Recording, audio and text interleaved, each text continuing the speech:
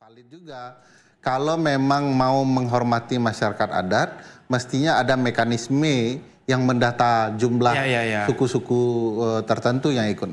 Ini nggak, Daferi memandang nggak pernah ada usaha serius untuk memverifikasi DPT-nya ya? DPT mah dari dulu nggak pernah serius, Bang Sen. Salah. Bukan cuma di Papua ya? Oh jadi, apalagi Papua. Begitu. Apalagi Papua ya? Nah itu problematika warisan gagal penuhi oleh KPU juga karena halangan dari pemerintah, terutama Kementerian Dalam Negeri. Halangan dalam bentuk? Semua mau merasa bisa mengelola data pemilih. Padahal kalau kita mau menghormati konsep ya, maka penyerahan daulat pendataan pemilih itu harus tetap berada di KPU sebagai penyelenggara dan tidak diganggu oleh kementerian lain. Kalau kawal pemilu temuan selain numbers yang muncul di C1 ada soal DPT nggak yang bisa dideteksi oleh kawal pemilu, Mbak Irina? Kami pernah, tapi ini sporadis ya, jadi terjadi jadi nggak ada klaster atau apa yang kami berhasil temukan. Tapi waktu itu pernah kita nemu misalnya DPT-nya sebenarnya cuma berapa gitu ya, tetapi suaranya itu ada jauh sekian ratus melebihi. Itu 2014 ada, 2019 ada? Saya lupa waktu itu tahun berapa ini, tapi pernah waktu itu kita lihat, tapi cuman ya itu 1-2 TPS dan kemudian kami laporkan itu dan kemudian angkanya di kawal pemilu sporadis, tapi kalau absolute numbers itu bukan sporadis ya, Daferi ya? Iya. Bukan. Juga ada problematika daerah, konteksnya harus kita lihat ya. Bahkan jangankan soal DPT-nya belum bisa diperbaiki, bahkan hal-hal yang tidak masuk akal pun terjadi. Misalnya? Di beberapa pemilu di Papua, pembagian kursi itu tidak mengikuti undang-undang yang baru berlaku, undang-undang sebelumnya. Sepanjang negosiasinya oke, jalan. Padahal itu tidak menghormati masyarakat di sana, proses demokrasi yang berlangsung, juga terlihat betul kong kali kongnya siapa partai yang mayoritas di sana. Jadi jangankan DPT, banyak hal perlu dibenahi di Papua. Jangan karena kemudian masyarakatnya hidup dalam tradisi lokal, kita mengabaikan hak-hak konstitusional mereka, terutama dalam pemilihan. Banyak itu, Bang Sen, kalau sudah DPT soal di Papua. Belum lagi soal sistemnya. Belum. 2 hari terakhir nih orang-orang ngetes dengan random. Nih, itu tuh udah puncak gunung es aja ya, ya? Keluar begitu. Itu tuh puncak gunung es ya? Puncak gunung es, puncak gunung es. Dan dari waktu ke waktu tidak ada upaya sistematis untuk memperbaikinya ya? Tidak hanya ada, bahkan kalau bisa dikatakan seolah-olah kesan yang kita tangkap, ini bahasanya seolah-olah maaf, kesan yang kita tangkap memang ada kesengajaan. Biarlah ini tidak berkembang sehingga kemudian presisinya kita melihat proses dari data-data by name by address bisa kemudian terkaburkan dengan praktik kecurangan yang ada. Apa yang paling diantisipasi kawal pemilu, Mbak Irina, kali ini? Yang paling diantisipasi untuk kali ini oleh teman-teman kawal pemilu? Ya kami mengantisipasi pertama kesalahan yang kita lihat sudah jadi pernah terjadi. Jadi kita mengantisipasi misalnya kesalahan kalkulasi, error, penggelembungan suara di DPT. Jadi kita kan tahu DPT-nya maksimum 300 plus 2%. Jadi kalau misalnya di atas itu secara otomatis itu error. Dan ya yang sebenarnya yang paling penting itu adalah kami dapat C hasil plano dari seluruh Indonesia. Karena itu kan hasil yang dihitung di depan orang banyak. Itu adalah formulir yang paling susah untuk dipalsu karena ya ada turusnya, ada subtotalnya, ada angka totalnya, dan itu ditonton orang banyak ketika menuliskan itu. Nah, ketika itu sudah jadi salinan, itu kan orang-orangnya yang nonton udah pergi gitu. Jadi ketika kita ada planonya itu diberi kesempatan memotret, upload supaya kita punya backup data yang paling murni, di level yang paling bawah, di level yang paling transparan. Ya, itu yang kita mau fokus untuk jaga dari level TPS itu sampai ke atas. Karena memang waktunya terbatas, jadi kita fokus pada satu single use case ini. Mbak Elina, kita harus lanjut habis commercial break dulu. Teman-teman jangan kemana-mana ya.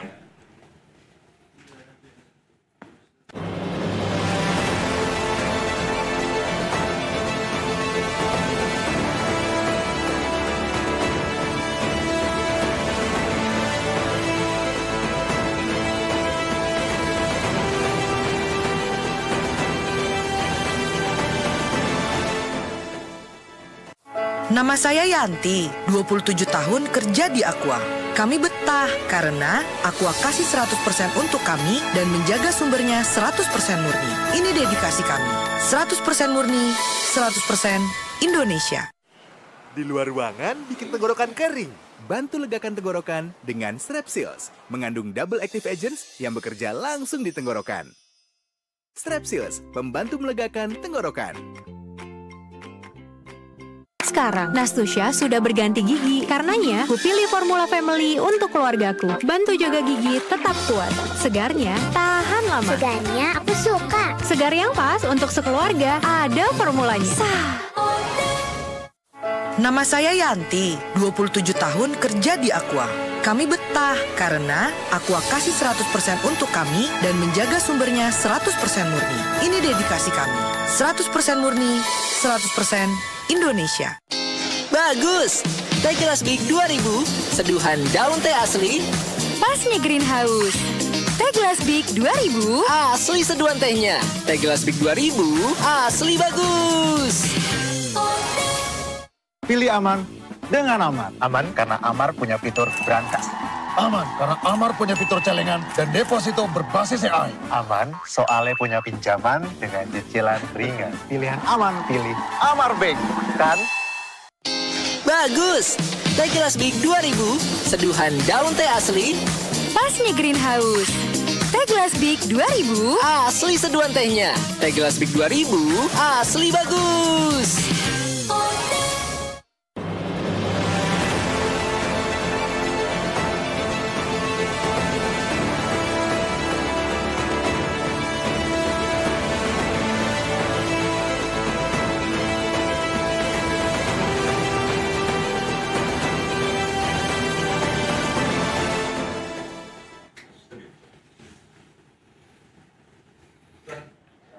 Ya, teman-teman, kembali lagi dan sekarang kita udah tersambung ke posko pemenangan Pak Anies Muhaimin di Jalan Diponegoro. Iya, kita lihat sama-sama ya.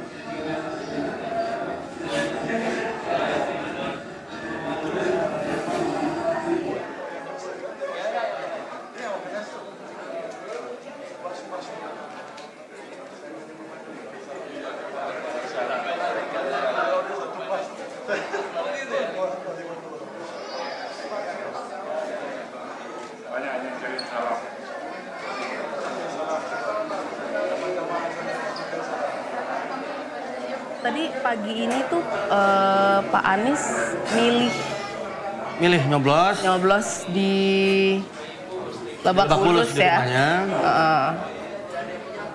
Sekarang udah melesat ke tengah. Dia sempat bilang tuh semalam katanya tidurnya nyenyak.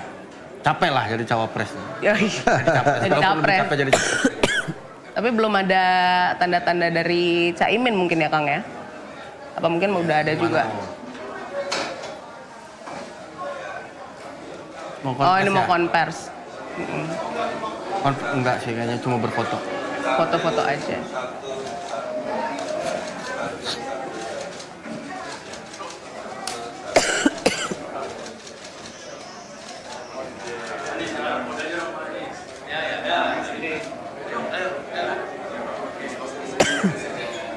Ya ini berfoto dengan para pendukung lah ya yang mungkin datang, para supporter. Di rumah pemenangan ada muka-muka familiar nggak Kang? Kenapa? Ada muka-muka familiar nggak? Iya ada 1-2. Oh ada Partai Masyumi. Masih ada Partai Masyumi. Bang, jangan tutup bang. Bang. Ada Daveri, aku mau ngomongin sedikit dirty vote.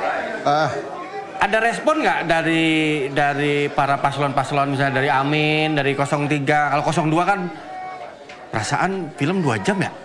Putar jam 11, ya. Harusnya selesai, kalaupun nonton nih, selesainya jam 1, kurang jam 2 belum udah. Tapi kalau yang paslon lain gimana? Ada respon nggak? Ketiga-tiganya respon ya, kalau dibaca media tentu saya tidak pernah dikontak ketiga-tiganya, saya baca.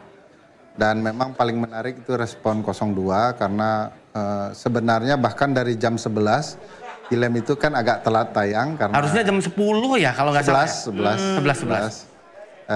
Dan telat jadi sekitar 11.10 baru kemudian bisa diakses oleh publik. Dan teman-teman itu terkesan bagi kita terlalu cepat merespon film. Dan makanya data yang disampaikan beliau-beliau itu salah-salah, misalnya 20 juta kepala daerah, which is impossible, nggak mungkin 20 jutaan itu karena kita maksud adalah 20 gubernur yang ekuivalen dengan syarat soal 20 provinsi gitu ya. Itu asal usulnya gara-gara nontonnya belum selesai. Mungkin tidak selesai ya. Mungkin. Karena cepat banget ya responnya. Cepat banget, terlalu cepat responnya. Wah, rasa-rasanya saya sendiri kalau mau bilang nonton belum selesai nontonnya dia sudah respon. Kalau dari 03 melalui Bang Mulya positif ya, itu pembelajaran kritik. 01 juga positif karena mungkin sedikit ya, terlibat semua tapi sedikit ya karena belum berkuasa mungkin. Tetapi ya yang paling keras 02 lah. Ada juga kabar website KPU down. Katanya gitu, Kang. Aneh nggak sih?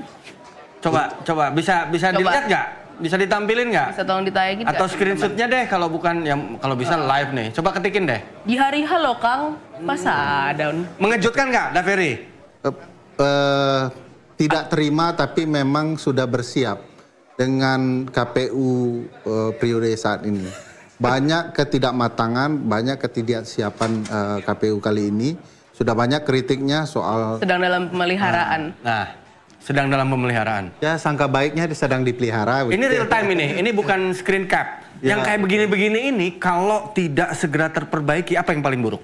Orang akan melihatnya sangat luar biasa sebagai potensial chaos. Distrust terhadap orang proses. distrust kepada hasil pemilu karena penyelenggaranya sendiri gagal menyelamatkan rumah mereka sendiri untuk menginformasikan. Walaupun kalau kita lihat percakapan-percakapan di media sosial tuh ini semua harusnya harus sudah selesai. Udah ini apa namanya udah bisa ketebak ya. Teman-teman kawal pemilu saja tidak bisa dijebol. Kalau website kita maklum data Pentest kita menyebutkan 4 juta kali serangan per detik crash. Ya. Jadi kita bersyukur memaklumi. Narasi udah kenyang dah Ferry. Ya, tapi kita punya data manual yang kita sudah persiapkan. Tapi teman-teman lain dengan keyakinan mereka dengan Pentest masing-masing, mereka nggak jebol. Padahal yang potensial diserang ya mereka-mereka ini. Nah aneh ini lembaga negara 5 tahunan mempersiapkan ini crash di hari paling penting yang harus mereka kerjakan betul-betul baik gitu ya. Diantisipasi kawal pemilu nggak situasi yang dihadapi oleh karena itu mau kembali atau sesuatu yang sangat amat predictable, Mbak Irina? Ya kami sih sebenarnya harapannya adalah kpu.go.id ini berjalan dengan lancar kan. Kita inginnya penyelenggara itu bisa perangkatnya tuh semuanya berjalan dengan baik. Itu kan yang kita semua inginkan gitu. Kalau saya lihat tadi info.pemilu.kpu.go.id sepertinya jalan. Info.pemilu.kpu.go.id itu jalan, tetapi kpu.go.id ini saya memang belum cek hari ini. Tetapi tadi saya lihat di info pemilu itu kan mereka janjinya adalah foto hasil yang di-upload ke Sirekap itu nanti hasilnya akan bisa dilihat di infopemilu.kpu.go.id.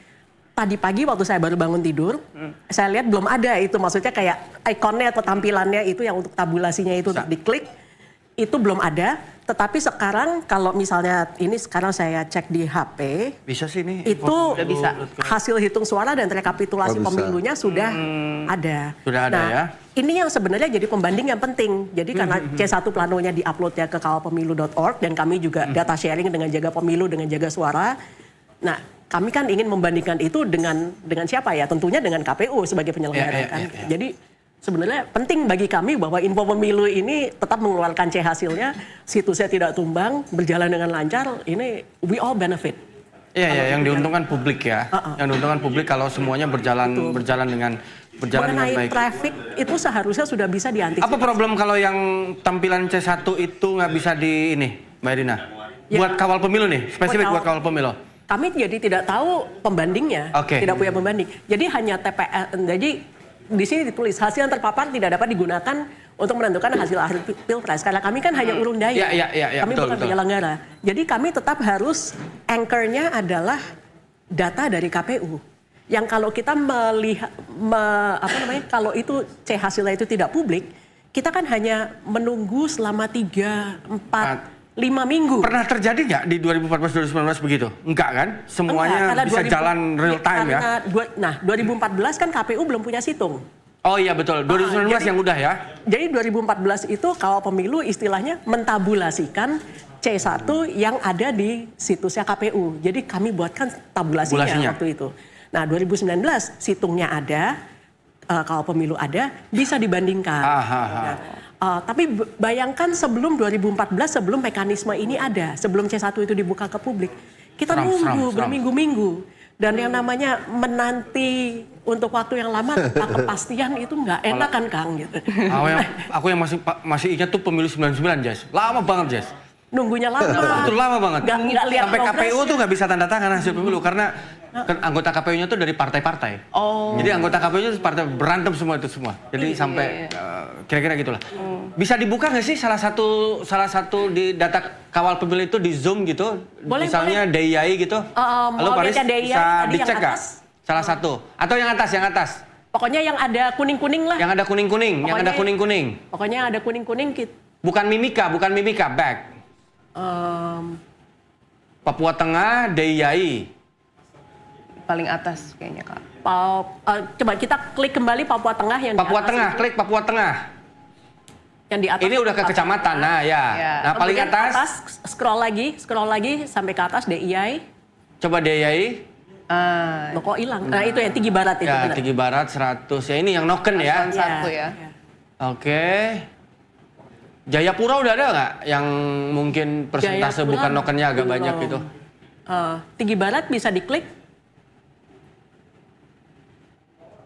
Tinggi Barat. Nah itu kita coba cari datanya itu ada di mana. Saya lupa di TPS yang mana. Nah itu ya Onago. Teman-teman yang nonton sekali lagi ini bukan exit poll, bukan quick count ya. Ini data real time yang ada di website Kawal Pemilu. Upload pertama akan terlihat pertama. Ya Onago bisa diklik. Biasa takut di capture Mbak Irina, terus hilang konteksnya semua. Oke. Netizen zaman Dan sekarang di sini harus aja kita ingetin. zoom aja. Oke. Nah di sini ini adalah foto yang pertama kali masuk tadi. Ya. Ini yang pertama masuk ya? Yang pertama masuk. Jadi memang kita sudah memperkirakan bahwa yang pertama masuk itu akan dari Indonesia Timur. Dan benar, Papua. Ya. Nah, tapi kita melihatnya begini. Kalau dari Papua saja sudah bisa kirim C hasil ini gitu ya. Itu kan berarti di sana internetnya juga nyampe gitu. Betul. Dan ada smartphone gitu. Betul, Berarti betul. nggak ada lagi alasan untuk daerah-daerah yang lain itu tidak tercover. Betul. Karena yang di pulau-pulau terluar pun sudah tercover. Ya, noken itu justru karena diasumsikan agak terpencil, tersebar dan makanya jadi noken. Tapi ternyata bisa Ternyata nokennya. bisa. Jadi nggak ada alasan lagi buat yang lain sebenarnya gitu. Jadi ini lagi penghitungan nih sekarang. Iya. Jadi baliklah ke TPS gitu. Balik ke TPS, iya. Untuk motret gitu. Nah, tapi di sini memang 100% itu angkanya ke paslon 1 kalau yang di TPS ini. Nah, ini seperti yang tadi Kang Ferry sampaikan ya, ini yang sistem noken itu. Nanti sejauh saya ingat sepengetahuan saya itu ada lebih dari 1.000 TPS yang seperti ini. 1.000 di Papua ya. Jadi kita nanti bisa melihat nanti ada yang semuanya dikasih ke 1, ada yang semuanya dikasih ke 3. Nah ini kebenaran. Kontrasnya akan kelihatan banget ya? Kontrasnya akan kelihatan, ada yang dikasih ke 2. Nah cuman sekarang belum kelihatan dinamikanya karena kita baru dapat 1 foto yang berdasarkan basis noken ini. Nah kalau bahas Papua aku mau balik lagi ke soal kalau kita ngomongin kecurangan yang bukan harian nih. Kecurangan yang terkait regulasi lah ya. 6 provinsi baru langsung 4 provinsi. 4 ya. Sementara Kaltara enggak. Ini serius banget berarti ya bagian yang ini ya? Ya karena kalau kita ingat syarat di konstitusi untuk menang 1 putaran itu kan tidak hanya 50. suara terbanyak 50% lebih, tetapi juga sebaran wilayah dalam hal ini jumlah provinsi 20 provinsi. Karena sekarang kan totalnya 38 provinsi, setengahnya 19 lebih 20. Minimal harus menguasai 20 provinsi. Dan masing-masing provinsi itu 20%. 20% ini kecil lah, dengan 3 pasangan calon pasti terpenuhi. Tetapi mendominasi seluruh provinsi kan agak berat.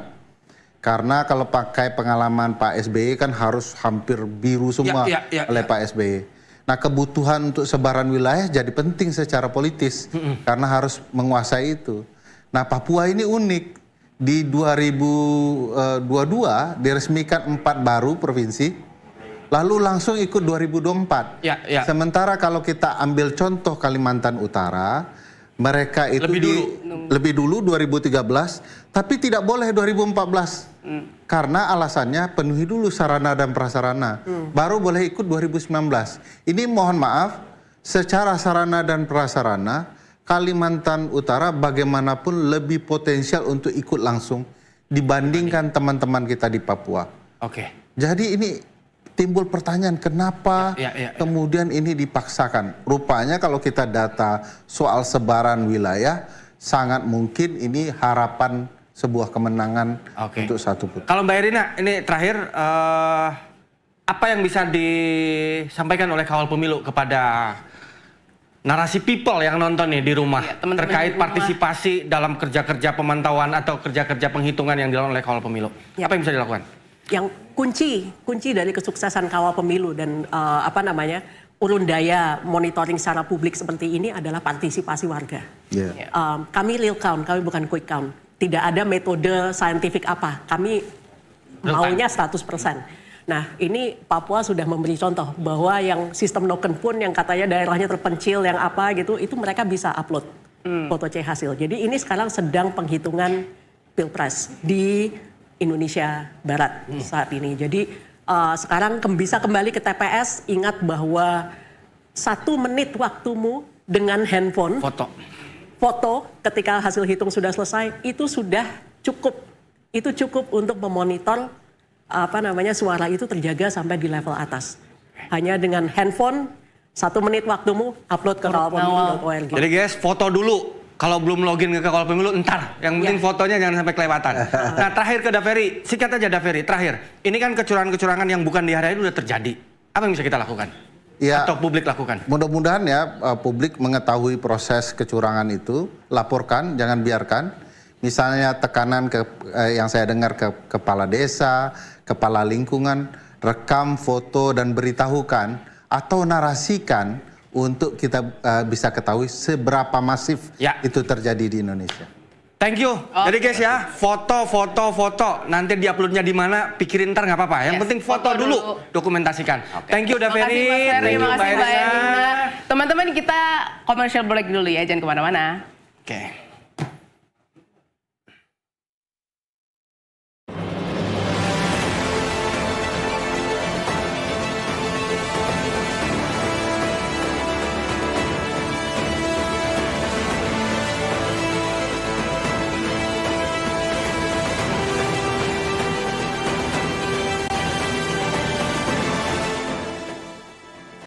Nama saya Yanti, 27 tahun kerja di Aqua. Kami betah karena Aqua kasih 100% untuk kami dan menjaga sumbernya 100% murni. Ini dedikasi kami. 100% murni, 100% Indonesia. Bagus! Teh Gelas Big 2000, seduhan daun teh asli. Pas nih greenhouse. Teh Gelas Big 2000. Asli seduhan tehnya. Teh Gelas Big 2000, asli bagus. Sekarang, Nastusya sudah berganti gigi. Karenanya, aku pilih Formula Family untuk keluargaku. Bantu jaga gigi tetap kuat. Segarnya tahan lama. Segarnya aku suka. Segar yang pas untuk sekeluarga. Ada formulanya. Nama saya Yanti, 27 tahun kerja di Aqua.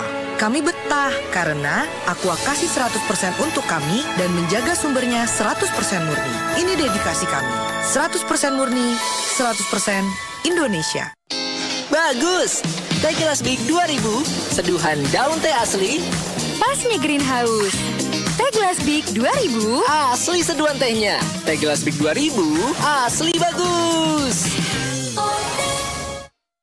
Kin, begini nih akibatnya kalau milih snack yang berantakan. Makanya snackin yogurt aja. Kin yogurt, creamy, manis buahnya pas, ngenyangin. Mau snack, snackin aja.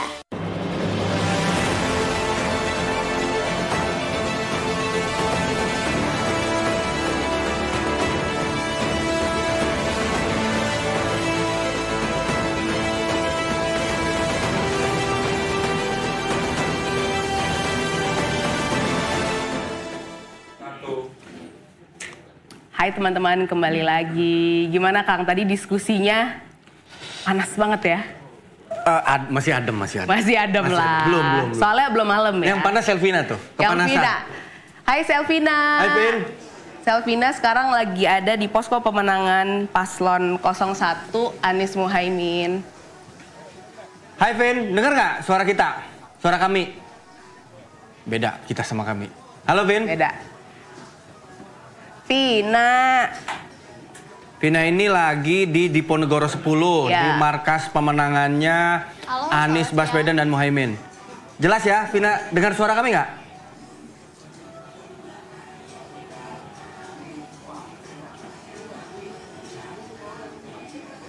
Coba disapa. Selamat siang teman-teman yang ada di studio, ada Kang Zen, Jessica, dan yang lainnya yang juga sedang menyaksikan via live streaming. Oke, ini kita sudah tadi sama-sama melakukan pencoblosan ya Pak Anies. Sekarang saya melaporkan dari rumah pemenangan Timnas Amin atau tim pemenangan nasional Anies dan Muhaimin Iskandar yang berada di kawasan Jalan Diponegoro di kawasan Jakarta Menteng seperti itu. Nah, agenda di sini nih kakak-kakak, nanti teman-teman dari tim Amin, Timnas Amin dan juga Capres Cawapres akan sama-sama melakukan pemantauan perhitungan suara atau quick count bareng-bareng nih, seperti sudah dilihat di belakang saya sudah ada layar yang menampilkan perhitungan suara atau quick count sementara waktu ini. Nah, tepat beberapa menit yang lalu gitu ya, ini Anies Baswedan dan juga Muhaimin Iskandar sudah tiba di rumah pemenangan dan sebelumnya mereka sama-sama sudah melakukan pencoblosan. Muhaimin tadi, Anies Baswedan tadi lebih dulu hadir untuk kemudian disusul oleh Muhaimin Iskandar yang baru saja kembali dari Ciganjur di kediamannya untuk beristirahat selama beberapa saat. Dan nanti sama-sama sebentar lagi kita akan menyaksikan bareng-bareng nih, bareng Capres dan juga Cawapres nomor urut 1 untuk melakukan pemantauan perhitungan suara. Tadi sih pesannya dari kedua Capres Cawapres ini ya, untuk sama-sama nih mengawal suara yang ada di setiap TPS-TPS untuk kemudian pada akhirnya bisa melihat nih bagaimana hasil akhirnya sore hari nanti berdasarkan hasil quick count. Laporan sementara dari pemenangan rumah pemenangan Timnas Amin di Jalan Diponegoro itu kembali ke kakak-kakak yang ada di studio. Dan sekarang kita udah ada reporter narasi juga di Jalan Teguh Umar, Arif Mugu. Megawati ya. Di kediaman, iya. Halo Arif. Hai Arif. Oke. Dengar nggak suara kita? Saat ini tadi baru dengar Kang Zen. Jadi baru saja berlangsung doorstop dari Sekjen PDIP Pak Hasto Kristianto. Beliau menyebutkan bahwa di dalam sedang ada pertemuan antara tokoh-tokoh partai koalisi paslon 03. Yang salah satunya adalah Todung Mulya Lubis yang membicarakan mengenai adanya indikasi kecurangan di beberapa tempat di Indonesia. Beberapa di antaranya adalah di Madura, Jawa Tengah, dan Jawa Timur. Dan saat ini pun PDIP hingga nanti malam rencananya mereka akan terus melakukan pemantauan dan pengumpulan data-data indikasi kecurangan yang lain. Seperti itu. Dan sebelumnya pun Bu Megawati saat di Kebagusan juga menyampaikan terkait adanya potensi-potensi kecurangan. Saat ini di Teguh Umar 27A sudah berkumpul. Tadi Megawati sudah datang sekitar jam 1 disusul dengan Ganjar Pranowo dan istri. Kemudian ada Mahfud MD, Arsyad Rashid juga, dan terakhir tadi ada Koni Bakri dan Mardiono dari P3. Begitu Kang Zen. Oke, terima kasih Selvina dan Arif Mugu yang sudah melaporkan dari tempat masing-masing. Oke. Oh, kita ada narsum baru ya? Kita ada narsum terakhir nih Kang.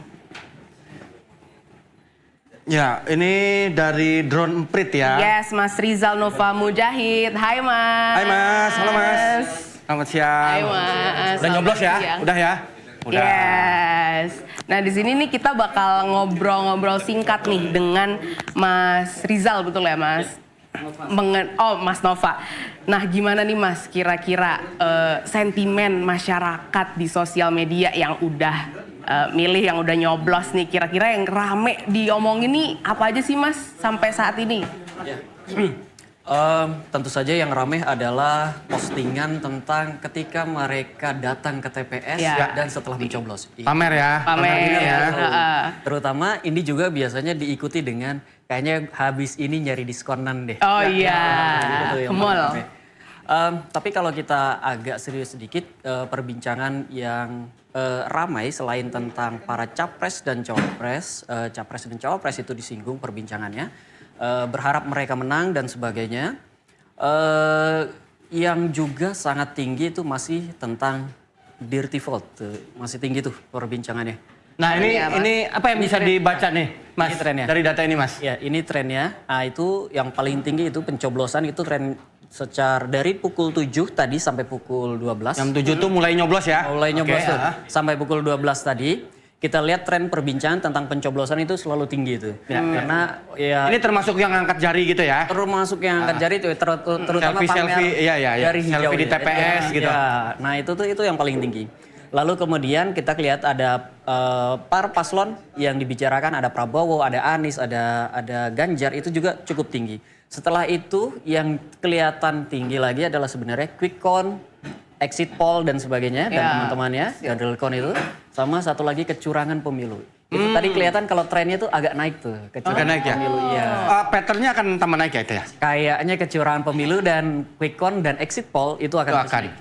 Kalau ini tentang ini ya, amplifikatornya ya? Ya, ini peta percakapannya. Ini jadi kita cuma melihat sebenarnya 3 capres dan 3 capres saja, siapa sih yang paling banyak. Oh, dibagi ke 3 klaster ya? Ternyata kelihatan kalau ada 3 klaster utama yang berbicara tentang Prabowo, tentang Anies dan Ganjar. Itu kelihatan betul tuh. Kalau yang berbicara tentang Prabowo itu didorong oleh Anies dan sebagian Ganjar. Oke. Perbincangan tentang Prabowo itu nggak semata-mata dibicarakan oleh pendukungnya Prabowo, tapi juga oleh pendukung dan pemilih Ganjar. Mas, aku nanya nih, kalau kita lihat gambarnya klasternya Ganjar dan Anies, ini kan kayak solid ya, utuh, padat, rapat gitu. Kayak kalau Pak Prabowo ini kayak terfragmentasi gitu, kayak nyebar. Itu apa maksudnya dari gambar ini? Kenapa beda gitu? Apa artinya yang tersebar-sebar ini? Ya, pertama, semakin padat itu berarti dia semakin informasinya itu semakin cepat berputar ya. Dan jadi kalau misalnya gini, ada katakanlah Anon Jawa nge-tweet, terus dia direspon oleh pendukungnya. Nah, responnya tinggi, cepat berputar di sekelilingnya, itu ngebuat dia menjadi semakin pejal, semakin rapat kayak gitu tuh. Berbeda dengan Prabowo. Prabowo itu perbincangannya memang kalau di Twitter konsisten, Prabowo tidak terlalu banyak tuh di Prabowo. Itu juga dan hanya terkonsentrasi pada beberapa titik-titik saja. Pak Prabowo ini konsentrasinya ada di partai sosmed tuh. Nah itu terkonsentrasi di beberapa titik saja. Itu yang ngebuat perbincangan tentang Prabowo terlihat lebih disperse, lebih menyebar gitu. Mas, terakhir Mas, tren umum. Head comment-nya banyak nggak nih seharian ini? Enggak ya, alhamdulillah ya. Lebih banyak justru yang pamer pertama dan berharap agar para paslon pilihannya itu menang. Masih normal, masih wajar. Masih normal. Amin. Normal. Jadi relatif nggak banyak ini ya. Perseteruan kayak head comment gitu ya? Enggak. Kita nggak lihat itu pada hari ini. Tapi kalau kita ngelihat quick count dan trennya quick count dan kecurangan, trennya kan agak naik tuh. Kemungkinan besar di situ akan terjadi pro dan kontra ke depannya. Oke, siap. Makasih banyak Mas Rizal buat penjelasannya. Sayang banget waktunya kita sebentar ya. Nanti kita bisa lanjut lagi. Kita ada banyak kesempatan kita untuk nanti ngobrol ya. Karena seperti biasa, pemilu nggak pernah sehari 2 hari selesai. Yes, bener banget. Terima kasih juga buat teman-teman yang udah nonton di segmen ini. Semoga bermanfaat. Dan kita mau makasih juga untuk sponsor kita hari ini. Ada Aqua, Formula, Strepsils, Teh Gelas, Amarbang, dan Kin Yogurt. Jangan lupa, habis ini bakal ada musyawarah bareng Mbak Nana, Jovi, dan Kadovi. Thank you. Thank you teman-teman. Sehat selalu.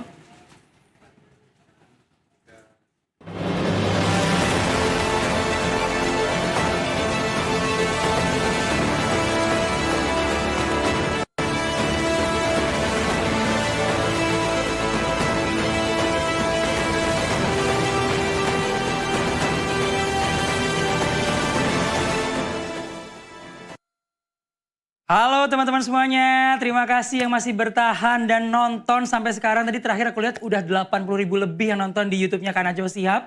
Dan karena kita masih sampai malam, aku mau mengapresiasi dulu deh buat teman-teman yang masih bertahan nonton live ngawal suara penentu di YouTube-nya Narasi Newsroom dan juga Najwa Shihab.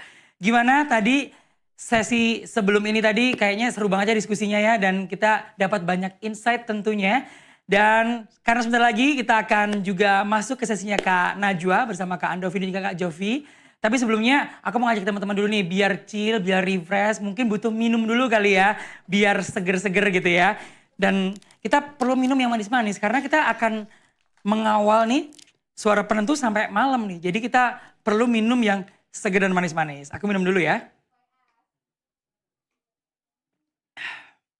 Seger banget nih teman-teman.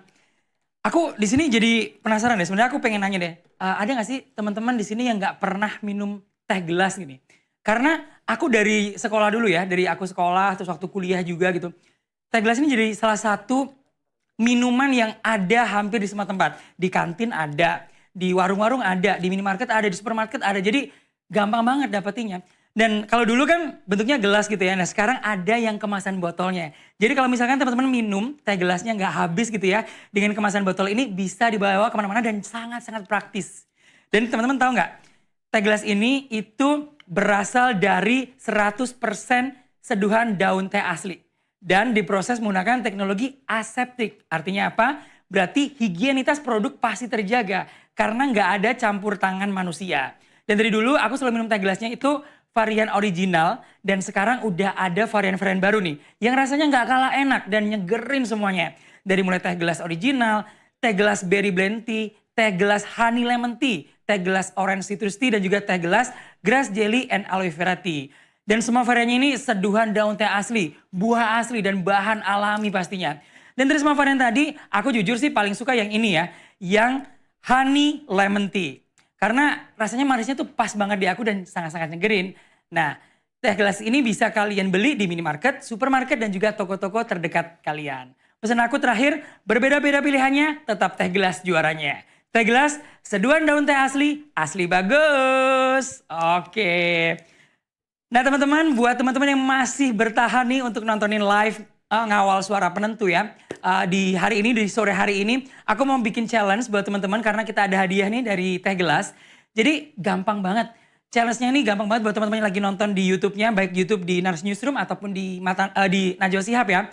Teman-teman bisa bikin pantun kreatif di dalam komentar YouTube-nya teman-teman. Dan nanti harus ada kata teh gelasnya.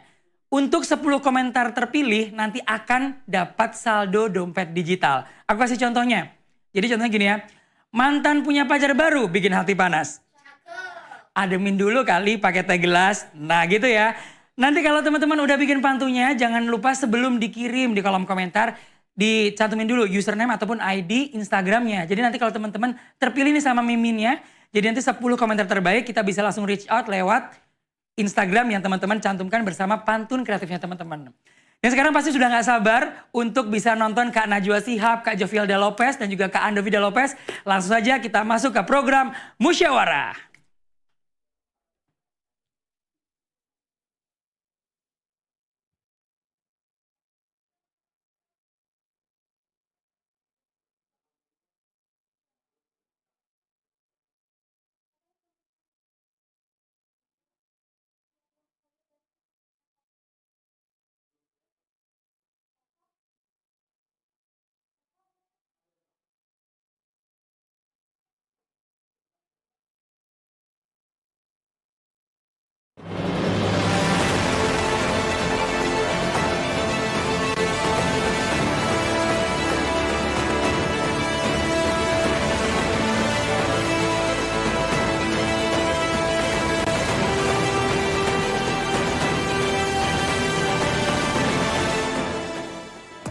We are CSN, Creative Studio Narasi.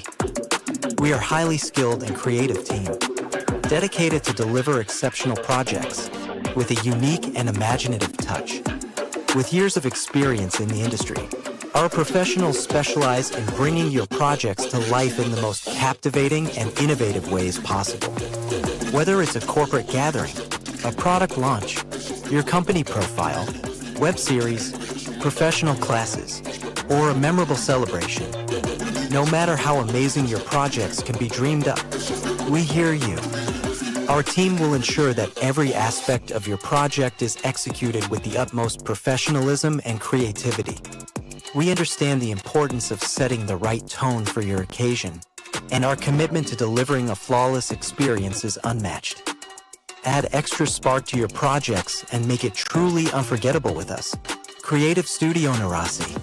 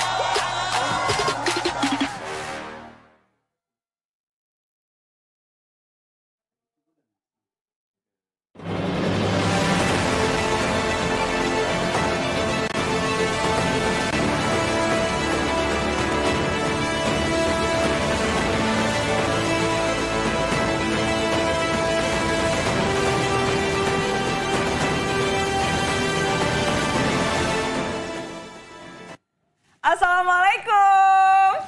Halo masyarakat. Halo para mus-mus di rumah. Yeay. Ketemu di musyawarah. Tadi kita udah dari jam 7 pagi loh live-nya. Narasi jam 7 pagi dan memang kita musyawarah baru keluarnya jam segini karena mendekati quick count. Kita sekarang mau ngawal hitung cepat, karenanya di musyawarah udah hadir 3 orang narasumber perwakilan dari lembaga yang bekerja sama dengan Narasi untuk menyiarkan quick count. Saya perkenalkan satu persatu. Dari yang paling kiri ada Mbak Rizka Halida, peneliti utama Indikator Politik Indonesia. Hai Mbak Rizka. Halo Mbak. Halo. Hai. Yang di tengah ada Bang Philip Vermonte, Senior Fellow CSIS. Hai. Assalamualaikum. Apa kabar? Kabar baik. Dan yang paling ujung ada Mas Arda Rana Direksa, peneliti Carta Politika Indonesia. Hai Mas Arda.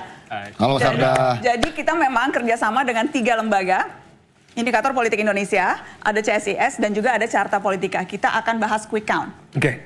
Kalau teman-teman ngelihat di bawah tuh di layar, itu tuh ada tabulasi yang memang belum kita keluarkan hasilnya, walaupun hasilnya sebetulnya sudah mulai masuk. Kita baru bisa menampilkan itu ke publik jam 3. Jam 15 waktu Indonesia Barat, karena ini sejalan dengan peraturan Mahkamah Konstitusi waktu itu kalau nggak salah. Tahun 2019, Mahkamah Konstitusi mengeluarkan putusan bahwa hasil hitung cepat baru bisa dikeluarkan 2 jam setelah TPS di wilayah Barat ditutup. Wilayah Barat tutupnya jam 1, dan berarti 2 jam setelah itu jam 3 baru bisa dikeluarkan. Waktu itu kekhawatirannya adalah kalau kemudian sudah dikeluarkan sementara proses masih milih, pencoblosan takutnya masih orang milih, terpengaruh. orang Kan? terpengaruh. Walaupun sekarang sebetulnya angkanya udah masuk ya Kak, udah berapa persen rata-rata tiap lembaga indikator udah berapa persen angka yang masuk? Baru sekitar 20-30%. Memang masih menunggu terus apa kan yang awal-awal yang tentu saja yang Indonesia Timur duluan gitu, kemudian baru kemudian bergerak ke Indonesia Barat. Tetapi juga di lapangan ada variasi, biasanya ada penghitungannya lebih cepat, ada yang lebih lambat gitu. Jadi masih. CSIS juga sekitar kurang lebih sekitar sama. Carta juga 20-30%. 20-30-an. Oke, kita mau mungkin teman-teman juga udah tahu, cuma menurutku perlu kita ulang sekali lagi sih. Apa sih quick count? Apa bedanya sama survei biasa? Dan apa bedanya sama exit poll? Karena kita juga sebetulnya juga udah tahu ada hasil exit poll. Kita mau tunjukin grafisnya, cuma mungkin Kak Philips bisa secara singkat hitung cepat itu apa Kak? Dan kenapa kita bisa percaya pada hasil hitung cepat? Ya, kalau exit poll itu mengambil, kita mau wawancara orang yang baru keluar dari TPS.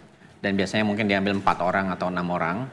Kita buat genap supaya ada laki dan perempuan gitu. Dan biasanya ada jeda interval 30 menit misalnya, atau dibuat random sedemikian rupa sehingga dia tidak berurutan. Yang keluar dari TPS langsung ditanya. Jadi intinya adalah yang diambil responden kalau exit poll. Itu biasanya diambil dari TPS yang menjadi sampel untuk quick count. Oke. Ya kan? Jadi kalau quick count adalah kita menangkap hasil penghitungan suara di TPS. Jadi nanti kalau sudah dihitung, sudah final di TPS, sudah ditandatangan oleh KPPS dan oleh saksi dan seterusnya, itu yang direkod. Jadi yang direkod adalah hasil pemilihan. Kalau quick count, exit poll itu masih ada subjektivitas. Iya, masih belum tentu yang responden yang ditanya ngaku, bisa aja bohong gitu. Ya. Bohong atau nggak mau jawab, kan mungkin dia kaget juga keluar dari TPS ada yang tanya tadi milih siapa kan gitu.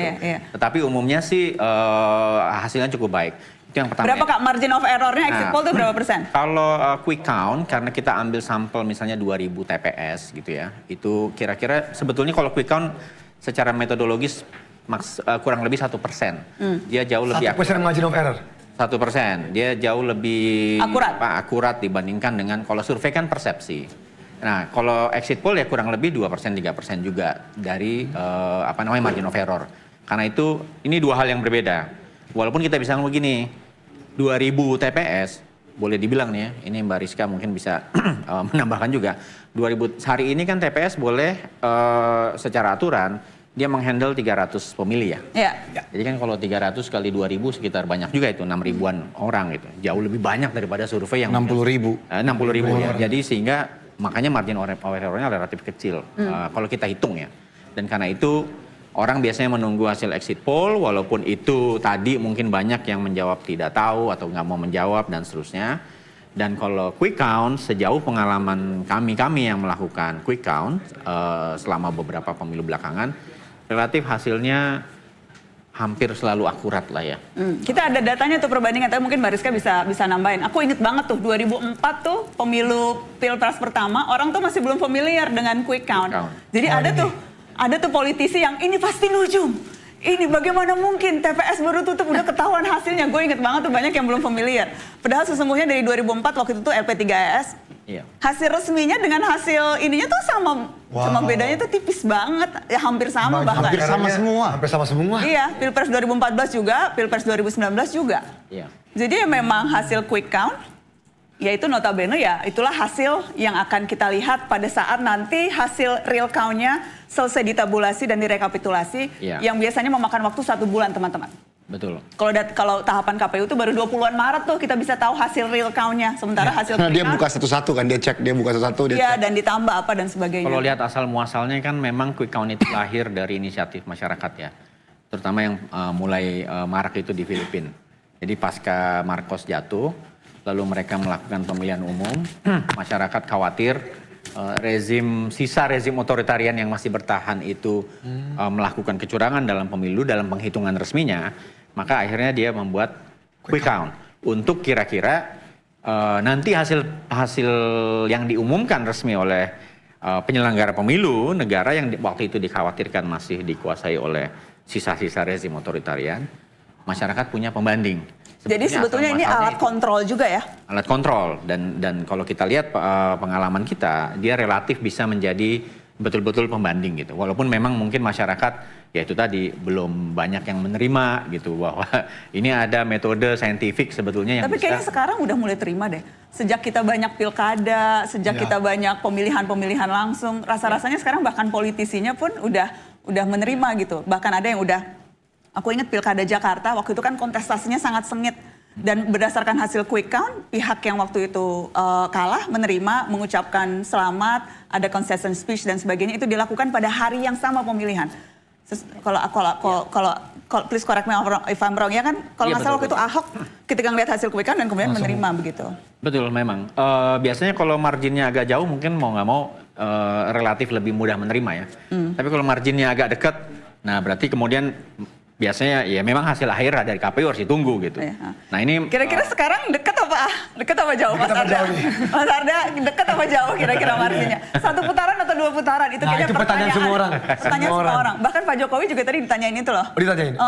Gue juga ditanyain itu. Aduh. Kesannya gue yang tahu. Nah, gue mengikuti jawaban Pak Jokowi. Kita tunggu saja. Pertanyaan susah kasih ke Carta aja. Gimana Mas Arda? 1 atau 2? Kan kata KPU nggak boleh menggiring, jadi sebelum jam 3. Sebelum jam 3 ya, ini 10 menit lagi, 10 menit lagi. Boleh giring. Tadi skip dulu. Oke, berarti nanti jawabnya setelah jam 3 ya?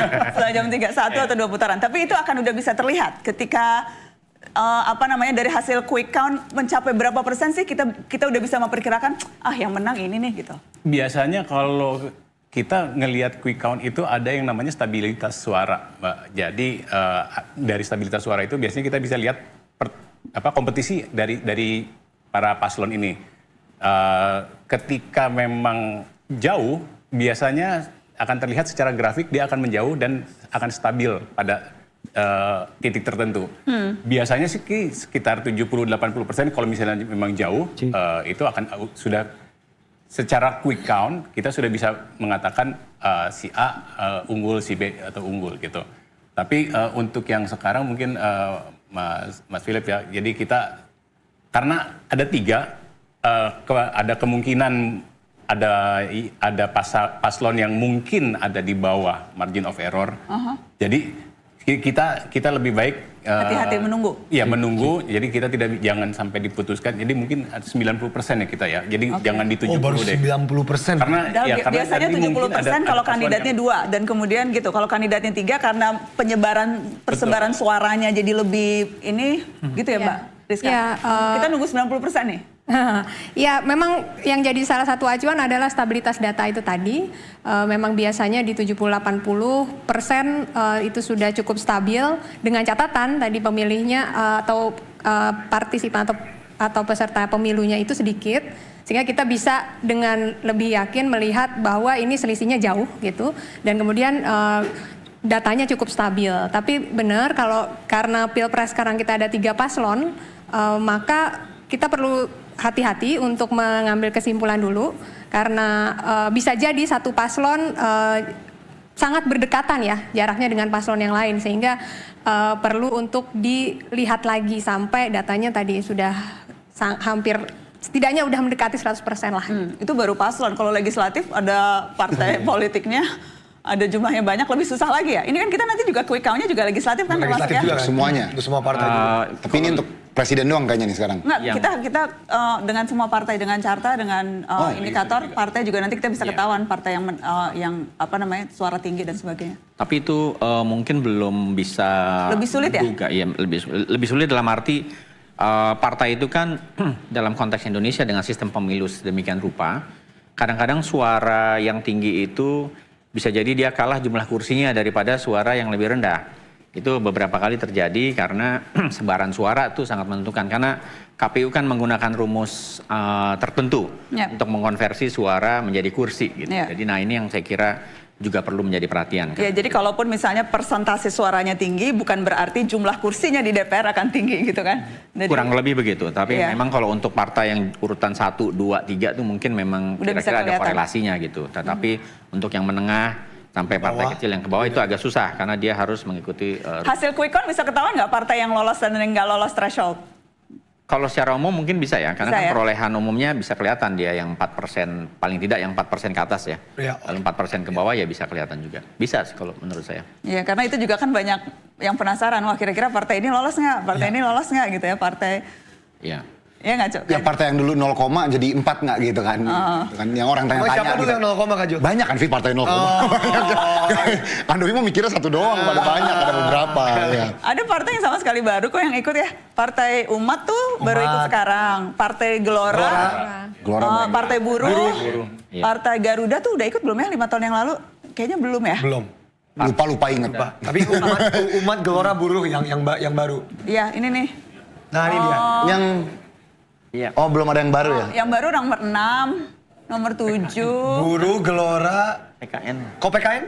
Partai Kebangkitan Nusantara? Kayaknya baru juga. Ya, PKN. Tapi tadi tuh ngambil sampel dari 2000 TPS ya? Iya. Jumlah TPS berapa? Total? 821.000. Bisa gitu ya? Bahwa quick count-nya hampir mendekati yang asli 2.000 dari 800.000. Nah ini, ya itu. Wow. Begitulah statistik. Secara matematika? Saya pernah ngambil ilustrasi, karena saya orang Padang ya kan. Kalau masak rendang, masak 1 kuali. Ambil cuma yang atas, udah pasti semuanya kayak gitu. Aja, kita tahu rasanya. Kira-kira gitulah. That's a great analogy. Gitu. Ini kita lagi ada gambar. Oh tadi udah hilang gambar. Tadi tuh gambar. Mas Ganjar di Teguh Umar. Mas Ganjar di Teguh Umar. Jadi kayaknya nonton quick count-nya di Teguh Umar di rumah Ketua Umum PDI Perjuangan. Bu Mega ya? Bu Mega. Oh, oke. Iya, dan infonya juga nanti cawapresnya Pak Mahfud juga akan bergabung ke Teguh Umar. Jadi sekarang nih semua orang lagi menunggu hasil quick count nih, lagi nonton hasil quick count. Iya kan masa-masa ini. Semoga dihitung dengan benar. Udah pengalaman lah. Ya udah sering kan. Carta udah pengalaman bolak-balik. Ada nggak secara sejarah bukan cuma Indonesia tapi di dunia quick count itu beda sama? Berbeda dengan hasil akhir dan berbeda jauh. Dulu tahun 2014 ada 10 lembaga ya kurang lebih yang membuat quick count. Yang 7 menyimpulkan Pak Jokowi menang, lalu ada yang menyimpulkan Pak Prabowo menang. Ada 3 yang Nah karena itu waktu itu Persepi, Perkumpulan Survei Opini Publik menyelenggarakan audit. Jadi semua diaudit yang melakukan quick count gitu. Jadi kita semua ada komite etik di Persepi, semua harus laporkan, dilihat dan lain-lain. Masalahnya yang teman-teman yang 3 itu nggak mau datang di audit. Jadi kita nggak tahu dia salah apa benar gitu. Tetapi ada konsekuensi waktu itu yang 3 ini terpaksa dikeluarkan dari Persepi. Oh gitu ya? Karena mereka nggak mau diaudit? Nggak mau diaudit. Ada etika, ada pelanggaran etika dikeluarkan. Banyak hal yang pelanggaran etika nggak dikeluarkan zaman sekarang. Okay. Oh jadi kalau diaudit bisa ya? Kak Jo ini emang... Bisa ya? mendekati jam 3. Mendekati jam 3. Kak Jo ini masih slepet-slepet kanan gini. Padahal udah jam 3. 2 menit lagi kita akan nunjukin hasil quick count yang masuk dengan perolehan suara rata-rata. Sebenarnya udah bisa dicek kan Kak? Boleh dong dicek. Yang resmi aja. Terus keluar di sini. Dari TV. Nggak masuk berapa persennya? 20-30% ya? 1 menit. Rata-rata. Jeng-jeng. Tapi bukan langsung keluar hasilnya. Kita masih harus nunggu stabil seperti yang tadi dibilang. Ya kan harus nunggu stabil dulu. Jangan terburu-buru sujud syukur atau jangan terburu-buru. Jangan terburu-buru sedih. Kecewa juga ya. Kecewa karena ya minimal sampai jam 5 jam 6 mendekati maghrib baru kemudian kita bisa tahu hasil quick count Apakah 1 putaran atau 2 putaran? Kayaknya mungkin kita bisa bicara itu deh, 1 putaran, 2 putaran. Karena kayaknya banyak yang belum tahu juga apa sih, memang kalau 1 putaran itu apa artinya, gitu. Dan kalau 2 putaran itu harus seperti apa gitu. Gimana Kak Rizka? Kalau 1 putaran itu berarti? 1 putaran menurut aturan ya, ini paslon mendapatkan suara 50% plus 1 dengan minimal perolehan 20% di 20 provinsi. dari separuh provinsi di Indonesia. Gitu. Sekarang provinsi 38. 38, berarti 20 harus 20. 16. Iya. 20. Berarti 20. Minimal 20. Minimal 20% perolehannya di tadi 50% plus 1. Jadi kalau 50 plus, jadi bukan 51% ya? 50% plus 1. Ya. Berarti bagi 1 orang yang nggak bangun hari ini, bisa jadi kamu. Bisa jadi salah kamu. Ya. Dia kayak, gue nggak bangun nih hari ini. Kok salah sih? Atau bisa jadi gara-gara kamu dia menang. Bisa siapapun. Ya. Gitu, jadi 50% plus 1. Kayaknya tuh yang banyak tahunya tuh cuma 50% plus 1. Tapi yang bawah yang penting tuh sebenarnya. Bahwa sebetulnya tuh harus di minimal 20 provinsi juga. Oke, pertanyaan mana? Berarti kalau minimal 20% suara tapi dapatnya di 19 provinsi? Ya enggak. Belum bisa. Enggak, berarti 2 putaran? Oh wow. Karena 3 syarat itu kan harus dipenuhi. Iya. Ini di quick count nanti ketahuan nggak berapa provinsi yang memenangkan? Apakah di quick count langsung bisa ketahuan memenuhi persyaratan lolos 1 putaran atau 2 putaran?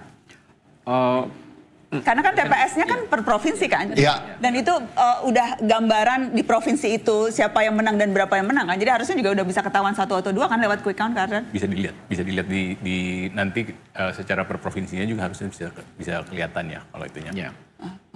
Dan sebetulnya latar belakang pembuat undang-undang ini untuk memastikan Indonesia bukan hanya Jawa ya.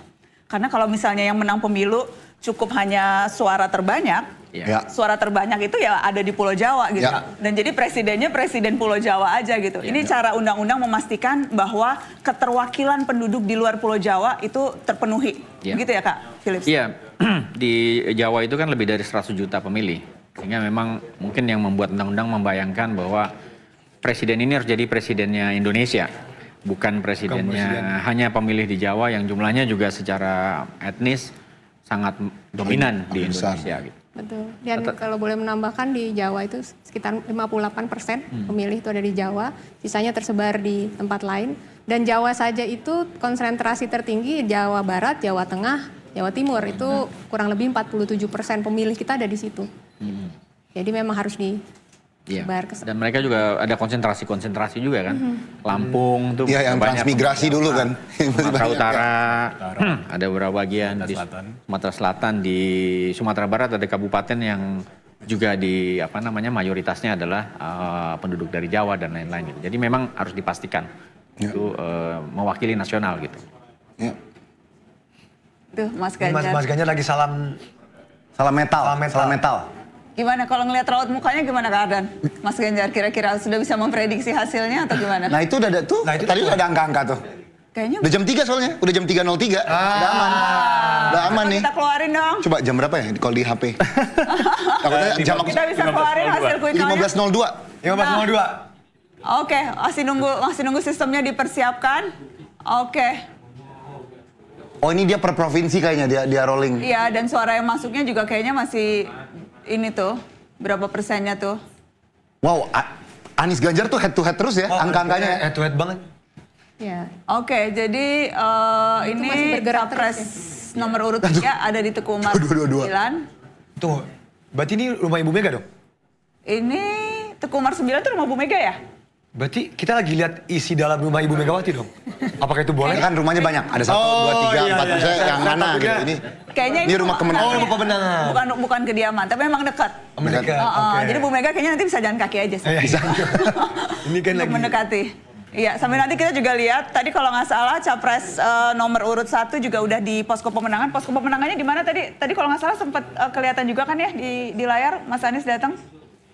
Enggak, posko pemenangan Mas Anies tadi kayaknya udah datang deh. Kita sempat tadi tuh waktu di Ponegoro 10. Oke. Di Ponegoro 10 nanti kita juga lihat suasananya di sana dan nanti kita juga lihat capres nomor urut 2 Pak Prabowo ada di mana. Kalau Pak Prabowo kalau nggak salah ada beberapa posko pemantauan quick count ada di Jakarta Theater, ada di Ya kalau Di nggak salah Jakarta ada- Theater? Di Jakarta Theater, kemudian juga ada di beberapa tempat. Nanti kita lihat, kita akan pantau karena ada reporter narasi yang nempel masing-masing di sana. Iya. Wah, ini muka-muka mereka, kira-kira mana mereka lagi ngomong apa nih? Nggak, kan udah jam 3, mereka boleh buka dong datanya? Boleh dong. Udah jam 3 dong? Jam 3 dong. Udah sah? Yes. Udah sah. Mungkin ada yang mau... Katanya narasi aja tampil. Ditampilin aja. Kita masih nunggu nih katanya baru 5 menit Oh, lagi, 5 mau menit refresh. lagi baru kita keluarin. Jadi begitu keluar langsung 90%, nggak mungkin ya. Tetap 20-30%. 90% nggak usah pemilu langsung. Nggak langsung keluar datanya. Oh. Langsung Ini apa keluar nih yang datanya. 45% 18 di mana nih? Daerah di mana tuh? Nggak kelihatan ya. Oke, boleh dikeluarin di... Kita lihat ini hasil dari indikator Oke, deg-degan nih. politik Ini deg-degan. Ayo para mus-mus di rumah semua nonton. Boleh dikeluarin juga di layar nggak supaya yang di studio bisa ngelihat, karena yang di studio nggak bisa ngelihat. Ada yang Kalau pakai di baju layar Looney Tunes itu siapa ya? Ini, maaf, ini komentar-komentar out of topic. Siapa pakai baju Looney Tunes di kiri? itu Siapa? pasti tim pemenangan sih. Oh, oke. Kamu kok merhatiinnya cowok ya? Karena perempuannya nggak ada. Yang Nggak ada. menarik perhatian kamu langsung. Nggak ada. Oh, ada satu doang. Perempuan satu doang. Boleh dikeluarin di layar ya supaya ketahuan nih. Oke. Jadi Mas Ganjar udah nyampe sini ya? Udah tadi kan? udah ada ya? Tadi udah kelihatan kan? Nah, ini itu Pak Todo Mulya Lubis. Ya. Bu Meganya nih yang belum datang. Mungkin nanti mendekati kali, kalau udah stabil baru Bu Meganya keluar. Wow. Iya.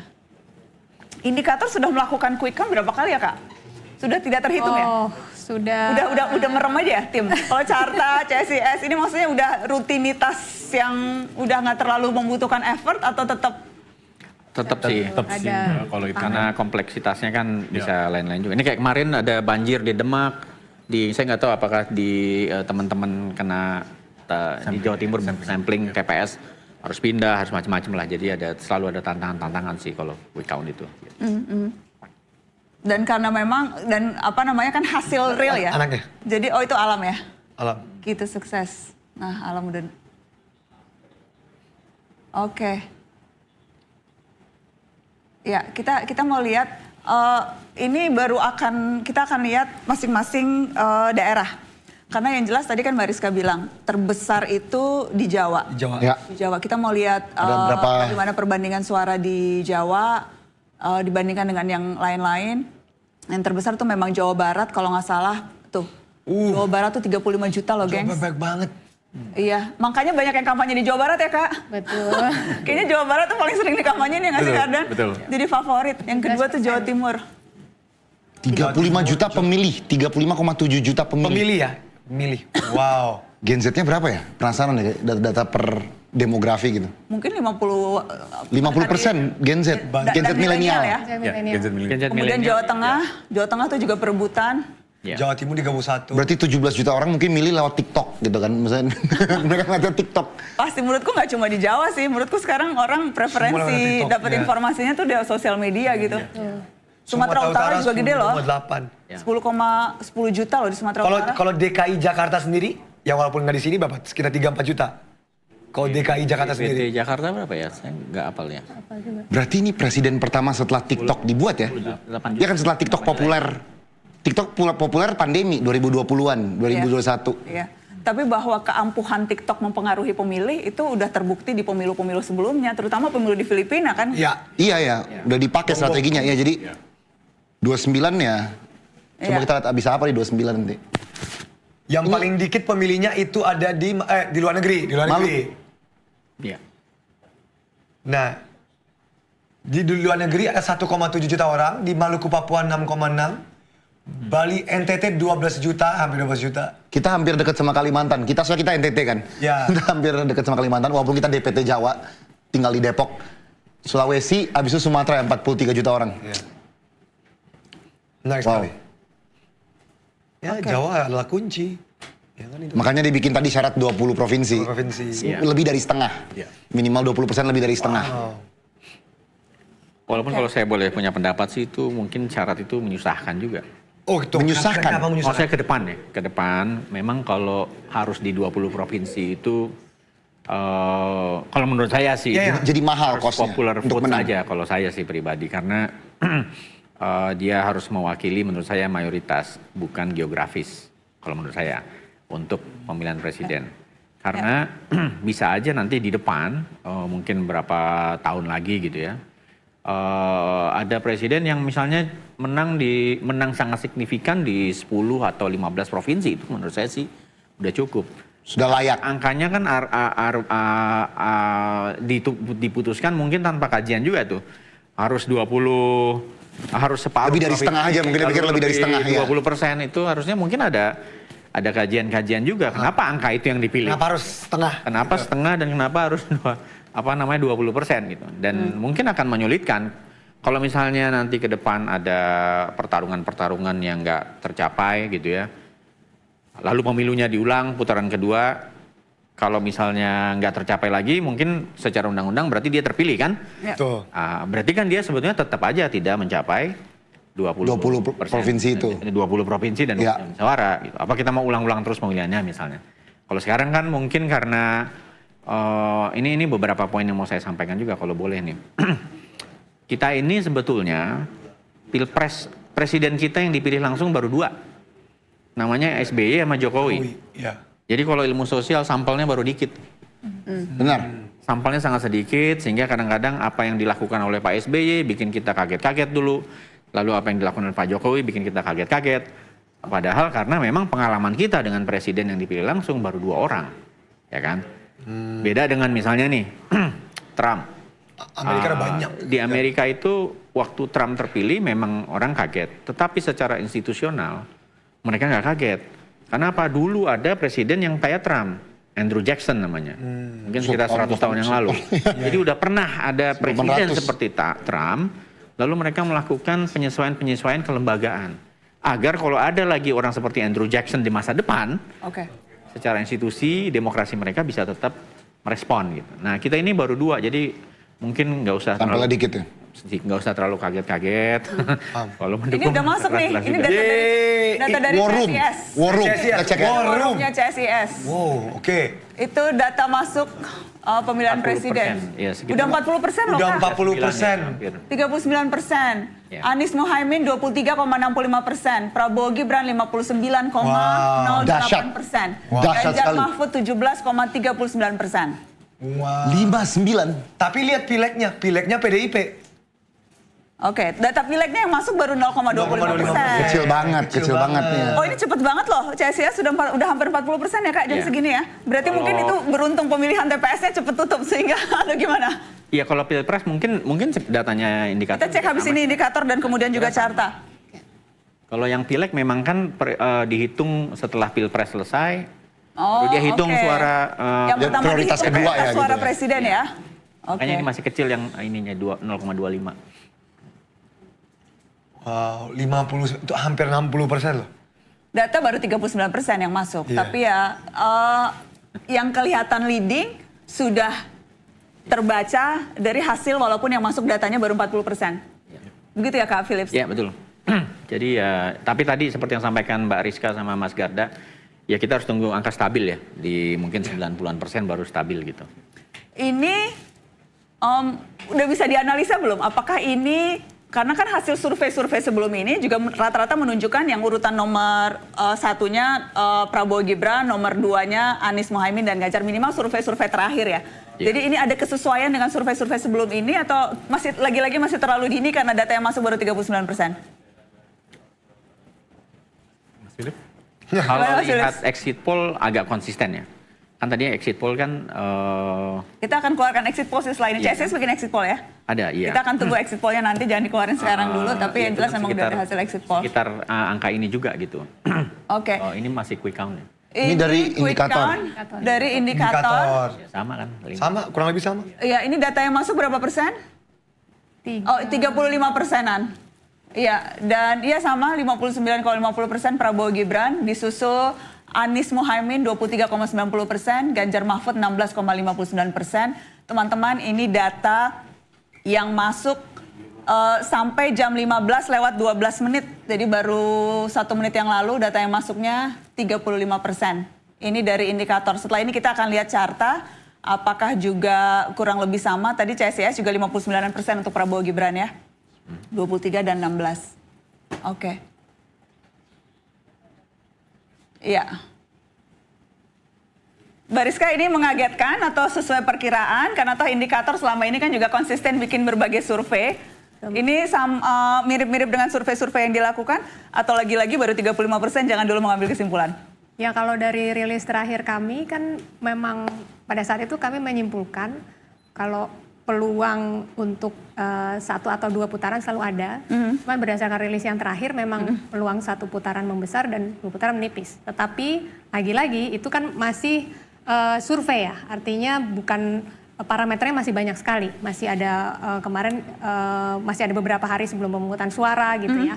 Jadi memang belum bisa disimpulkan memang pada saat itu gitu. Tetapi memang angka ini kalau kita buka lagi data rilis kita ya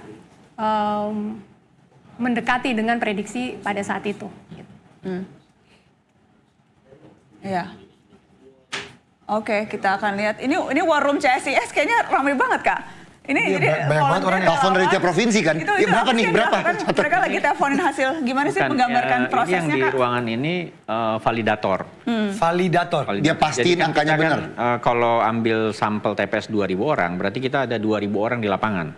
1 TPS 1. Dia akan merekod hasil penghitungan suara di tiap TPS, lalu dia akan laporkan, ada apps-nya, ya kan? Dia masukkan angkanya. Di sisi yang lain juga dia harus melampirkan misalnya bukti dia foto formulir C1 yang sudah tanda tangan.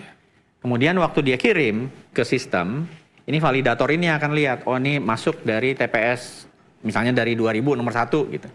Dia cek konsisten nggak yang dimasukkan dalam apps dengan misalnya bukti C1-nya yang orisinal, yang difoto. Jadi dia cek sesuai atau enggak segala macam gitu. Atau mungkin ada kesalahan-kesalahan dan lain-lain, dia memvalidasi. Kalau itu udah oke, dia akan klik, maka dia dihitung. Gitu. Nah ini yang di sini itu adalah validator. Gitu. Di lapangan ada 2.000. Kalian pilih TPS yang berbeda-beda atau TPS-nya sama nih? Ya. Beda. Beda ya? Jadi 2.000 TPS beda, 2.000 TPS beda, 2.000 TPS Mungkin beda. ada yang Oh, ini 3.000. Ya, 3.000. Wah, banyak orang. Ya. Carta 2.000. 2.000. Oke. Jadi itu di random aja dari semua. Ini data masuk Carta 38%, Ya. kurang lebih mirip-mirip juga, 25% Anies Muhaimin tadi, kemudian Prabowo 57 ya. 57 tadi Prabowo Gibran. Ya.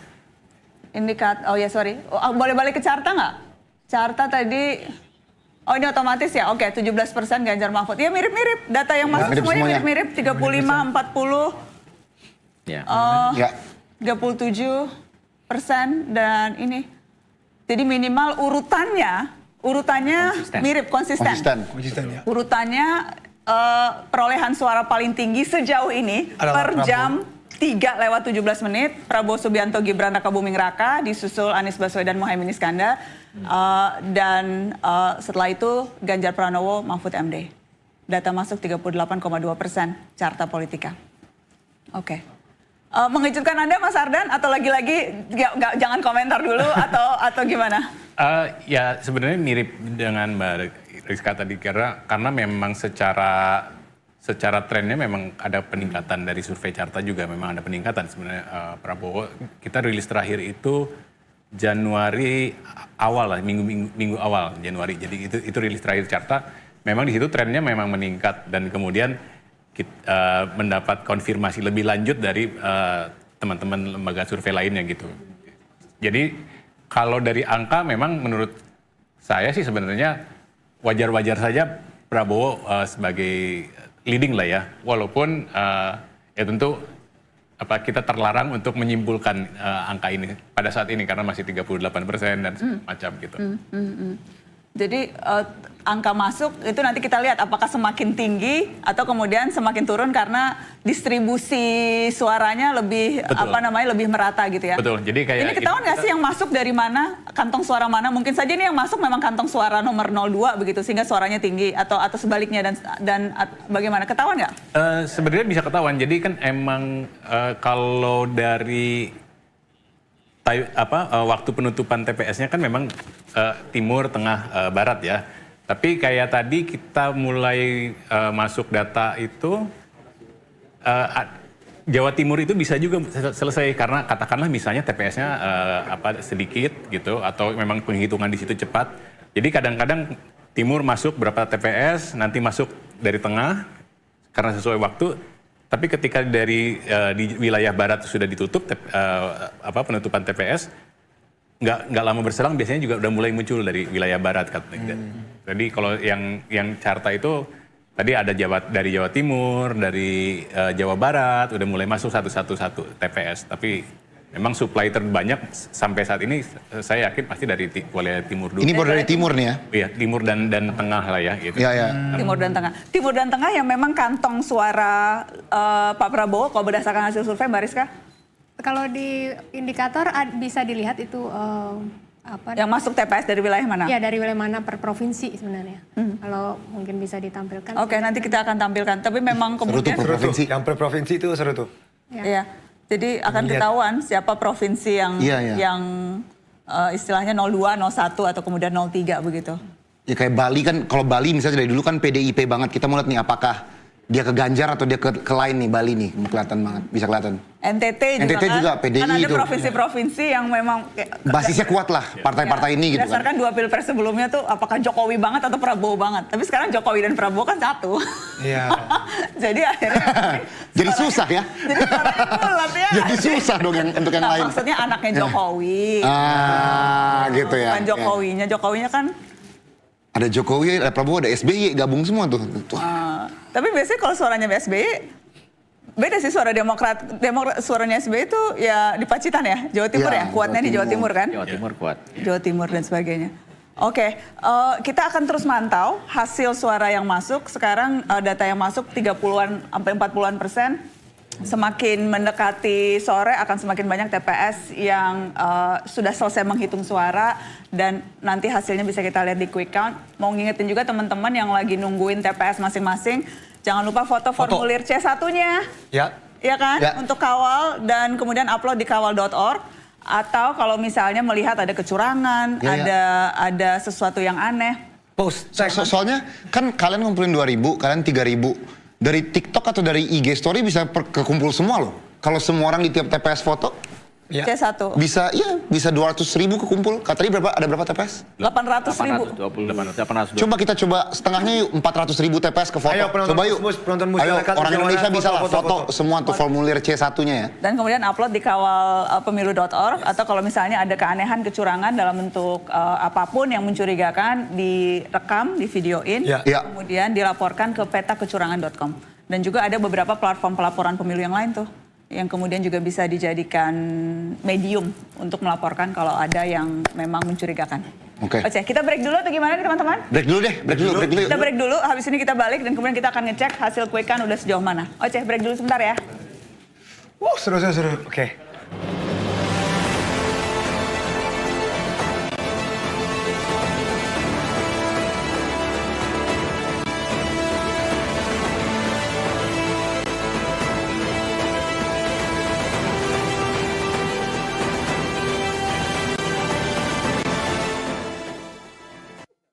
Nama saya Yanti, 27 tahun kerja di Aqua. Kami betah karena Aqua kasih 100% untuk kami dan menjaga sumbernya 100% murni. Ini dedikasi kami. 100% murni, 100% Indonesia. Sekarang, Nastusya sudah berganti gigi. Karenanya, aku pilih Formula Family untuk keluargaku. Bantu jaga gigi tetap kuat. Segarnya tahan lama. Segarnya aku suka. Segar yang pas untuk sekeluarga, ada formulanya. Pilih aman dengan Amar. Aman karena Amar punya fitur berangkas. Aman karena Amar punya fitur celengan dan deposito berbasis AI. Aman soalnya punya pinjaman dengan cicilan ringan. Pilihan aman, pilih Amar Bank. Kan?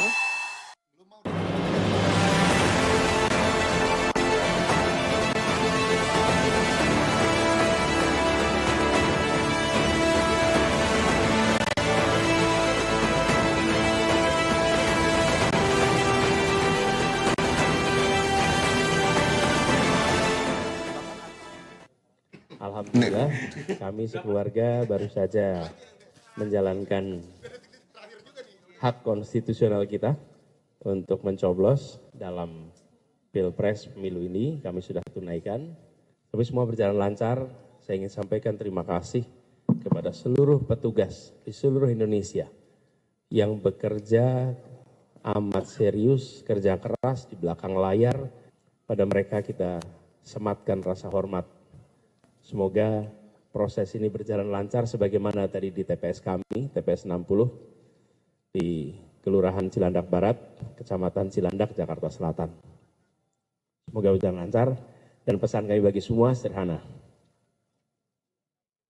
Saatnya perubahan. Semoga pemilu berjalan lancar sampai dengan penghitungan tuntas nanti. Dan di antara sekarang sampai penghitungan tuntas, kita semua sabar untuk menunggu, sabar untuk menanti hasil. Saya tadi garis bawahi. Kita menginginkan pemilu yang jujur dan adil agar menghasilkan pemilu damai. Damai itu hasil dari jujur dan adil. Jadi pesannya jangan begini, jangan hanya pemilu harus damai. Damai dalam rasa takut bisa terjadi. Tenang, tapi ada rasa takut. Kita ingin damai karena ada pemilu yang jujur, pemilu yang adil, dari situ muncul pemilu yang damai. Sebagai warga negara, alhamdulillah tertib di TPS ini. Saya ucapkan terima kasih kepada KPPS, kepada semua petugas, lancar dalam kepercayaan rakyat kita. Hujan membawa berkah, hujan membawa rezeki. Jadi kita patut bersyukur ya, mudah-mudahan semua jalan lancar, insya Allah. Kita tunggu hasilnya. Saya kira itu dari saya. Pak, rencana mau pantau quick count di mana Pak? Ya nanti saya lihat dulu perkembangan, mungkin saya di atas dulu, nanti kita lihat perkembangan. Harapannya Ya. tetap satu putaran Pak? Ya. Insya Allah, insya Allah. Ya. Ya. Oke. Terima kasih Pak. Enggak lah, kamu yang ngepas-pasin kali. Tapi mungkin ya pas waktunya sama gitu ya. Karena aku nonton live-nya TV kalian. Ya sih kebetulan aja sih. Setelah ini rencananya mau akan langsung ke Jakarta? Langsung ke Jakarta ke Kebagusan atau gimana Mas? Enggak, ya nanti ke Jakarta. Saya udah dijemput Pak Arsyad karena dia bos saya. Jadi pokoknya beliau ini nungguin saya kemana-mana. Makasih Mas Arsyad gitu. Baik saya dijemput, beliau nyoblos di sini, makasih. Dan tapi saya nggak boleh pulang dulu, katanya Mas Hendy udah masak apa Mas? Sayur asem. Sayur asem, sayur asem tapi rasa manis. Pak Ganjar udah ada planning belum kalau hasilnya tinggi mau kemana, kalau hasilnya rendah mau kemana? Enggak, ya nggak kemana-mana, emang kemana gitu ya. Kita tunggu saja hasil. Melakukan kegiatan sehari-hari lah, menyapa warga. Apa? Itu saya kira pertanyaan paling bagus itu. Ya, oke ya. Makasih semuanya ya.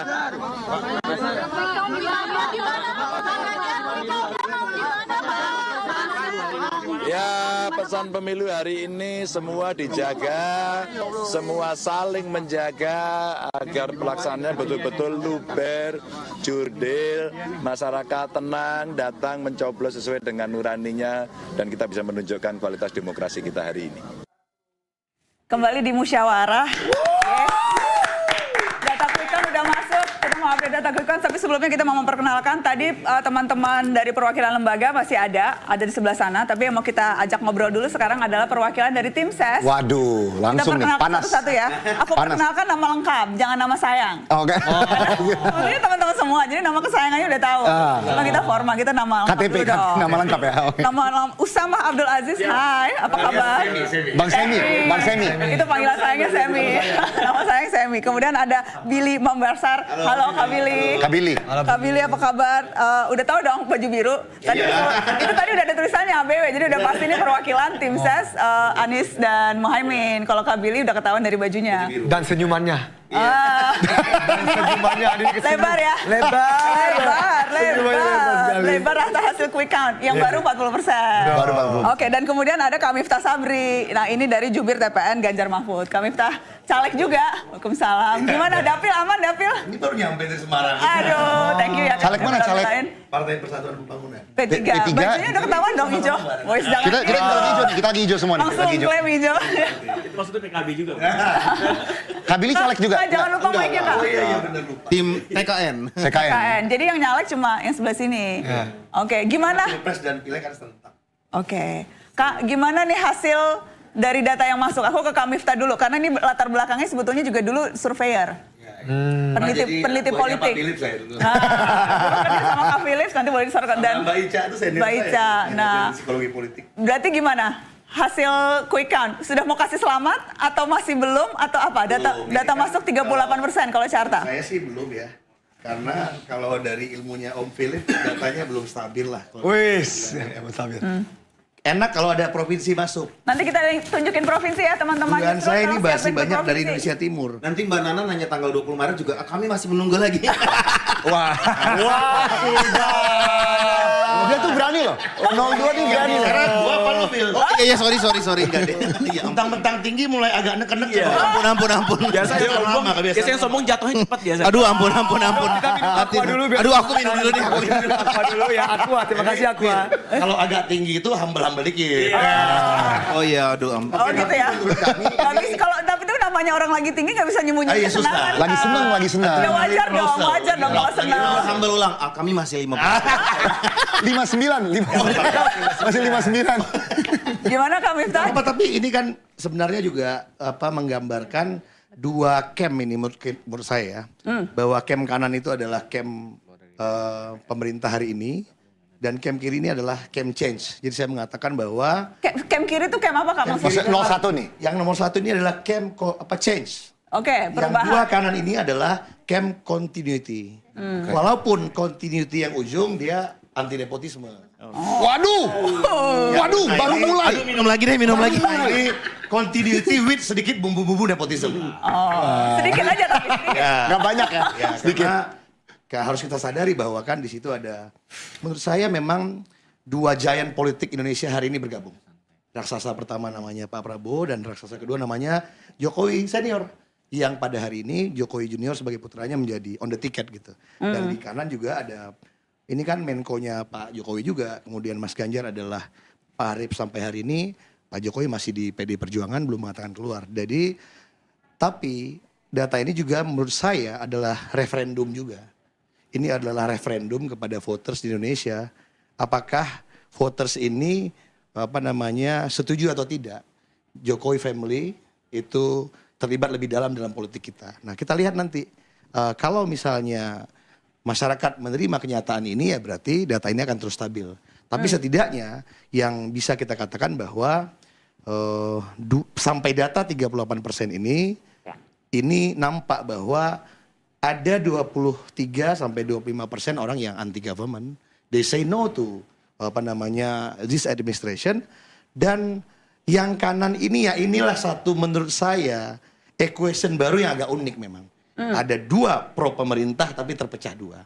Yang mungkin Anda sedikit beruntung bahwa your punya vice president kandidat adalah putra daripada sitting presiden pada hari ini. Jadi mau tidak mau, kalaupun ada penambahan angka daripada Pak Prabowo hari ini, itu bisa kita katakan insentif incumbent dia dapatkan. Harusnya kan ini adalah all of the candidate newcomer, tapi nggak ada incumbentnya. Jadi di sini mungkin incumbent insentif didapatkan oleh Pak Prabowo dan Jokowi Junior, dan kita sebagai nomor 3 Jokowi Junior ya? masih stabil di angka ini. Tapi menurut dugaan kita kalau bisa mungkin teman-teman poster keluarkan angkanya, mungkin menurut kami Jawa belum masuk. Oke, Kalau nanti sudah kita masuk Jawa Tengah, Jawa Timur, berarti sudah selesai itu. nah itu agak mungkin dugaan saya Pak Prabowo akan turun dan Mas Anies dan Mas Ganjar Mas Anies akan stabil, Mas Ganjar mungkin akan naik kalau Jawa Tengah dan Jawa Timur sudah masuk. Oke, nanti Kenapa tadi manggilnya Jokowi Junior? Iya, saya emang anaknya Jokowi ya? Maaf, saya punya kesadaran sedikit ideologis dalam Pilpres hari ini. Bahwa yang bertarung ini pada hakikatnya ada 7 kandidat. 1 sedo di belakang itu. Jadi 2 kandidatnya Anies Mohaimin, di situ ada Prabowo Jokowi Junior, Jokowi Senior, di situ ada Ganjar Mahfud. Kalau kayak gitu 10 Mbak, karena ada Surya Paloh, ada Megawati, di situ ada Kalau memang cara ngitung prosesnya gitu. Nggak fair bahwa Jokowi Junior sebagai Vice President ini mendapatkan tiket karena memang ayahnya presiden. Dan Kalau tidak yang serta- presiden dia nggak dapat tiket. Bahwa voters nomor 2 juga ada Prabowo diehard. Itu juga dikesampingkan oleh beliau gitu. Jangan lupa di 2019 Pak Prabowo itu juga kalahnya tipis. 46 ya? Iya, followers beratnya dia juga ngikut ke situ. Jadi nggak serta-merta seolah-olah menafikan bahwa Pak Prabowo diehard. Itu ART saya aja tadi pagi saya nyari-nyari ini kok kangkung tumis saya belum siap. Saya mau ngejar Pak Prabowo mas gitu kan. Karena aku warga Bogor kan udah diehard banget tuh orang-orang di situ semua. Itu mereka ngikut lagi 2024. Mereka setia banget ke Pak Prabowo juga. Jadi tidak serta-merta karena ada putra presiden incumbent saat ini. Betul, dua-duanya saling melengkapi tapi followers sejati Pak Prabowo pun ngikut gitu. Berapa persen kira-kira pengaruh Presiden Jokowi dalam perolehan angka hari ini menurut Kak Billy? Yang bikin survei kira-kira berapa bang? Ya kalau saya sederhana, saya ini agak pemain lama Mbak. Kan saya dulu di tempat Pak Prabowo Sandi. Angkanya ada magic number menurut saya. Magic number. Magic number. Dulu tuh kan 45-55. Iya. 2019. Tapi magic number yang saya punya itu adalah dari 45-nya Pak Prabowo Sandi hari itu. Dulu itu 15% anti government, 15% you said Prabowo lover, pencinta Pak Prabowo 15%. Ada 7 minimum sampai 10 itu Sandi lover, 5 yang pam-pam terbang gitu. Nah, ini kan kelihatan yang all Jokowi jadi ketika dulu sebentar nih, ketika dulu 2019 menurut hitungan kami Tas, Prabowo loversnya tuh 15%. yang memilih Gerindra. Yang die hard. Clear. Apapun yang terjadi pilih Pak Prabowo. Itu yang memilih Gerindra. Pemilih Pak Prabowo nggak asosiasi 100% Gerindra No, juga. no, Ada yang saya non-partisan juga. Kayak saya juga vote Pak Prabowo karena memang vote Pak Prabowo. Bukan otomatis karena kader Gerindra. Secara magic number ya.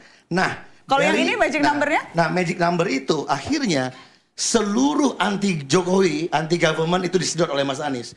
Dalam data kami ada 20%. 17-20%. Nggak ada itu anti government yang memilih Pak Prabowo dan Mas Ganjar. Nah, adalah Anies lover. 5-7%. Artinya, nah sekarang berarti magic numbernya bertambah. Jadi Prabowo lovers tetap. Nah, Jokowi lovers, jadi dua ini nih berasal dari camp yang sama. Dia ini pencinta Jokowi. Tapi pencinta Jokowi ini split dua. Pencinta Jokowi yang high educated, dia cenderung tetap di Mas Ganjar. Pencinta Jokowi yang pendidikannya rendah, dia bergerak. Lu suka digini? Iya, ada bahasa. Oh, ada. Pakar 02 pun nggak educated semua gitu. Dan itu terlihat dari mana? Dari dan dikotomi dan dari pemilihan apa namanya dari gampang ada datanya. Dikotomi TPS luar negeri. TPS luar negeri yang dia lebih well educated, terinformasi. Ini pencinta Jokowi dulu, Bro. Dia menangnya Ganjar Mahfud. Dan mohon maaf, Mas, Malaysia itu Pak Prabowo menang telak, itu luar negeri juga loh. Hong Kong Pak Prabowo menang telak, ya kan? Dia assuming high educated, low educated karena luar negeri, dalam negeri juga itu ignorant. Dan Malaysia itu karena banyak luar negeri terbanyak di Malaysia. Iya. Banyak saudara-saudara kita yang TKW yang kalau definisi beliau highly educated seperti apa, selulusan S2, S3, mereka di luar negeri semua juga. Itu dikategorikan mana highly educated, low educated, Prabowo diehard. Jadi nggak benar juga. Dikotomi anti-government, pro-government, kenyataannya di kubu 03, Partai PDIP menguasai lebih banyak lembaga negara dan kementerian. Kalau dia bilang itu pro-government atau anti-government, mereka part of the government too. Dan paling mayoritas malah. Gitu. Kenyataannya juga sedikit. Oke, kita ada angka per provinsi. Aku mau minta komentar Sam. Mas Emi dia mau ditanya. Dari tadi seru ngeliatin dua-dua ini ya. Gimana Sam? Sesuai perkiraan atau too soon to call?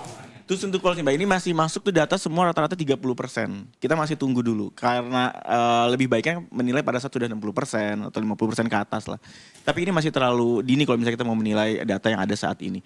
Tapi kalau misalnya dilihat fakta yang bertebaran sebelum pemilihan dan melihat hasil hari ini, rasa-rasanya bukan suatu hal yang menjadi prestasi dengan adanya pencapaian angka besar ini Bang. Benar gak sih? Jadi ya menurut kita mungkin banyak sudah memprediksi bahwa ini akan terjadi, angka sebesar ini. Karena sampai hampir 60 ini? Sampai 60, iya banyak kemarin-kemarin. Karena kita lihat sendiri faktanya. Film 2 jam itu udah membuktikan sekali apa yang sudah dilakukan oleh pemerintah. Dirty vote, nggak disebut, namanya sebut. Dirty vote, oke. Oke, ini. Nah tapi Bang, tapi satu lagi yang saya mau tambahin Bang. Provinsi nih. Provinsi. Tapi saya mau nambahin sedikit mungkin tadi Bariska nanti juga bisa cerita, jelasin ya Mbak. Oke. Gimana mau jelasin sedikit tentang yang tadi masalah yang nggak suka sama pemerintah, Bang Sap. Itu juga ada yang larinya ke nomor 3, Bang. Nggak semuanya disedot sama nomor 1 sebenarnya. Jadi die hardnya Anies juga sebenarnya besar juga. Tapi makanya hal akhir lah, asal jangan nomor 2, ada yang 4 jari. Dan jadi nggak semuanya langsung ke Anies gitu loh. Bahkan yang memang udah anti pemerintah juga banyak yang ketiga. Itu sih sebenarnya. Oke, jadi ini kalau dibaca, Kak Ica boleh tolong dong dijelasin. Jadi ini data yang masuk Sumbak utuh.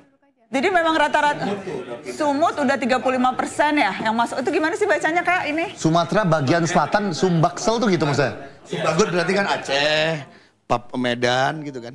Sumbagut tuh Aceh, Medan, Sumsel, Sumsel, Palembang, Lampung. Ada sponsornya. Bener gak sih? Sumatera bagian Sumsel selatan. itu Palembang, Lampung, Jambi gitu. Ya. Jambi, Sumatera Tengah tuh biasanya. Sumatera bagian utara yang Sumatera Utara. Aceh. Ya Aceh. Ini datanya digabung supaya untuk memperbanyak sampelnya. Basis Pak Prabowo. Nah, Basis Pak Prabowo memang itu ya Kak? Ya. Di mana? Di mana? Itu yang sampai 67%. Sumbaksel. Sumatera Berarti Lampung, Lampung, Sumsel. Bengkulu, Sumsel. Ya.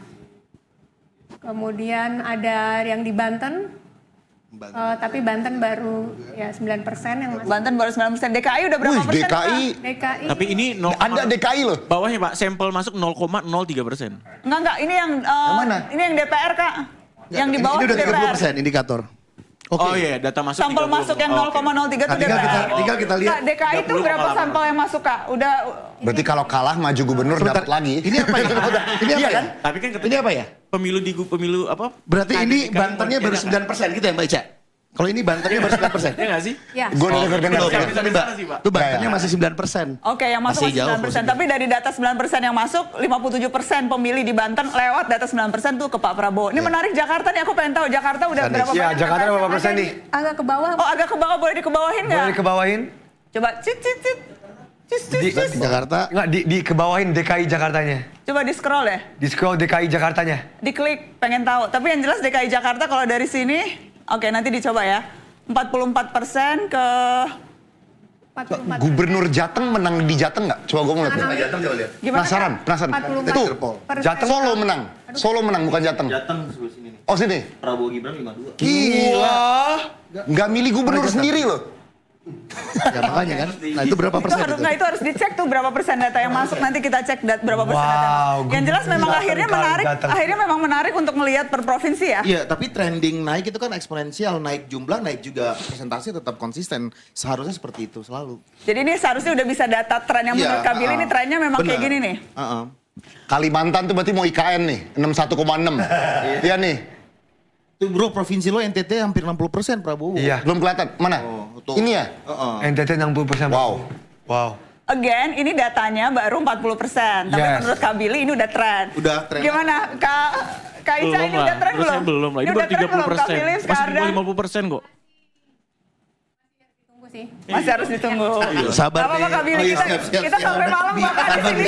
Kita sampai malam Bapak di sini. Akan nungguin sampai akhirnya bisa declare menurut hasil quick count siapa. Dia sabar sabar. Jangan terlalu bangga dengan hasil hari ini, Pak. Gitu ya? Enggak, dia nih mau pengen melanjutkan kemegahan istana. Jadi harus ketawa cepat. Aku turun ke lapangan terus loh Mas Bro, aku jarang di istana. Biar berlanjut di 30 provinsi. Kan sekarang staf khusus presiden. Kalau yang didukung sekarang masih ekstensi lagi kan. Wamen dapat lah. Billy ya kan? Billy dapat lah wamen. Di sana aku turun terus, Mat. Oce. Sam, menarik sih. Tadi Sammy bilang bahwa ini sudah diperkirakan atau diprediksi sebelumnya. Itu prediksi itu berdasarkan hasil temuan lapangan sendiri yang dilakukan oleh tim Capres 1, melihat hasil survei-survei atau apa? Karena kan belakangan terakhir itu kan euforia dari kubu 01 tuh tinggi gitu. Kampanye terakhir di JIS, ada rasa optimisme dan sebagainya. Sangat besar. Itu bagaimana kemudian membaca data minimal per jam 15.43 hari ini. 3,5 juta orang daftar katanya kan. Itu yang berseliweran di media. Ya. Jadi euforia itu memang benar ada. Mulai dari JIS, terus desak Anies juga memang sangat gap-gepita. Banyak sekali mendaftar di luar dari perkiraan, baik itu di Jateng ataupun di Jatim. Tapi hasil hari ini memang banyak sekali memperkirakan kalau kita lihat dari beberapa pernyataan di Twitter, di medsos dan lain-lain. Itu semua banyak sekali melihat bahwa kalau memang dirty votes ini benar, data-datanya, fakta-fakta semua benar, artinya besok ini akan memang di atas 50% pencapaian dari paslon nomor 2. Dan itu tidak mengagetkan dengan apa yang sudah dikondisikan hari ini. Dan kami dari Jadi tim sudah juga, memperkirakan di atas 50%? Iya, sudah memperkirakan sebelumnya dari banyak sekali dari hasil-hasil survei yang udah ada di detik akhir itu ya, menjelang tanggal 14 itu. Karena memang Karena memang gini, yang terjadi saat ini tuh sebenarnya kalau dari survei internal kami tuh enggak, Pak. Kalau dari survei internal enggak 50% ya. Kalau dari survei internal tuh enggak 50%, masih di bawah, masih sekitar 40-an. Sekitar 40-an, belum nyampe 50. Untuk kubu 02? Untuk kubu 02. Dan kita itu masih sangat berpeluang besar untuk bisa putaran kedua. Dan ini juga belum bisa dibilang bahwa ini satu putaran gitu loh. Dan nggak bisa juga, karena masih ada syarat kedua kan. 20 provinsi. 20 provinsi yang nilainya di atas 50% ya? 20%. 20% di atas 20%. Jadi kita masih bisa melihat ada putaran kedua ke depan. Jadi ini jangan bangga dulu Mas Billy. Jangan terlalu sombong juga tadi di awal. Santai aja. Jadi kita masih bisa ketemu di putaran kedua. Dan ini bukan hasil yang final. Dan menurut saya masih banyak syarat. Syarat ketiga lagi apa? Selain 20% provinsi? Itu ada 50% per satu. 50% per satu. Ada satu lagi. Ada 3 syarat. Syaratnya apa sih ketiga? Tadi itu jadi minimal di 20%, di 20, Provinsi. di setengah provinsi, which is 20 provinsi, dan minimal 20%. Ini nih, 20% suara di setiap provinsi yang tersebar dari setengah jumlah provinsi di Indonesia. Ada juga Kak Ferry nih, bintang film Dirty Votes. Yang lagi top. Mau ketemu Kak Billy nggak langsung nih? Ngobrol. Tadi udah di ruang tunggu. Oh udah. Tapi diem-dieman. Diam-diaman. Aku mau minta komentar Kak Ferry. Kak Ferry sebagai akademisi, sebagai pakar hukum tata negara, aku mau minta komentar soal hasil quick count per jam 15.45. Ada mic? Ada. Dengan suara yang masuk 40%. Ya secara hukum tata negara belum ada nilainya ya. Tapi secara politik ini alat pertimbangan. Tapi saya mau mengatakan begini Mbak Nana. Pertandingan kalau dimulai dengan kecurangan, pertandingan itu tidak bisa dinilai sebagai sebuah pertandingan. Apa yang kita ceritakan di Dirty Vote itu adalah menceritakan bahwa pertandingan ini sudah melanggar seluruh aspek demokratis yang kita pahami dalam undang-undang kepemiluan kita. Jadi itu sebabnya sudah bisa ditebak ya, malah perhitungan kita lebih dari 50% kan. Ada 140 juta suara yang berpotensi dimanipulasi. Ada sebaran wilayah yang sudah diduduki orang-orang yang memiliki kekuasaan. Di sana letak problematikanya. Tetapi sebagai pembicaraan politis, apa yang ditampilkan hari ini ya boleh-boleh saja. Tapi tentu kita punya ruang untuk membuktikan apakah proses dan hasil ini betul-betul hasil yang demokratis dan sesuai dengan standar prinsip-prinsip kepemiluan yang kita pahami. Oke, gimana Bill? Aku langsung mau minta komentar kamu soal itu. Jadi kemunculan Dirty Votes yang kemudian ditonton oleh 6 juta rakyat dan kemudian tidak ada represi dari pemerintah membuktikan bahwa sistem demokrasi kita berjalan dengan baik. Kita memberikan keleluasaan, teman-teman boleh muter, nonton, ditonton. Dan 6 juta versus 59% dari voters dari 150 juta. Artinya jumlahnya itu mentouch sedikit sekali dari para voters yang kemudian mengkonsum dengan harapan pihak-pihak tertentu dapat melakukan konversi pilihan di akhir-akhir menuju ke tanggal pemilu menjauh daripada paslon tertentu yang kemudian turns out bahwa itu tidak terjadi gitu kan. Jadi poin saya yang pertama tadi kemunculan film ini tanpa ada represi dari pemerintah menunjukkan bahwa demokrasi kita berjalan dengan baik. Semua bebas berekspresi, bebas menyampaikan pandangan dia, dan ini bukan pertama kali. Tapi ada nobar yang dilarang, Mas. 2019 dilarang pun itu dan itu tidak seharusnya terjadi demikian, Mas. Itu kenapa dilarang? Ya tinggal diproses siapa yang melarang. Mas tadi pertama salah. Berapa banyak? Di mana berapa banyak? Ada di Di mana berapa banyak ya? Digagalkan. Yang lainnya berjalan dengan baik. Nonton, saya juga ikutan nonton 2 kali saya nonton seperti itu. Yang kedua, dan sorry sebelum dilanjutkan, komentar terhadap nonton itu Dirty Votes. sampai 2 kali nonton. Bagus, sebuah karya film yang baik dan sebuah cara menyampaikan pandangan demokrasi yang juga baik, yang cerdas dan berdasarkan fakta dan bagus. Tidak ada yang salah dari hal tersebut. Tentang pembuktian yang disampaikan melalui film tersebut harus diproses berdasarkan peraturan perundang-undangan yang berlaku, tentunya harus dijalankan, dan silakan kita demokrasi kita memberikan keleluasan untuk melakukan hal tersebut. Yang kedua, usaha untuk mengkonversi voters agar meninggalkan paslon tertentu mempercayai apa yang ditampilkan tidak berhasil juga. Toh yang nonton juga 6-7 juta dari ratusan juta pemilih.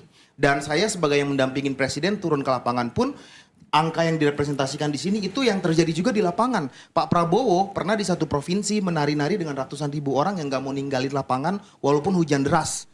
Dan mereka sudah mengatakan... Di Manado ya? Iya, di Manado, Sulawesi Utara. Kami Prabowo, kami Prabowo. Mas Gibran di Papua disambut dengan meriah. Dan buktinya di Papua juga 80%. Apa yang ditampilkan di layar, itu juga yang terjadi di akar rumput. Apalagi yang mau kita argue gitu.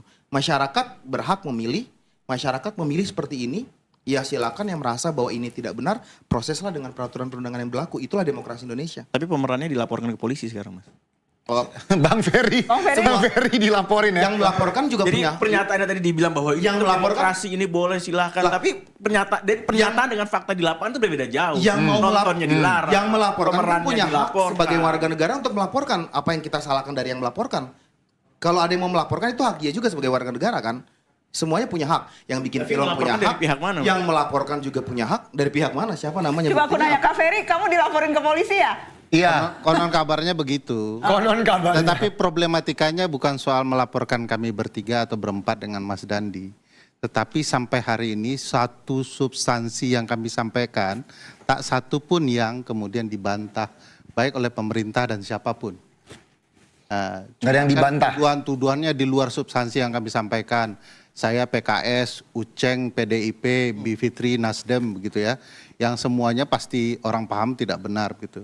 Tapi substansi itu tidak bicarakan bahwa penyelenggara kita sudah direkayasa curang dari awal, bahwa kemudian laporan kecurangan diabaikan, bahwa potensi kecurangan dan manipulasi sudah muncul sedari awal.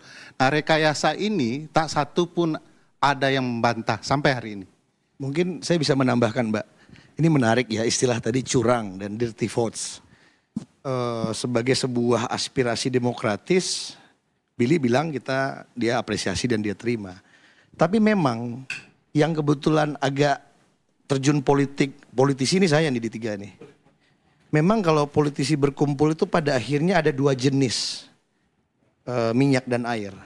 Ada politisi yang berkarakter idealisme.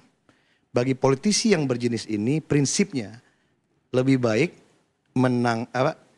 lebih baik kalah terhormat daripada menang curang. Ini orang-orang idealis. Artinya menuju kemenangan itu cara penting. Tapi memang kalau di lapangan kita berhadapan dengan menang yang dan kalah.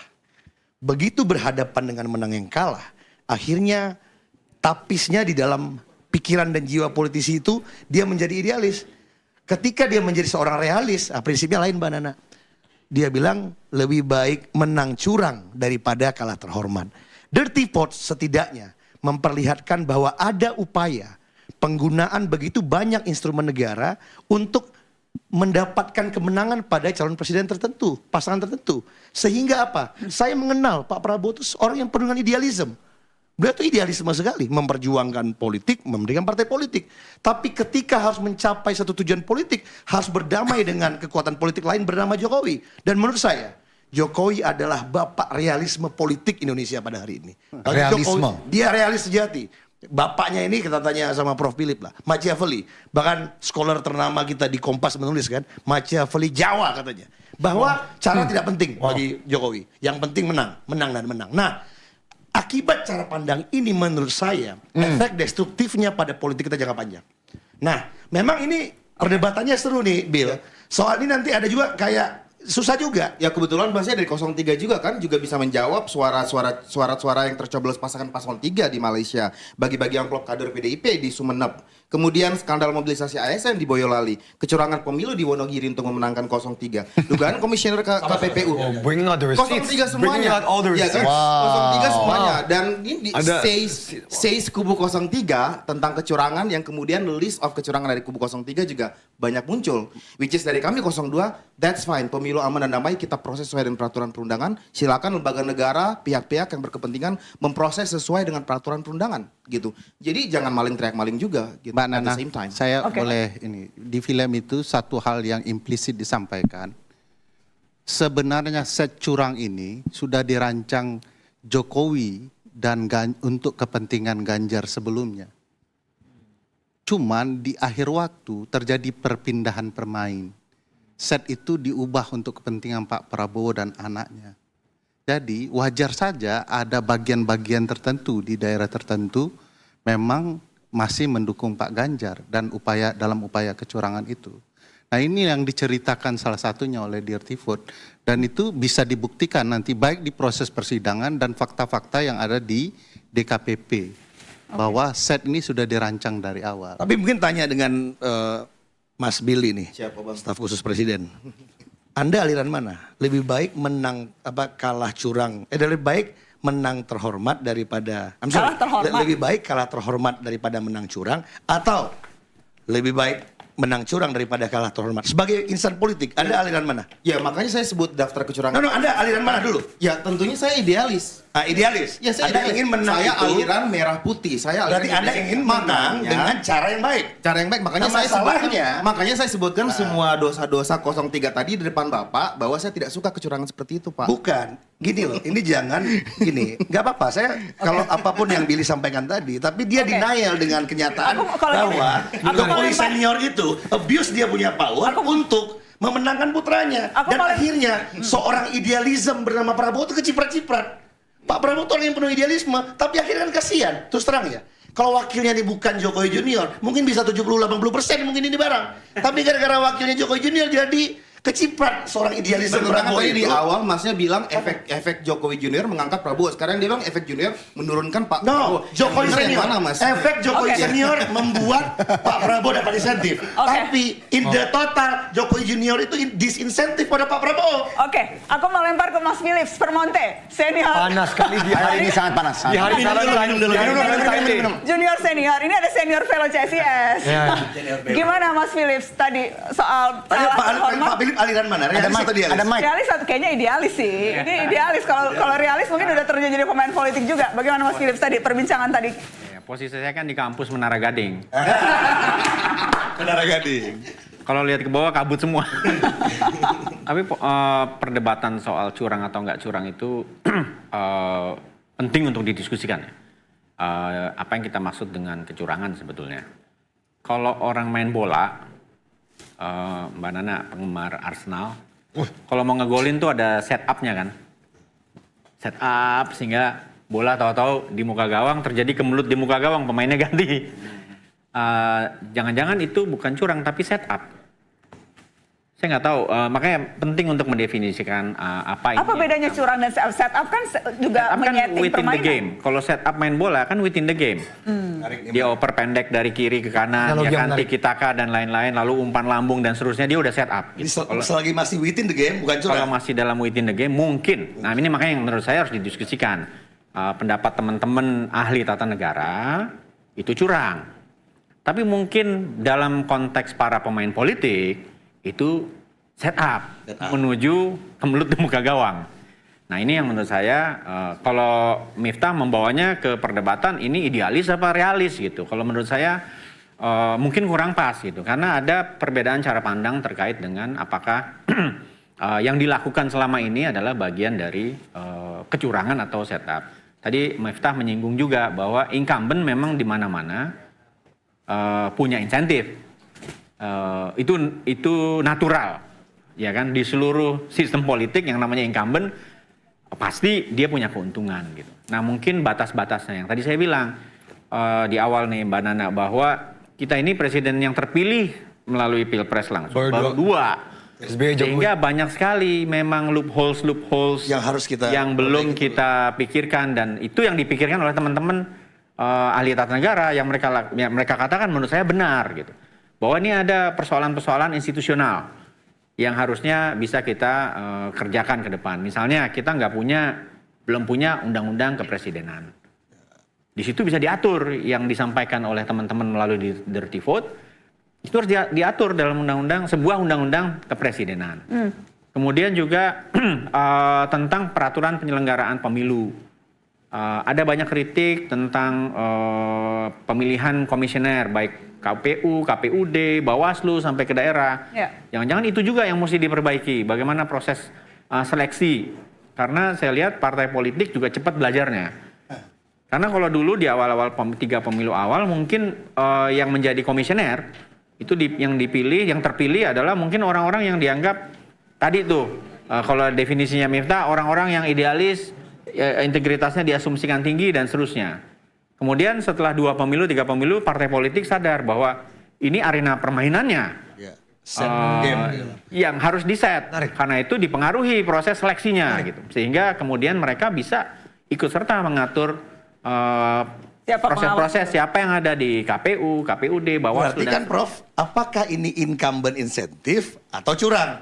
Proses incumbent pemerintah tuh ada eksekutif, legislatif, yudikatif. Banyak sekali prosesnya juga melalui semua proses termasuk acceptance dan approval di legislatif. Nggak serta-merta kemudian absolute ada di eksekutif, itu yang harus kita terima. Dan legislatifnya juga ketua DPR juga bukan orang Pak Jokowi, Mbak Puan Maharani. Yang tentunya kita bisa kasih ada tendensius ke 03 untuk memberikan benefit. PKB juga ada di legislatif, Mas, yang ada di 01. Jadi semuanya Nasdem juga ada.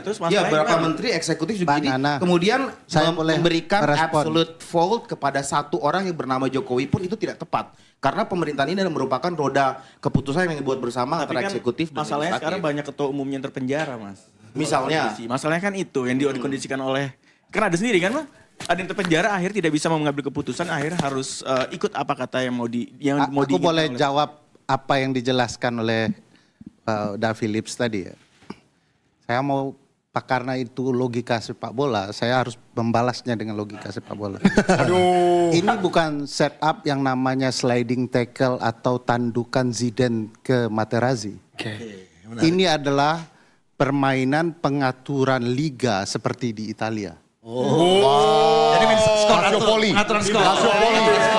Waduh. Dan itu bisa terlihat dari berbagai aspek yang kita jelaskan. Baik siapa wasitnya diatur, baik kira-kira bagaimana hasilnya diatur. Itu yang terlihat dari proses ini. Ini problematikanya. Bahkan calon wakil presiden pun diatur. Sedari awal ceritanya harapan kita kan begini, ini untuk semua anak muda. Ya syukur-syukur Billy juga termasuk untuk punya kesempatan. Tapi faktanya kita lihat pengaturan itu hanya satu orang yang memanfaatkan putusan itu, yaitu anak presiden. Jadi bagi saya Harusnya klausul di MK-nya tambahin tuh. Yang pernah menjadi kepala daerah atau staf khusus presiden. Billy bisa jadi wakil presiden. Kalau Billy yang jadi mungkin angkanya lebih tinggi. Papua 100%. 100%. Iya benar-benar juga. Tapi mungkin Mbak Nana ini menarik ya.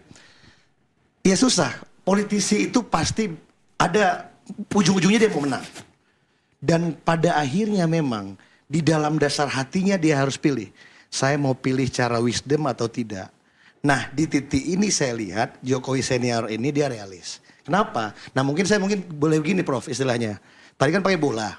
Pengalaman kita di lapangan politisi ini. Saya mau pakai ilmu fikih dikit Prof. Wos. Ilmu apa? Fikih. Ilmu fikih. P3 sama Abah. Tanya sama Abi. Sama Abi Kuras kita tanya. P3-nya biar keluar. Caleg P3. Kan kita biar pernah meyakinkan. dengar tausiah dan baca di buku tafsir Al-Misbahnya Abi. Oh siap. Ada bid'ah itu dua. Ada al-bid'ah dolalah, ada al-bid'ah hasanah. Ini kebetulan Katolik, jadi tahun ngomong ke saya belajar. Tapi dalam Islam, kalau kamu menambah-nambah sesuatu ibadah yang nggak pernah Allah gariskan di Al-Quran dan Rasul contohkan dalam hadis, itu namanya bid'ah. Nambah. Tapi berdebat ahli fikih Mas. Ada bid'ah hasanah, ada bid'ah dolalah. Ada tambahan itu masih boleh kalau itu nggak mengubah-ubah, yang nggak pokok. Nah, ada curang hasanah, ada curang dolalah. Curang hasanah ini, curang dolalah dulu. Curang dolalah udah susah sekarang Bil di lapangan. Curang dolalah itu Billy dapat 100, dicoblos jadi 1000. Oke. Nomor 2 ini 54 jadi 540. Misalnya penyelenggara ganti-ganti angka. Kami di lapangan merasa udah susah Mbak. Tapi ada yang memang curang hasanah. Apa? Gampang, sederhana. Penggunaan aparat. Sederhana. Itu yang disebut incumbent incentive. Polisi misalnya. Oke. Keluarga polisi itu 700... Kak Miftah, aku break sebentar aja. Kita mau lihat konvensi pers tim Capres 01. Konvers. Boleh dikeluarkan nih Bang Sudirman Said. Saya belajar banyak tentang... Taruh, satu lagi. Mungkin Pak Ari. Sabar. Ya, kita dari tim Hukum Nasional Amin, kita mulai dari semalam sudah siaga 24 jam untuk menerima semua laporan kecurangan dari seluruh Indonesia. Kawan-kawan tim Hukum Nasional yang berada di daerah sudah siaga juga di daerah masing-masing dan mereport ke kita. Memang sampai saat ini sudah banyak sekali laporan-laporan kecurangan yang kita terima. Detailnya nanti akan kami sampaikan lebih lanjut. Tapi kami tetap optimis bahwa masyarakat kita sekarang sangat memahami situasi yang ada dan tahu apa yang harus mereka lakukan. Jadi mungkin kawan-kawan media juga tahu banyak sekali hal-hal yang terjadi di lapangan yang sudah diantisipasi sendiri oleh masyarakat. Nah, laporan ini diserahkan kepada kami, tim hukum, dan kami akan segera memfollow up-nya. Itu saja. Salah satunya tentang terlibatnya kepala desa yang secara masif. Detailnya nanti akan kami sampaikan dengan data-data yang lebih lengkap. Ini melihat Ini sudah disampaikan dari Pak Dirman maupun Pak Ari. Ya, sekarang silakan Pak, pertanyaan satu-satu. Ini melihat hasil quick count saat ini kan Pak Prabowo ini memimpin. Artinya kemungkinan bisa terjadi satu putaran. Ada tidak skenario jika terjadi satu putaran? Jadi hitungan itu kan quick count. Quick count nggak ada bedanya dengan survei. Sama, survei kan kita tahu semua lah selama ini survei bagaimana. Jadi quick count pun juga seperti itu. Makanya kita menunggu hasil dari KPU, yaitu real count. Sabar saja, saya pikir itu nanti nggak lama pasti kita tahu. Cukup ya? Oh iya, kita punya hitungan real count, kita ada. Kan baru 2% tadi kan. Kita nggak bisa dong buru-buru. Nanti pada waktunya pasti kita sampaikan. Tapi Litbang Bapak sudah declare bahwa Prabowo sudah unggul karena yang masuk itu sudah hampir 60% dan sudah tidak mungkin berubah. Iya, itu boleh saja. Dengan betul. Penghitungan yang lain, Pak. Apakah Ya. Bapak melihat ada sesuatu hal yang memang tidak sesuai dengan hitung-hitungan dari tim Enggak, itu sendiri? boleh saja mereka mengatakan hitungan itu bagaimana, itu haknya.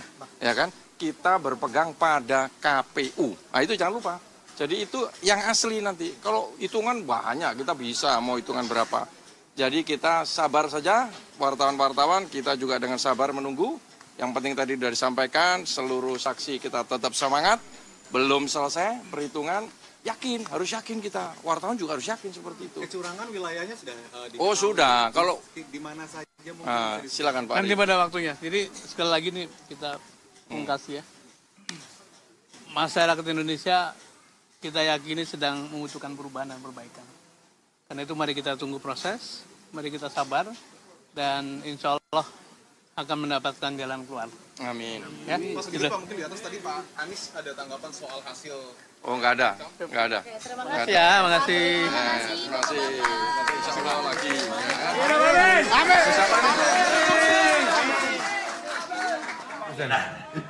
Udah 50%.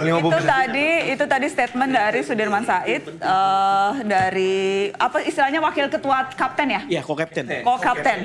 Oke. Kita mau lihat sekarang updating hasil quick count dari CSIS karena aku tahu Mas Philips mau pergi ke tempat lain. Boleh dilihat? 60%. Ini indikator, nanti indikator kita sama Ardan, tapi aku mau ke, ini hasil CSIS 58.59%. Gimana Kak Philips membaca ini? Jadi itu data-data masuk per area DKI sudah ya beres 10%, ini mah. Jabar sudah 82%. Iya, saya kira walaupun memang rule of thumb-nya kan 90% ya, tapi mungkin dia hasilnya nggak akan ketika 90% tercapai. Mungkin ini kan sekarang baru mau 70%. 67%, iya. Sekitar 70%, mungkin nggak akan jauh-jauh dari angka ini. Dan dia nggak akan jauh-jauh juga dari exit poll tadi pagi ya. Dan Kak, boleh dibuka exit poll tadi pagi CSIS berapa, Kak? Oh, tadi belum ditayangin ya? Belum kita tayangin exit poll CSIS. Saya kasih mungkin saya informasikan exit poll dari beberapa lembaga survei yang kurang lebih 54%, 55%. 54, 55%. Tapi itu tadi pagi data juga baru masuk sekitar 80-an persen, 90-an persen gitu kan. Dan biasanya memang untuk mencapai 100% itu ya pasti di bawah tuh ada aja masalah-masalahnya gitu. Jadi hampir nggak mungkin juga sampai 100% tuh enggak. Oke, boleh dinaikin lagi. Jadi ini data boleh dinaikin lagi teman-teman. Data tadi hampir 70% ya Kak. Di scroll dulu dong ke atas supaya aku mau mastiin. Karena Mas Philips sudah mau pamit nih. Iya. 70% ini berdasarkan tingkat partisipasi 83%. Ini berarti angka yang ini ya Kak? Angka yang nyoblos ya? Yang nyoblos. Tinggi ya, karena 2019 aku ingat tingkat partisipasi itu 81%. Iya. Berarti kalau ini angka final ini tinggi loh. Yang Kalau di golput Indonesia dikit loh memang ini. Indonesia tingkat partisipasi kita termasuk salah satu yang cukup baik ya. Karena masyarakat kita itu melihat pemilu itu seperti pesta beneran. Pulang kampung lalu dia mungkin ada keramaian-keramaian, makan-makan habis itu, makan-makan, libur dan Diskonan. seterusnya. Kak, ini gimana Kak Philips? Ini Prof Kak, mohon maaf ya gue ganti-ganti manggil nama lo Kak. Ini jadi udah stabil nih, karena udah gini nih udah stabil artinya atau gimana nih? Iya memang kelihatannya patternnya sudah terlihat, walaupun karena angkanya baru 68. Bisa aja nanti tahu-tahu ada di daerah tertentu yang Pak Ganjar kantongnya gitu ya mungkin berubah sedikit, tapi kelihatannya pola ini nggak akan berubah sampai Boleh akhir. diturunin? Naikin. Kayaknya narasi mesti upgrade TV-nya. Ini ala-ala Kak, ala-ala gue. 50. Oke, Kak Philips, karena aku tahu kamu mau pamit, aku nahan-nahan banget. Angka ini mengejutkan Anda tidak? Segini, mengejutkan. Mana yang paling mengejutkan? Kalau misalnya Anda tidak terkejut karena memang hasil survei menunjukkan Prabowo Gibran itu memang leading. Sebelum ini pun hasil surveinya menunjukkan leading. Yang mengejutkan Anda angka ini atau angka ini, Kak? Menurut saya yang mengejutkan angka Pak Ganjar ya. Ini? 16,74. Itu kelihatannya adalah kalau kita lihat, saya nggak tahu apakah di situ kelihatan tadi data-data untuk partai. Kurang lebih itu mungkin suaranya PDIP. 16% ini full PDIP saja? PDIP saja, jadi hardcore PDIP yang kemudian memilih Pak Ganjar gitu. Dan sebetulnya bagi PDIP itu kabar baik, karena dia punya core bertahan gitu, 16 atau 17% gitu. Dan dari sisi Pak Prabowo, kalau dulu tahun 2019 45 ya, sekarang 58 ya berarti ada tambahan-tambahan juga dari mungkin karena koalisinya besar ya. Ada pemilih baru dari Golkar tapi 2019 sama Pak Prabowo gitu. Kemudian ada memang pemilih-pemilihnya Pak Jokowi. Kalau kita lihat pemilu 2019 suara PDIP itu kan 19 sekian persen, hampir 20. Jadi ada 4% yang pindah ke tempatnya Pak Prabowo sekarang. Ini. Ya, kan pemilihnya PDIP 2019 sekitar 19 sekian persen, hampir 20. Jadi kurang lebih 4% itu ke bawah. Tapi ada P3 juga Mas di situ. Di sini ada P3. Iya. P3. P3 suaranya relatif agak turun ya. Kalau dalam berbagai survei terakhir itu hampir kecil lah gitu. Walaupun kita nggak ngomong ini soal pileg ya. Tetapi intinya adalah bahwa ini mungkin hardcore-nya PDIP yang masih bertahan di sini. Dan buat partai sebetulnya itu bagus juga. Kalau menurut saya. Karena di Indonesia itu mungkin partai-partai kita itu kadang-kadang yang bisa bertahan panjang itu suaranya relatif konsisten, misalnya PKB, PKS. Kalau partai yang lain tuh volatilitasnya tinggi gitu. Kadang di pemilu tertentu dia naik, di pemilu berikutnya dia turun dan seterusnya. Tapi kalau PDIP sepertinya lebih stabil. Sorry, boleh dibuka per area nggak sih? Maaf ya Kak, boleh dibuka per area nggak? Karena kita pengen tahu di Jateng, apalagi Jateng tuh udah di atas 70% nih. Wow, 80%. Jateng dan DIY data yang masuk 79,2%. Kalau boleh dibuka, kita ingin tahu siapa yang menang di Jawa Tengah. Karena ini betul-betul, nggak bisa diklik. Coba. Ala-ala, coba. Mohon maaf ya, tolong sponsor boleh dong masuk yang bisa klik-klik gini. Iya dong, sponsor. Bisa klik-klik nggak apa-apa, nanti habis ini ala-ala manual ya. Nanti diklik dan kemudian kita buka hasil Jatengnya. Zoom in di dalam. Oke, kalau gitu balik lagi ke sana sambil ini disiapin ya guys. Aduh malu banget nih gue udah gini-gini ternyata nggak keluar. Aduh, ini mengagetkan Anda nggak 24,73 Kak Philips? And then I'll let you go. I know you have to go. Kalau lihat data-data survei terakhir kurang lebih itu angka yang didapat oleh pasangan Pak Anies dan Pak Muhaimin. Jadi nggak mengejutkan. Makanya tadi yang saya bilang yang lebih mengejutkan adalah tempatnya Pak Ganjar. Karena di antara para pengkaji kemarin itu sebetulnya banyak diskusi tentang kira-kira kalau mau ada 2 putaran itu harus bagaimana. Salah satunya adalah jangan sampai suara nomor 3 di bawah 20%. Karena kalau turun terus, kemungkinan itu karena dia pindahnya ke kedua Pak Prabowo. Iya, pindah kedua. Dan kelihatannya ini yang terjadi justru suaranya Pak nomor 3 itu di bawah 20% gitu. Jadi dan ini mengejutkan. Cuma kan tadi disampaikan oleh Pak Ferry ada pergantian pemain, kemudian juga saya kira kesulitan narasi dan lain-lain. Tapi itu nanti didiskusikan setelah hasil resmi kan gitu. 90%. Terima kasih Kak Philips. Makasih. Makasih Kak Philips. Thank you. Thank you. Thank you. Tapi yang nggak boleh pulang adalah Mas Ardan dan Mbak Ica dari... Oh, sampai jam malam. Sampai lemes. Oke. Kalau gitu aku mau minta komentar dulu bahwa ternyata tadi menurut Prof Philips mengagetkan suara Mas Ganjar di bawah 20%. Ya, saya apa kita break dulu begini ya? Bentar dulu aku cek. Kita break dulu atau gimana? Break dulu ya Kak. Kita break dulu. Kita kembali habis ini sambil nunggu hasil quick count. Jangan kemana-mana ya. Nama saya Yanti, 27 tahun kerja di Aqua. Kami betah karena Aqua kasih 100% untuk kami dan menjaga sumbernya 100% murni. Ini dedikasi kami. 100% murni, 100% Indonesia. Bagus! Teh Gelas Big 2000, seduhan daun teh asli. Pas nih greenhouse. Teh Gelas Big 2000. Asli seduhan tehnya.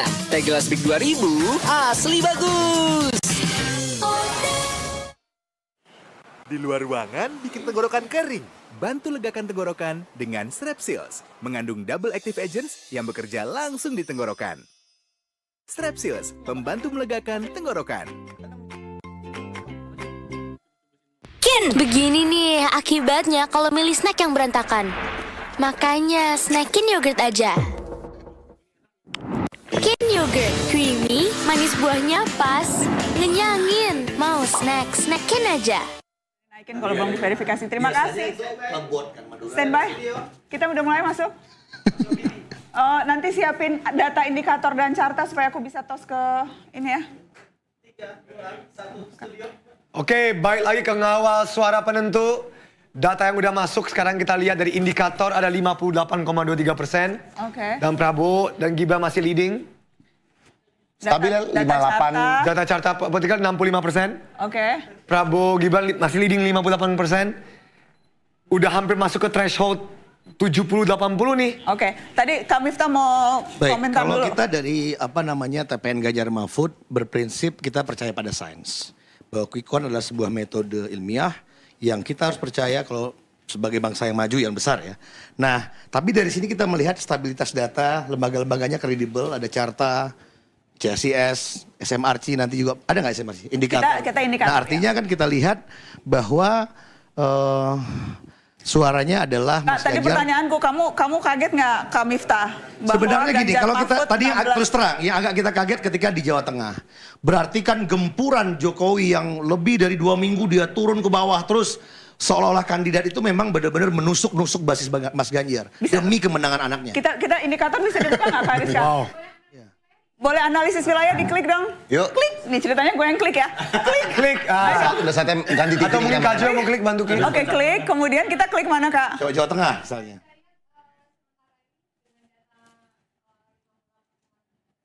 Ya masuk segini.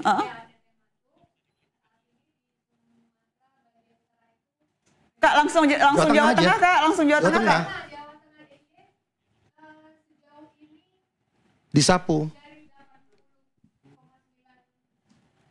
Coba. Peta suara. Analisa wilayah apa mana Kak yang kita klik? Ini mana? Ini.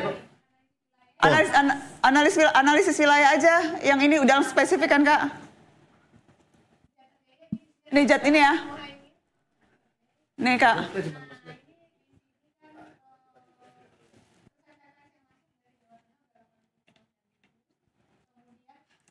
Stop. Amin 13,34. Wow. Kemudian Prabowo Gibran 53,07 dan Ganjar Mahfud 33,59. Poin yang penting di situ. Jadi Nah dulu Pak Jokowi itu kan basis Jateng pindah ke Prabowo Gibran. Nah, artinya dulu itu kan Pak Jokowi Ma'ruf itu 80% di Jawa Tengah. Dan dengan sadar battleground Jawa Tengah ini digempur oleh Jokowi senior pribadi. Selama 2 minggu terakhir dia turun kabupaten-kabupaten, semua aparat negara bekerja keras untuk presiden turun. Dan efeknya adalah ada penambahan pergeseran basis dukungannya beliau kepada pendukung Prabowo Jokowi Junior. Artinya memang upaya penggerusan terhadap basis Mas Ganjar dan Prof Mahfud di Jawa Tengah kalau menggunakan data ini berhasil. Nah di titik ini saya balik ke yang tadi lagi. prinsip menang terhormat memang ya dilanggar aja sama senior untuk kemenangan junior. Kak Billy gimana Kak Billy? Gitu. Jadi dia nggak nyantai aja. Udah gue harus turun demi anak gue ya gue jalan aja gitu. Nah si someone dari kubu 03 tadi saya sebutkan kira-kira 6 dari sekian dosa-dosa menggunakan aparat untuk menggerakkan vote kepada 03 juga. Jadi sebenarnya itu harus dibuktikan dengan proses hukum, dengan data dan bukti yang cukup juga. Baru kita bisa mengatakan demikian seperti itu. Kita nggak bisa mengasumsikan sesuatu di depan publik, di media seperti ini yang kemudian akan menyesatkan dan meresahkan masyarakat. Enggak gini, Bil. Kita gini aja loh. Tanpa bukti dan Bukan tanpa begini, proses. Bos. Jokowi itu punya kesempatan sejarah untuk menjadi orang yang lebih idealis. Oke, putra saya maju jadi wakil presiden, saya nggak ikut-ikutan. Saya diam-diam aja nih. Tapi dia nggak memilih itu. Dia memilih turun ke battleground. Di titik itulah saya pikir Presiden Jokowi, Presiden Anda kan staf khusus presiden nih. Presiden seluruh Indonesia loh. Ya presiden juga. Nah dia memilih untuk mengotori tangannya dalam catatan sejarah kita mengotori dirty. Jadi ini catatan hitam Jokowi. Karena tidak ada satu bukti pun di mana presiden turun ke satu daerah mengatakan pilih. Oh enggak, ini karena ada. Dari tangan dari mobil presiden itu apa? Jokowi itu mamalia. Mamalia insting. Kita ini mamalia insting itu kalau udah untuk anak kita, otak kita nggak jalan. Jadi mamalia insting presiden untuk memenang anaknya bermain di sini. Ini kan asumsi pakai rasa-rasa. Enggak dong, nggak rasa. Jadi kenapa dia memilih jalan yang idealis gitu loh untuk memenang anaknya. Yang nanti kita akan lihat karena ini kan udah mulai masuk provinsi-provinsi nih. Oke, kita lihat konvers dulu ya. Kita lihat konvers. Dapat informasi bahwa ada banyak sekali temuan bahwa proses Pilpres 2004 dinodai berbagai kecurangan secara terstruktur, sistematis, dan juga masif. Ini yang sedang kami lakukan investigasi juga. Lalu tim hukum daripada tim TPN Ganjar Mahfud juga terus melakukan investigasi yang seperti saya katakan ini lagi ongoing dan juga untuk mempersiapkan. Lalu yang paling penting adalah bahwa buat kita ini bukan sekedar soal menang atau kalah. Tapi yang menang ini harus adalah rakyat Indonesia.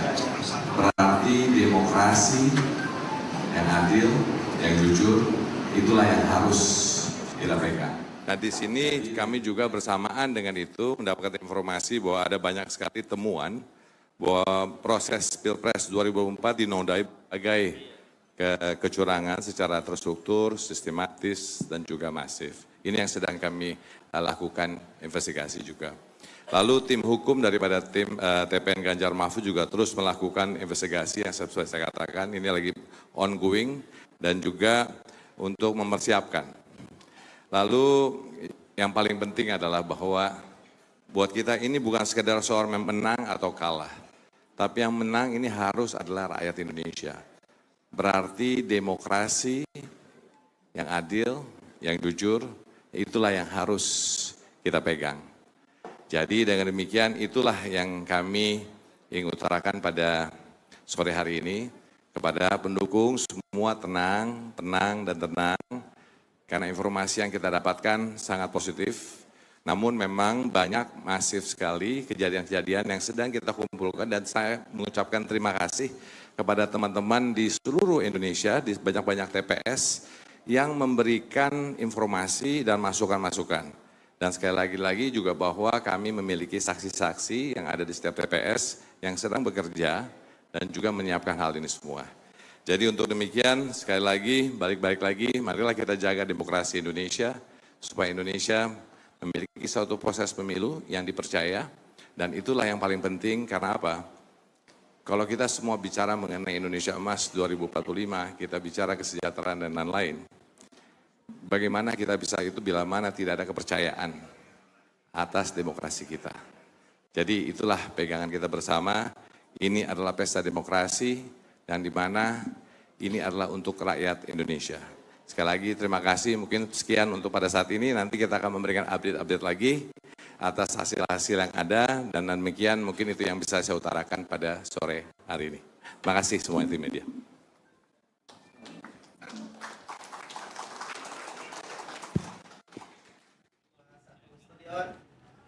Oke, itu tadi statement dari Ketua TPN. Kak Arsyad. Ya berarti kan memang yang pilpres ini yang penting menang rakyat. Dan rakyat kan punya harapan kepada pemerintahannya bahwa pemerintahan ini harus pemerintahan yang baik. Pemerintahan harus melayani mereka. Poin dari Mas Arsyad itu harus yang menang rakyat. Nah kalau rakyat itu yang menang, Vox Populi, Vox Dei. Suara rakyat, suara Tuhan. Kalau ada yang mau menang untuk mendapatkan suara rakyat itu, sebaiknya dia menang dengan cara yang baik. Nah itu yang saya sampaikan tadi, balik lagi ke tadi.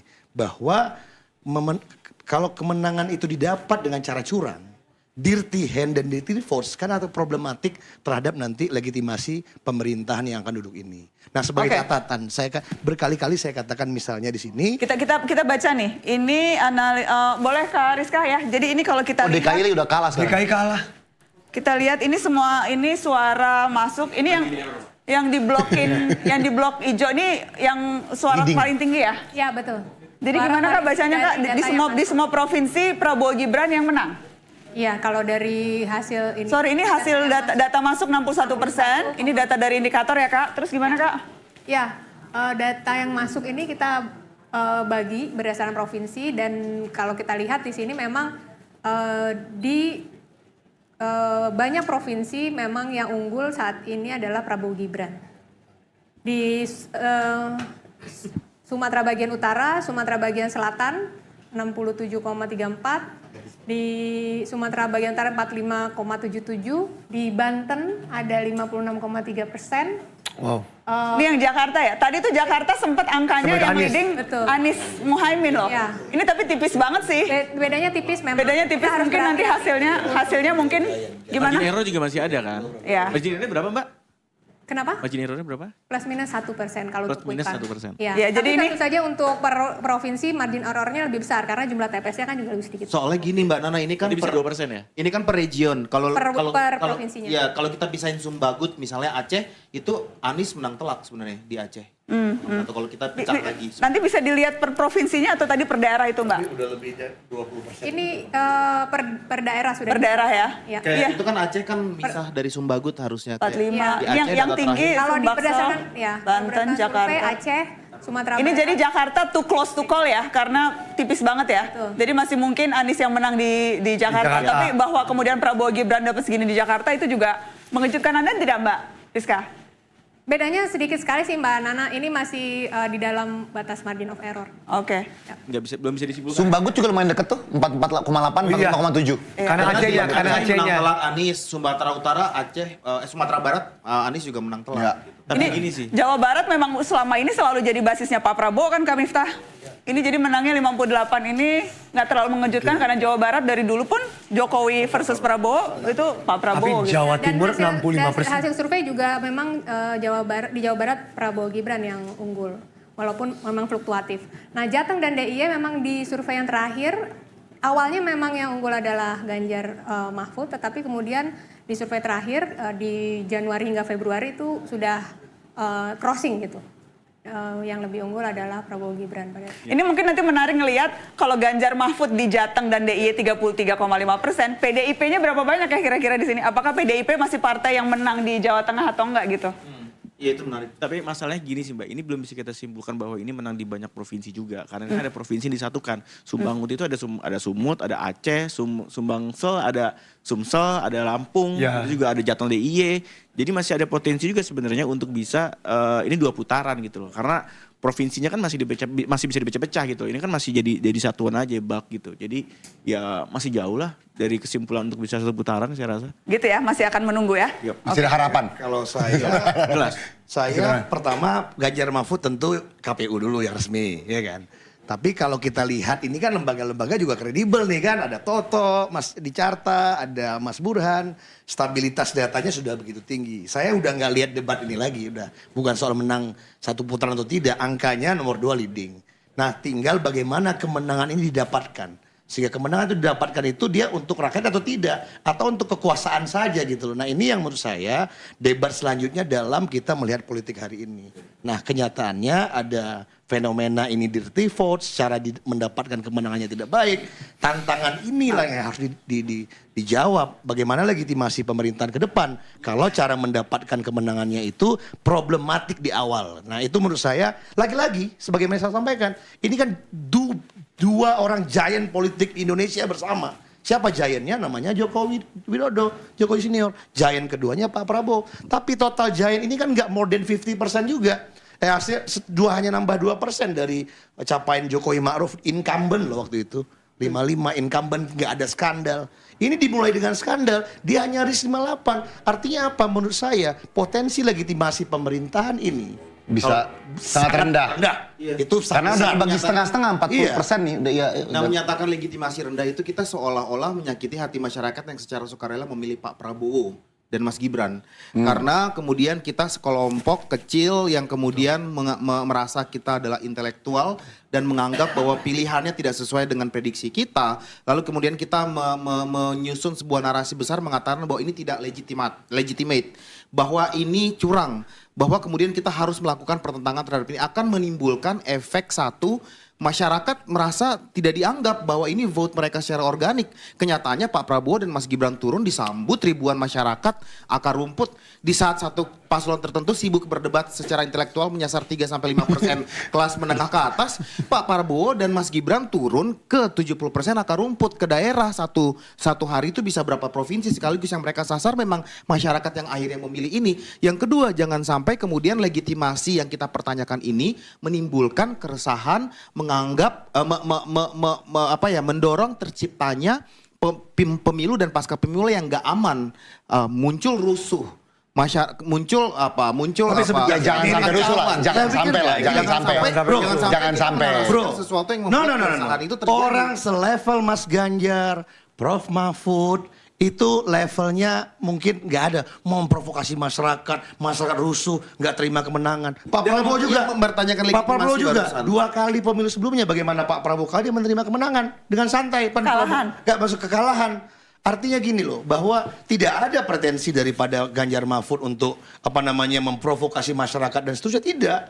Tapi ini kan bagaimana politik kita ke depan ini, generasi-generasi baru ini mempertontonkan politik yang lebih baik. Tapi kenyataannya yang kita lihat kan tidak. Jadi saya berpikir, tadinya awalnya saya pikir-pikir, ini Pak Jokowinya ini yang canggih gitu. Tapi lama-lama jangan pikir Mas Gibran yang pintar juga. Wah, mumpung bokap gua presiden nih, gua tunggangin juga bokap gua untuk gua jadi wakil presiden. Sehingga merusak tantangan. Nah ini di depan masyarakat hari ini kemudian beliau menyampaikan bahwa 58% berdasarkan survei itu nggak legitimate, itu suara curang. Kan yang ngevote hari ini kan kasihan Mas, padahal udah suka cita, udah datang dalam satu keluarga, ada yang pakai seragam cowboy, ada yang pakai seragam Tarzan. Anda jangan perhadapkan kita dengan 58% yang memilih ini. Tapi artinya untuk menang dikit nambah untuk menuju 50% plus 1 tadi, ada dirty force yang dimainkan. Itu yang saya bilang tadi, ada curang hasanah yang dimainkan, penggunaan aparat, penggunaan lembaga negara yang ditenggarai hasil investigasi media yang kredibel, intelektual yang kita hormati sebagai representasi bangsa. Anda harus embrace ini, Adinda. Kalau Anda tidak embrace, kacau permainan. Nah, berarti 58% katanya tuh vote bukan legitimate, iya kan? Bukan 58%. Oke, Anda leading di survei 45-47. Untuk nambah tuh 45% itu, curang hasanah itu bisa main. Curang hasanah ini sedang dimainkan. Bukan saya bilang 58% itu curang. Yang itu yang saya sayangkan. Kalau seandainya Pak Jokowi tidak ikut dalam permainan ini, maka dia akan berlegitimasi. You have to embrace it, bahwa ada tangan kekuasaan yang bermain. Kalau di-embrace kan enak. Ya udahlah, kita terima juga kita kalah. Tapi kalah kita terhormat. Tapi Anda harus terima, Anda menang Anda curang gitu. Jadi Anda realis gitu loh. Oke, komentarin dulu Kak Billy sampai nanti karena Dirty Force ini bintang film. Jadi aku mau tapi biar ditanggapin dulu supaya nggak hilang tadi substansinya. Boleh Kak? 58% berdasarkan survei itu adalah survei organik yang ketika dikatakan itu adalah hasil curang, itu melukai ratusan juta masyarakat yang secara sukarela memilih 02 dan akhirnya hasilnya tinggi. Kasihan mereka itu hujan-hujanan banjir ngevote. Mereka datang dari pedalaman menuju ke tempat TPS jauh, mereka ngevote dan pilihan mereka kemudian ditampilkan dikatakan itu hasil curang. Kan kasihan. Yang jadi korban adalah masyarakat. Berhentilah mengeluarkan narasi-narasi menyesatkan. Kalau emang kalah ya udah kalah aja. Oke, saya mau lempar ke Kak Ferry. Kak Ferry bagaimana? Karena tadi Dirty Votes bilang ada potensi kecurangan, ada penggunaan aparat dan sebagainya, itu yang kemudian ditayangkan dalam Dirty Votes. Tetapi tadi Kak Billy bilang ada memang masyarakat pemilih Pak Prabowo yang memilih karena memang cinta, karena percaya, karena mau Pak Prabowo jadi presiden. Ya. Dan kemudian terlukai. Bagaimana nih? Jadi melihatnya seperti apa, Kak? Pertama dibenahi dulu istilah Uncle Sap gitu ya. Tidak ada kecurangan yang hasanah. Kecurangan itu bermasalah semua. Kami di dalam Dirty Vote tidak memasukkan satu peta yang kami kerjakan. Peta potensi kecurangan itu tidak terlalu fokus di sana. Yang kami bahas di Dirty Vote adalah kecurangan. Nah, kalau kita lihat misalnya skema gentong babi. Itu bagian kecurangan luar biasa. Dan itu kalau dilihat datanya masif sekali terjadi. Per 2024 itu saja luar biasa. Ingat BLT kemudian dipaksakan turun di bulan Februari, itu bagi kita kecurangan. Menggunakan dana publik untuk memancing kesukaan. Misalnya, kenapa pertanyaannya publik tidak disejahterakan Jokowi 10 tahun? Kenapa harus disuap menjelang pemilu? Dengan bantuan sosial dan bantuan-bantuan yang lain. Bagi kita itu kecurangan, menggunakan anggaran negara untuk kepentingan, merusak preferensi orang dalam pemilihan. Nah, sebenarnya kecurangan itu sudah banyak. Sekarang tentu kita tidak berdebat ya, untuk mengatakan ini adalah kecintaan publik, angkanya begini. Kalau kecurangan itu dilakukan sebelum hari H, Mbak Nana, maka yang terlihat itu sesungguhnya seolah-olah benar. Tapi di balik layar semua sudah digerogoti. Jadi yang saya ingin mau katakan sebenarnya adalah mari kita buktikan saja sebaik-baiknya, publik diberikan juga Kak, bisa ada hitungan matematika tidak sih bahwa kalaupun misalnya curangnya itu berapa persen dan apakah nilai curang itu memang akan mempengaruhi hasil? Bisa sesederhana itu tidak? Pertama di MK diwajibkan harus mempengaruhi hasil. Jadi misalnya jarak selisih suara harus dijelaskan berapa banyak yang dicurangi sehingga mengubah hasil. Ada kasus Ro Ming-yu ya di Korea Selatan bahwa dia terbukti melakukan kecurangan dengan main politik uang, tetapi karena selisih suaranya tidak berjarak dengan jumlah yang patut mempengaruhi hasil, maka dia dibiarkan tetap menang. Jadi yang perlu dibuktikan adalah apakah kecurangan yang terstruktur, sistematis dan masif itu betul-betul mempengaruhi hasil. Oke. Kami menganalisanya sederhana. Nanti akan dilihat apakah di dalam peta kecurangan itu mempengaruhi satu, jumlah total suara yang lebih 50% suara. Kedua, jumlah selisih wilayah, sebaran wilayah. Ya, karena kalau dua syarat itu kan. Yang dinyatakan misalnya kami menang lebih dari 50% di 25 provinsi. Maka begitu ditemukan terjadi kecurangan yang masif di 6 provinsi, itu sudah merusak kemenangan satu putaran. Oke, jadi memang lagi-lagi kalaupun bicara kecurangan itu ada syarat-syarat apakah kemudian memang pertama harus bisa dibuktikan dan kedua apakah hasil pembuktian itu akan berpengaruh terhadap hasil. Ya, mungkin itulah yang maksud Uncle Sap soal hasanah itu ya. Dia terbukti curang tapi diabaikan. Nah, di sana hasanahnya mungkin ya. Oke. Dan yang terakhir, apakah tapi itu teori baru MK-nya bisa menjalankan proses? Gimana, Sar? Yang terakhir, dan apakah MK-nya bisa menjalankan proses dengan baik dan benar? Sejauh ini tingkat kepercayaan publik kepada MK pasca 0%. Itu jauh sekali. Nah, dan kondisinya sekarang MK dalam keadaan bahaya ya. Kecurangan itu sendiri belum bisa dipercaya hari ini. Ya. Nah, komposisi itu MK pertanyaannya. itu kan sekarang 8 yang boleh on the bench yang bisa menyidangkan perkara perselisihan. Dan itu kalau kita tarik keputusan terakhir, itu kan ada 4 yang berbeda pendapat.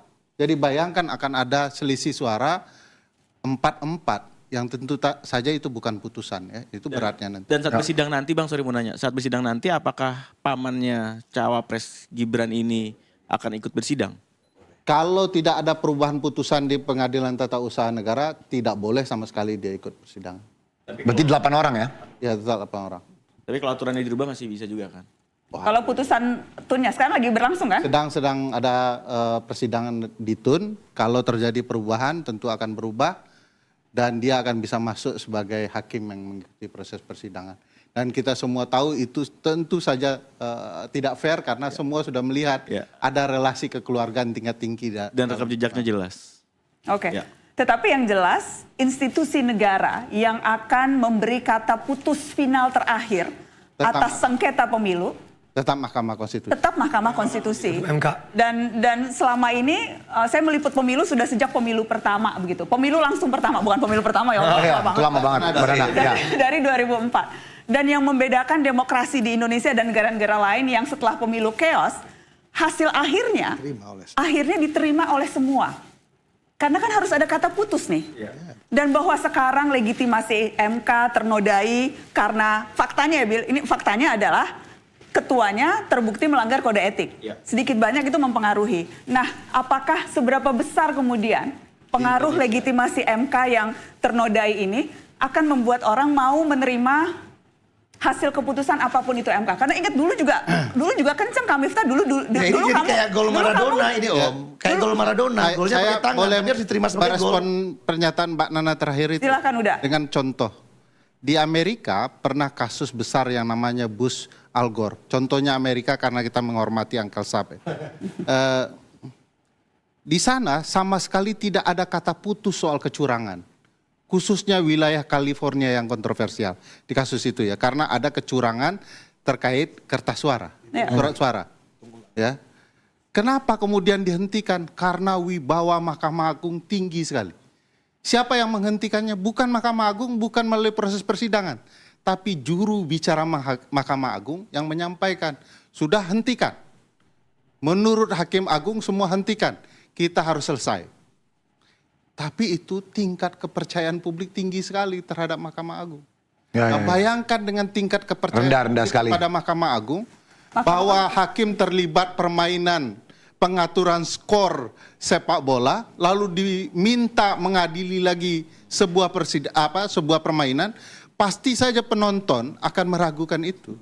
Dan hal yang sama akan terjadi di Mahkamah Konstitusi kalau MK menyidangkan sementara tingkat kepercayaan rendah, di mana orang-orang Jokowi juga sudah bisa dideteksi, dan itu menurut saya faktor riskan. Tapi saya ingat Mbak Nana bahwa kita termasuk yang memanggil publik untuk berhenti ribut. Karena tidak boleh terjadi korban publik dua kali. Betul. Satu, suaranya dicurangi, lalu mereka berdarah-darah. Rugi, padahal ini rekayasa dan keributan elit politik. Jadi mari kita buktikan secara baik-baik di MK, siapa yang melakukan kecurangan, apa yang mereka kerjakan. Mari kita putuskan ketika itu, kita sebagai anak bangsa selesai dengan ini, atau kita selesaikan dengan cara baik-baik. Tapi kan kita cuma punya doa, tidak punya paman di MK, gimana Pak? Ya, ada komentar Bill? Cukup menarik kan, karena melihat bahwa ini kasus per kasus yang harus dibedah satu-satu untuk mengatakan curang nggak curang. Kebetulan beliau tadi memulai dengan bansos atau BLT. Yang katanya suap, mau bantah nggak? Iya, yang seolah-olah timeline Februari itu by design mendadak suddenly dilakukan. Februari, yuk, ayo Februari turun yuk. Kebetulan deket-deket sama pemilu kita turun bareng. Itu kenyataannya fakta. Jadi gini, fakta versus narasi yang dimunculkan, yang menimbulkan, yang membuat kita mendefinisikan sebuah kecurangan itu adalah kecurangan by narasi, kecurangan by perspektif, atau kecurangan by fakta. Di mana fakta-fakta yang fakta A dan fakta B digabung menjadi satu, diceritakan dengan narasi sedemikian rupa sehingga seolah-olah fakta A dan fakta B itu berhubungan, padahal sebenarnya itu dua fakta yang tidak berhubungan. Nah, saya bedah kasus bansos, bansos BLT yang tuduhannya adalah bahwa Februari by design turun mendadak, jumlahnya banyak untuk kemudian pemenangan paslon tertentu. Kenyataannya adalah bahwa rapat untuk mendesain bansos di tahun 2024 itu dilakukan terakhir di November 2023 yang memimpin rapat tersebut itu yang kami jelaskan di film bahwa dari November yang menentukan yang memimpin rapat tersebut adalah Mensos. Tahapan pemilu itu. Anggaran juga tidak serta-merta absolutely ada di keputusan eksekutif yakni Pak Presiden. Penganggaran jangan lupa ada melibatkan juga fungsi legislatif di mana semua fraksi yang melibatkan partai yang adalah Partai 01 dan Partai 03 juga menyepakati jumlah anggaran, menyepakati how to dan menyepakati timeline. Jadi kalau misalnya tuduhan kecurangan ini adalah kecurangan kepada Pak Jokowi sebagai satu individual yang memainkan semua ini juga tidak fair karena semuanya bersama-sama melakukan Saya perlu orkestrasi. bantah Billy ya. November itu sudah tahapan pemilu. Bahkan bagian dari kampanye. Yang memimpin Tunggu dulu, saya jelaskan. Dan data kami memperlihatkan seluruh bantuan sosial itu begitu dekat siklusnya menuju 14 Februari. Billy salah soal ini disepakati dengan parlemen. Untuk satuan 3 malah kemudian sangat menentukan di pemerintah. Jadi menurut saya inilah rekayasa bantuan. Benar ini keuntungan petahana, tapi harus diingat Pak Jokowi bukanlah orang yang berkompetisi. Fairnya dalam konsep petahana, dia terlibat karena memang dia membuktikan apa yang dia kerjakan. Hari ini keterlibatan Pak Jokowi untuk kepentingan anaknya, dia membuktikan kerjanya untuk keuntungan anaknya. Nah, Itu yang problem. memimpin rapat bansos itu adalah Ibu Risma, Mensos yang berasal dari kubu 03. Jadi kalau ada preferensi politik di situ, maka yang diuntungkan harusnya adalah kubu di mana menteri itu berasal. Dan juga penganggaran APBN itu timeline-nya bukan November. Timeline-nya udah dilakukan pada sebelum Kalau itu menurut saya mudah dibantah. Para menteri termasuk Bu Risma, pasal 17 Undang-Undang Dasar, pasal 17 Undang-Undang Kementerian Negara mengatakan bahwa mereka hanya pembantu presiden. Sebagai pembantu selalu bicara keuntungan presiden. Nah itu kan asumsi yang menyesatkan. Udah selesai lah, gini aja lah. Asumsi yang undang-undang. Ya gini asumsinya seolah-olah Ibu Risma dituduh oleh beliau mempreferensikan kemenangan pasal 2 karena dia adalah pembantu presiden dan dia harus mendukung apa yang didukung oleh presiden. Oh iya. Menuduh presiden mendukung 02 aja udah salah nih bertiga. Menuduh menteri mempreferensikan dukungan presiden. Hai Mas Ganjar. Kita dengar dulu Mas Ganjar ngomong apa. Bertemunya orang-orang yang 25 tahun lalu pernah saling berhadapan. Audionya bisa dikeluarin? Ingat teman-teman, hari ini Valentine's Day.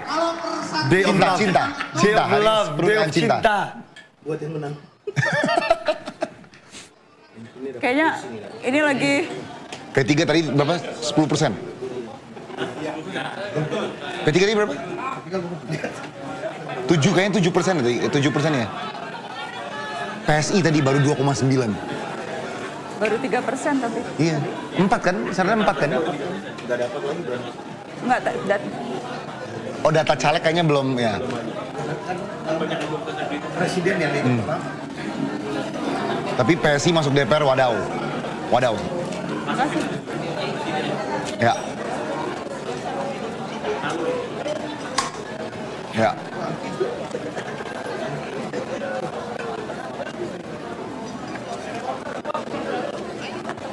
Nanti keluarin carta ya habis ini. Sorry, Mari. Sambil kita nunggu. Nasdem masuk. Nasdem pasti masuk ya. 10 dia, 10. PKB udah pasti, Nasdem PKB aman. Tapi tetap suaranya bakal mati di DPR. 5 tahun ke depan bakal. Iya. Oke. Kita on studio lagi ya, kita split. Oke. Oke, tadi tuh perlahan naik tadi terus tuh kayaknya lagi Perlahan naik terus. apa namanya preskon nanti Ini kita turun terus nih. nanti aku janji kita akan nunjukin, kita akan muter ulang tadi Mas Ganjar bilang apa. Aku mau ke Mas Arda, peneliti dari Carta Politika. Mas Arda, ini data masuk dari Carta udah 71,3%. Datanya udah stabil Mas Arda. 70-an sebenarnya sih bisa disebut udah mulai akan stabil ya, artinya Mas Arda berani declare yang menang quick count itu ketika data masuk berapa persen Mas? 90 tadi kan dia bilang. secara persepi tadi ketuanya kan sudah bilang 90% Mbak. 90%, oke. Jadi 70%. Belum berani. Oh, 70%. Akan banyak berubah nggak kira-kira? 25% untuk Anies Baswedan Muhaimin, 57,67% untuk Prabowo Gibran, 16,43% untuk Ganjar Mahfud. Kalau menurut saya sebenarnya ini sudah relatif stabil. Artinya kalaupun ada pergerakan tidak akan menjadi pergerakan yang sangat signifikan. Katakanlah misalnya kemudian dalam perkembangannya ada wilayahnya Mas Anies, wilayahnya Mas Ganjar yang masuk all out 100% masuk, paling Pak Prabowo paling hanya turun dari 57,69 turun jadi 57 atau katakanlah besar-besarnya 56. Artinya data akan stabil di angka-angka ini. Bahkan kalau tadi Jadi perkiraan Anda stabilnya Prabowo menang 56 atau 57%? Kurang lebih. More or less. Artinya saya mungkin ambil agak besarnya mungkin 55-an lah. Kalau 55 sampai 58 lah kalau saya ambil range-nya. Dari angka ini, tadi saya bertanya ke Mas Philips, dari angka ini mana yang paling mengejutkan untuk dia? Anda peneliti politik mengamati berbagai peta dan situasi, apa yang paling mengejutkan dari angka hari ini? Kalau tadi Mas Philips ini ke Ganjar, kalau saya agak berbeda. Saya justru dalam rilis terakhir carta itu kan awal Januari, itu memang dan sebelum-sebelumnya bisa dilihat trennya itu memang Mas Anies sama Mas Ganjar itu balapan duaan ini. Sementara Prabowo sedikit di atas lah. Artinya stabil di atas mereka berdua yang lagi balapan di bawah ini gitu. Nah, seiring dengan perkembangan kampanye, kemudian katakanlah data-data yang dikemukakan oleh Mas Ferry tadi, saya nggak kaget ketika ini Ganjar pasti akan yang dirugikan itu dari perkembangan kampanye, dari perkembangan politik ini pasti Ganjar yang akan dirugikan gitu. Karena apa? Karena pertama kita juga tadi sama-sama bahas juga dan kita sama-sama penasaran apa yang akan terjadi di Jawa Tengah. Memang Jawa Tengah itu adalah wilayah yang menjadi fokus pergerakan Pak Jokowi dalam pembagian bansos. Terhitung kalau saya nggak salah itu sekitar 2 minggu dia datang, sempat berangkat dulu ke Jawa Barat, kemudian balik lagi kalau nggak salah seperti itu. Artinya di situ di Jawa Tengah, kemudian tadi Mas Billy juga sempat ada di Sulut, di Manado, itu wilayah-wilayah yang selama ini dikategorikan sebagai kandang banteng lah. Jadi saya pikir titik-titik ini adalah titik-titik di mana Ganjar kuat atau di mana kandang banteng kuat, sehingga dari pergerakan ini hampir pasti Ganjar yang akan turun dan Prabowo yang akan naik. Sementara Anies menurut saya ya dia sulit untuk menaikkan lebih tinggi walaupun dia nggak terpengaruh lebih banyak gitu. Untuk turun juga nggak terpengaruh gitu. Oke. Jadi kalau boleh tahu, sorry Mbak, data terakhir itu memang di atas 50% atau di bawah apa 50% Mas? Data terakhir, survei terakhir. Data terakhir sebelum tanggal batas. Survei. Survei terakhir. Kalau survei kebetulan Mas kita kan Januari awal di kita saya lupa angka pastinya. Saya tembak 42 sampai 44%, saya lupa angka pastinya. Itu di Januari ya? Di Januari awal. 42 sampai 44 kan? Ya. Wow, jauh banget. Itu yang gue ada lonjakan 15% nih. Jadi memang agak mencurigakannya di situ dan nanti bisa kita lihat apakah yang terjadi pada saat hari ini sampai pelonjakan jauh sekali ini sangat ya mencurigakan sekali.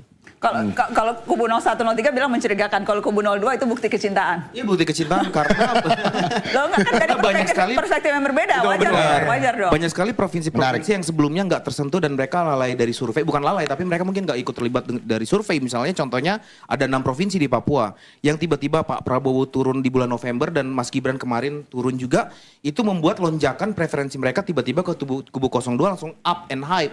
Jadi nggak mengejutkan dong kalau tiba-tiba mereka disentuh dan tiba-tiba mereka kemudian preferensinya naik seperti itu. 6 provinsi itu PJ gubernurnya dari presiden semua ya? Iya, udah. Benar. Terus kemudian gimana itu sebuah fakta. Iya. Tadi saya bilang fakta A digabung ke fakta B lalu diciptakan narasi bahwa fakta A dan fakta B saling berhubungan. Beliau mengatakan bahwa karena PJ gubernur yang ditunjuk oleh presiden maka PJ gubernur dipaksa untuk membuat mereka memilih paslon tertentu. Itu kan juga tidak benar menyesatkan. yang ngomong kayak gitu Tapi siapa? kan alat buktinya Mas terlalu banyak. jauh, Mas terlalu Alat jauh. Saya cuma buktinya bilang 6 provinsi itu ditunjuk ke PJ-nya oleh Pak Presiden. Iya, ya itu malah meneruskan Tapi gitu. gini aja deh. Persepsi sendiri dengan harapan itu kan kita bilang dirty vote berharap untuk mengurangi preferensi vote terhadap 02. Yang nonton cuma terlalu jauh. Yang nonton cuma 6 juta. Ada 200 juta pemilih dan 57% udah klarifikasi. Mas kalau menarik yang bagus, harusnya santai aja. Aku tanya. Ini kayak seperti menyutupi apa gitu sampai Tadi menarik Kakak Billy bilang itu tujuannya dirty votes untuk ngurangin suara. Aku mau nanya itu betul Yang nonton cuma 6 juta. Tujuan dirty vote Kak, kamu main film dokumenter dirty votes itu untuk ngurangin suara Pak Prabowo. Aku nanya cesplong nih. Kami mau bicara soal fair atau tidak pemilu kita kali ini. Jadi bukan siapa yang mau menang terserah. Karena aku inget di awal Mas Uceng Zainal Arifin Muchtar, salah satu bintang filmnya juga bilang, gunakan film ini untuk menghukum. Dan Penghukuman bagi pelaku kecurangan. Oke, jadi itu maksudnya penghukuman. Jadi diharapkan siapapun yang melakukan kecurangan dihukum dengan tidak dipilih hari ini. Yes. Dan apakah premis itu terbukti dengan hasil quick Kalau count? kecurangannya masih berlangsung, apa yang kemudian diharapkan itu mungkin tidak akan terlihat terjadi. Tetapi lihat semangatnya ketika kemudian publik berbondong-bondong untuk memastikan pemilu tidak curang dengan pembuktian yang akan mereka rekam, foto dan laporkan. Billy, perlu ketahui penonton Dirty Vote itu sudah hampir 20 juta. Jadi kalau masih cerita 6 juta itu tanggal 11 siang hari. Jangan-jangan logikanya bisa dibalik. Begitu ya. Harusnya 60-70% Bill, gara-gara di Dirty cuma jadi 52, 57. Karena apa? Jokowi Maruf itu kan 55. Assuming 20 juta yang nonton manusia semua, bisa jadi ada robot. Udah, jangan gitu, Anda jangan membawa perdebatan itu kayak terlampau detail. Maksudnya kok yang begitu-begitu. Maksudnya gini loh. Intinya pemilu itu mesti free and fair. Ketika dia free and fair, maka menurut guru-guru kita, dia disebut dengan pemilu yang berintegritas. Integrity of election. Kalau seorang pemimpin di negara kita ini dihasilkan dari pemilu yang berintegritas, kita yang nggak memilih pun juga menerima, Bill. Tapi kalau kita yang mendukung dan kita kalah, dan kekalahan itu dihasilkan dari pemilu yang tidak berintegritas, disitulah masalah demokrasi kita ke depan. Anda ini kan staf mudanya presiden. Anda ini calon pemimpin Indonesia masa depan. Bagaimana Indonesia masa depan akan kita warisi? Sudah Kalau pemimpin kita kok, menjadi calon. bagian, Sudah pemimpin. kalau Anda menjadi bagian orang yang mungkin jagoan Anda ada orang-orang yang berintegritas menyatakan melakukan kecurangan, Anda tidak bersuara, Anda jadi defense, embrace saja kondisi ini, dan kalau Anda menang, Anda pastikan kalau memimpin jangan curang-curang lagi gitu loh. Tapi kalau denial gitu, masyarakat pada akhirnya merasa lah kita apakah pilihan ini Dari tadi aja pilihan basis bilang pribadinya? curang nggak curangnya aja belum kuat, nggak kuat gitu, dan menarasikan curang nggak curang pun nggak masuk. Saya cuma satu dari 58% ratusan juta yang milih dan mereka tetap milih gitu loh, dan mengatakan bahwa vote mereka nggak legitimate dan bahwa pemilu ini curang tanpa basis, tanpa bukti, itu juga berulang-ulang narasinya itu akan menjadi post truth. Kebenaran yang seolah-olah benar padahal nggak benar gitu. Gini, Tadi saya sampaikan fakta-fakta kemudian dihubungkan dengan narasi, mencoba mempersepsikan sesuatu menjadi fakta baru yang nggak fakta. Gitu. Oke, Kak Jo, Dovi? Ya, pokoknya saya mau ngomong satu hal, ini bukan salah narasi ya. Ini salah narasi. Itu bercanda. Iya. Apa yang mengagetkan dirimu? Kaget nggak? Ini soalnya mereka berdua kemarin ini bikin rap battle. Kemudian riset khusus karena polarisasi musikal. Ya. Ini kalau dibikin dramanya seru banget gak nih? Sangat seru. Dan yang sangat seru adalah... Kalau dramanya bisa tayang. Kalau dibuat dan bisa tayang. Soalnya kan akhir-akhir ini ya Haris Fathia kontennya masuk ITE. Ini mereka bertiga kena berempat termasuk Mas Dandi ya. Jadi kayak maksudnya kedepannya kalau ada pelaku seni yang ingin mengkritik pemerintah, sejauh apa kita bisa kritik, itu pertanyaannya. Atau kita harus memuji pemerintah terus sampai mereka senang, baru karya ini diizinkan. Karena sedikit info tentang Dirty Vote ya. Dirty Vote ini kalau di search, saya ini penonton dari waktu dia cuma 50.000 viewers. Gak bisa di search. Dan ini dulu terjadi ke DPR musikal kita. Kita pernah bikin musikal berjudul DPR Musikal. Tentang ada orang berintegritas masuk DPR. Setelah hari pertama kita cari di YouTube nggak bisa ditemukan. Ini terjadi dengan Dirty Vote. Yes. Tapi kalau video-video yang aman, video-video cinta-cintaan nggak jelas di YouTube, semua tuh kalau kita cari langsung kita ketemuin. Nggak, tapi Kak Jo, dari perspektif lain, apakah itu otomatis negara yang melakukan itu? Saya nggak tahu. Atau tapi kan kemungkinan untuk kemudian report spam atau dan sebagainya itu kan juga sesuatu bisa yang dari banyak orang rame-rame.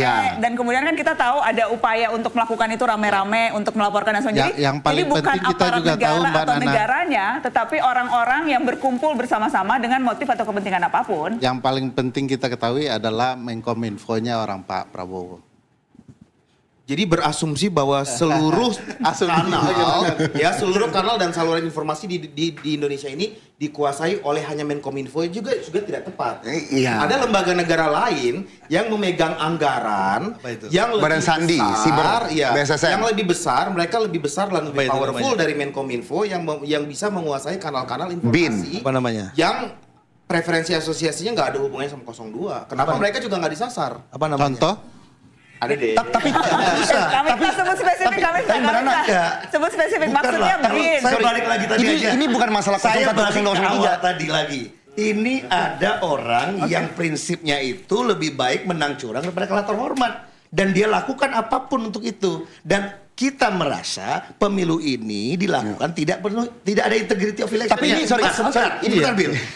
Gue mau nambahin. Sebenarnya saya tidak, dia canggih juga nih. Dia mau menghadap-hadapan kita dengan pemilih yang banyak. Enggak. Bahwa ada pencinta Pak Prabowo, clear. Banyak pencintanya. Tapi untuk menang satu putaran dalam analisa banyak orang mengatakan, itu hanya butuh 45%. Itu yang saya bilang tadi. Penggunaan aparat, setrum-setrum itu memang bisa nambah 3-4%.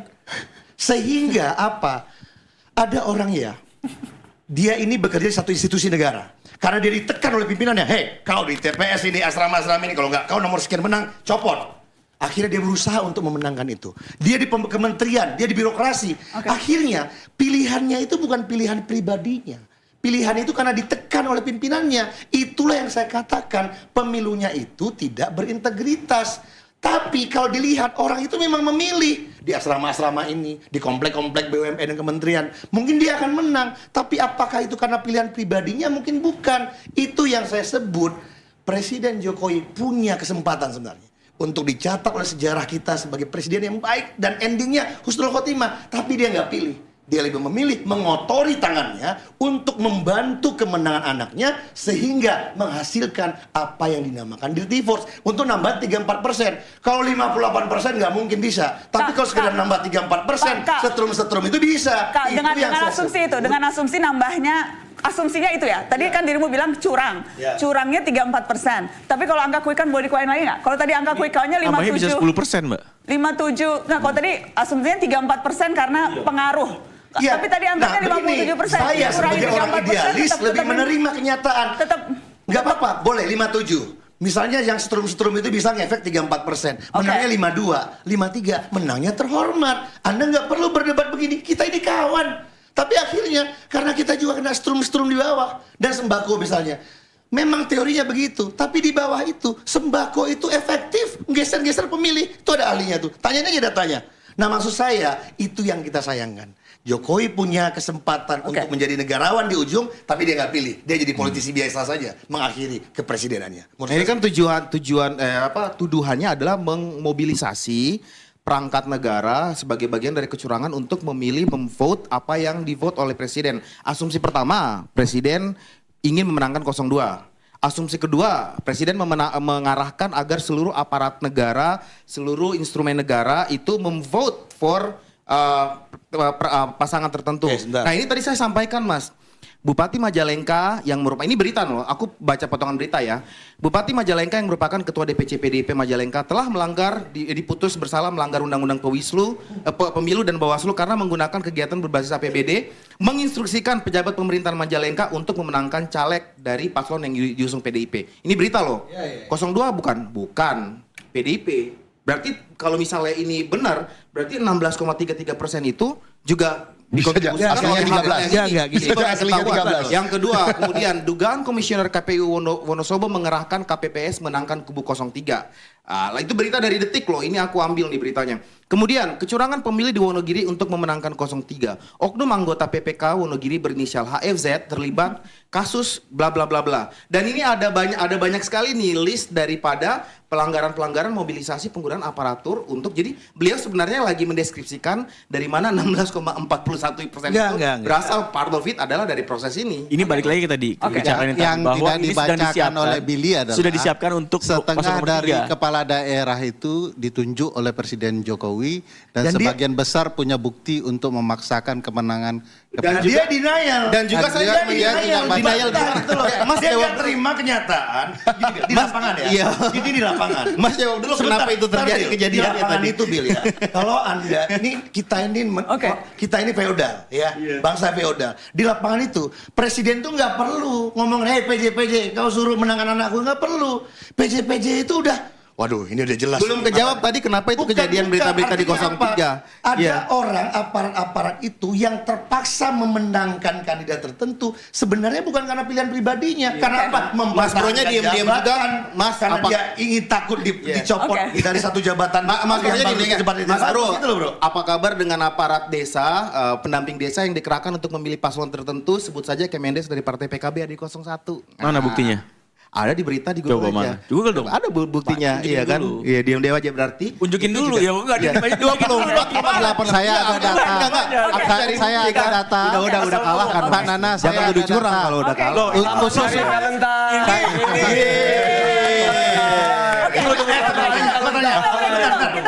Terakhir. Saya ada data penting Mas nih. Billy. Tunggu. Menurut Saya Mas Billy. dibilang, Terakhir dulu. Saya dibilang udah kalah. Sedangkan KPU belum memutuskan hal-hal yang tadi belum masih 70%. Saya dibilang udah kalah maksudnya. Kalah berdebat Mas Bro, baper. Kalah berdebat agak baper. Aku bilang kalah berdebat. Aku bilang kalah berdebat baper banget. Jangan baper Mas. Sedikit saja soal data. Kita breaknya cuma sebentar kok. Kita minum dulu. Tarik nafas dulu. Tenang Mas.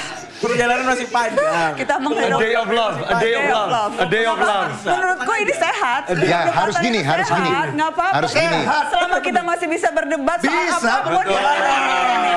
Tapi Billy mesti embrace bahwa Oke, ini lanjut. Presiden Jokowi abuse of power. Dia abuse pada powernya. Tapi perdebatan. Untuk anaknya. Menurut gue tuh perdebatannya Terima sehat. aja kenyataan. Aku harus Kak Ferry sayang banget. Kak Ferry udah mau pulang masa? Ya. Nggak asik Kak Ferry, tapi dia dari pagi sih. Mau kemana? Hah? Oh pulang. Nggak mau siap-siap dipanggil Bareskrim. Timbangannya dark jokes loh. Timbangannya dark jokes ya. Bener tahu. Bener harus Bareskrim. Iya, cuma udah biasa sih. Ya, setelah hidup ya? panggil-panggil. Setelah hidup. Iya, udah biasa makan. Biasanya ada kacang rebus, Kak. Ada penganan ini, kacang-kacangan. Jadi sebagai aktivis sudah biasa. Udah biasa ya? Semangat terus, semangat terus. Kak Ferry, terima kasih ya. Terima kasih. Yang jelas, Kak Ferry juga salah satu inisiator petakecurangan.com. Kecurangan pemilu. Kecurangan pemilu. Boleh Kak promo sedikit apa yang bisa kita lakukan? Ya, harapannya dengan publik melaporkan, sekarang sudah tinggal klik, nanti diisi data dan alat bukti kecurangan. Mudah-mudahan publik menyampaikan lokasi kecurangan, lalu dari hasil kecurangan itu akan pop up dengan sendirinya, persis di wilayah peta di mana kecurangan itu terjadi. Nanti kita akan lihat di seluruh Indonesia sebanyak apa kecurangan itu dilakukan dan terjadi. Kecuranganpemilu.com. Curang. Jangan lupa teman-teman kalau memang punya bukti, punya data, langsung upload ke kecuranganpemilu.com untuk sekali lagi suara rakyat dikawal rakyat. Kak Ferry, terima kasih ya Kak. Kita break dulu sebentar ya. Setelah ini kita lanjut lagi, kita bahas dan kita tunggu hasilnya sampai final. Sekarang baru 70-an%. Setelah ini kita balik lagi. Thank you Kak Fer. Thank you Kak Fer. Thank you. Thank you udah. Nama saya Yanti, 27 tahun kerja di Aqua. Kami betah karena Aqua kasih 100% untuk kami dan menjaga sumbernya 100% murni. Ini dedikasi kami. 100% murni, 100% Indonesia. Di luar ruangan, bikin tenggorokan kering. Bantu legakan tenggorokan dengan Strepsils. Mengandung double active agents yang bekerja langsung di tenggorokan. Strepsils, membantu melegakan tenggorokan. Sekarang, Nastusha sudah berganti gigi. Karenanya, ku pilih Formula Family untuk keluargaku. Bantu jaga gigi tetap kuat. Segarnya tahan lama. Segarnya aku suka. Segar yang pas untuk sekeluarga. Ada formulanya. Bagus! Teh gelas Big 2000, seduhan daun teh asli. Pas nih greenhouse. Teh gelas Big 2000. Asli seduhan tehnya. Teh gelas Big 2000, asli bagus. Pilih aman dengan Amar. Aman karena Amar punya fitur berangkas. Aman karena Amar punya fitur celengan dan deposito berbasis AI. Aman soalnya punya pinjaman dengan cicilan ringan. Pilihan aman, pilih Amar Bank. Kan? Ada yang mau cek? 2, 1. Kembali di musyawarah, Semi lagi pamit ke toilet. Nggak apa-apa? Nggak apa-apa, tapi ada yang menarik, tadi aku dibisikin sama produser musyawarah, jadi katanya Pak Prabowo udah posting di Instagram. Udah posting di Instagram 1 jam yang lalu. Postingannya kita tunjukin dong, postingannya seperti apa? Aku juga belum mengikuti. Dan postingannya tuh kayak Gen Z tanpa caption. Kayak Gen Z tanpa caption. Postingannya tanpa caption, cuma foto. Ini foto ala-ala itu tahu, foto ala-ala itu loh Kak Billy, kalau di ruangan-ruangan publik di sekolah-sekolah. Itu kan ada foto presiden dan wakil presiden pakai jas gitu kan. Ini kayak nggak mirip Pak Prabowo mukanya, siapa yang gambar sih? Yang jelas diposting oleh Pak Prabowo. Tapi aku ada perasaan loh, lihat ini. Soalnya gini, jujur ya, mau aku setuju atau nggak setuju dengan MK, beliau ini telah kalah 2 kali loh. Melihat beliau menang tuh kayaknya ada sebuah perasaan yang berbeda aja. Gimana 2 kali dia selalu kalah loh.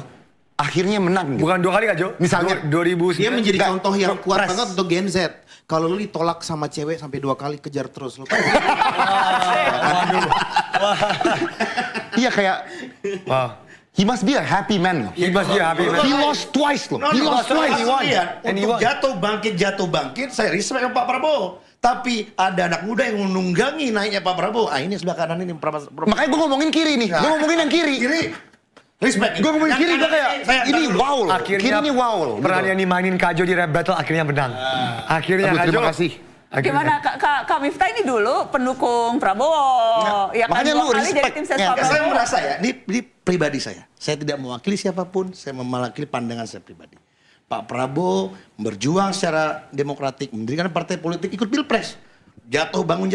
Dan kalau quick count ini secara saintifik kita anggap benar, tapi ini menunggangi risingnya Pak Prabowo menurut saya. Berarti Jokowi senior udah tahu, oh nih lagi di atas angin nih Prabowo. Oke, gimana caranya nih? Dia taruh nih anaknya di situ. Dan menurut saya untuk Pak Prabowo kita respect, tapi untuk Jokowi junior bentar dulu.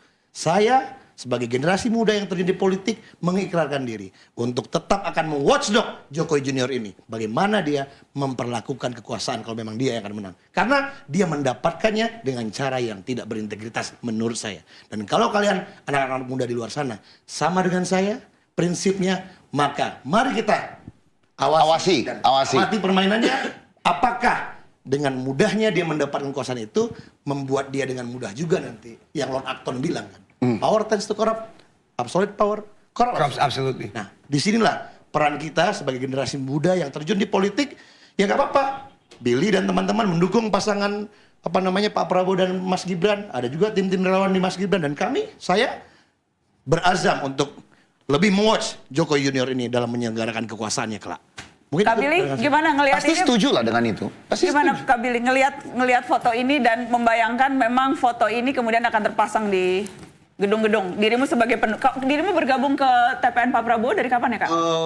Saya semenjak TKN Sejak TKN dibentuk? Iya udah dibentuk, memang tiba-tiba ditaruh di jubir gitu kan. Jadi bersyukur bahwa ini pertama bagi saya secara personal ini adalah pengalaman saya pertama ngevote seumur hidup saya, nggak pernah ngevote. Ya, jadi sebelumnya 19? Nggak ikutan dan aku karena tipikal milenial Gen Z yang sangat apolitis, jadi nggak. Oke, wow.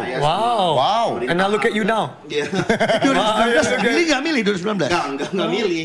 Iya, dan nggak pernah ikut tim ses dan bisa di tracking. Aku nggak pernah nge-post sama sekali tentang politik. I don't care kayak gitu sama sekali. I didn't care at all. Jadi ini bukan hanya pengalaman pertama, tapi juga turut berpartisipasi secara praktis karena sebuah kata-kata di Presiden Jokowi bilang kalau kalian anak-anak muda yang punya bakat, punya talenta untuk Indonesia, tetapi kemudian memutuskan nggak terlibat.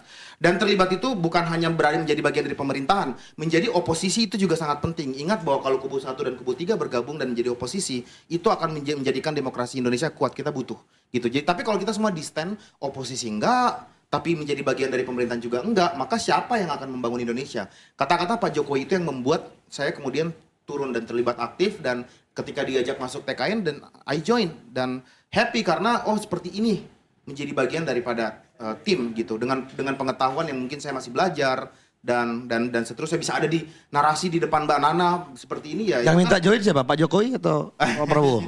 Menjebak ini jebakan. Siapa? Pak Jokowi yang minta join ke tim Prabowo Gibran. Pak Jokowi meminta untuk ikut membangun Indonesia menjadi bagian daripada via TKN politik gitu. Oke, tapi pilihan pribadi karena kan Pilihan kemudian pribadi. aku tahu Angki staf khusus milenial juga kan kemudian bergabungnya ke tim sesnya Pak Ganjar Mahfud. Atau teman-teman di KSP juga kan kayak Deputi 5 Budani Jaleswari masuk ke Ganjar, tapi Deputi 4 Pak Juri masuk ke Pak Prabowo. Jadi sebenarnya Pak Jokowi pun nggak apa-apa, anak buahnya pada kemana-kemana juga dia santai aja. Nah kalau melihat gambar yang tadi pertanyaan Mbak Nana. Boleh dikeluarin lagi dong gambarnya, aku mau minta komentar Semi juga nanti. Boleh dikeluarin lagi dong tadi gambar. Jadi Pak Prabowo 1 jam yang lalu posting foto ini di Instagramnya tanpa caption. Dan itu komennya tuh kalau aku cek di sini ya, komennya tuh banyak banget. Komennya 1 juta. Sudah saatnya presidenku. 151.000. Nah ini. Nah tidak, my presiden menyala. Ini. Waktu aku sekolah dulu ada sesuatu yang kita pelajari namanya Mayetik. Mayetik itu kan sebuah tools untuk membuka diskusi semua pihak. Itulah kenapa kemudian pematung-pematung Yunani itu mereka taruh patung dan kemudian patungnya itu ditaruh di titik-titik publik.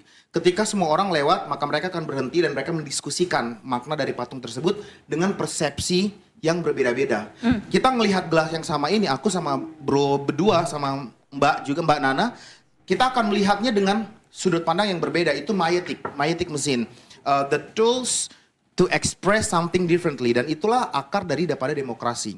Memposting foto tanpa caption untuk menimbulkan multi interpretasi. Boleh pro, boleh cons, boleh kritik, boleh argumen dengan kolom komentar dibuka. Nggak ada yang di-ban.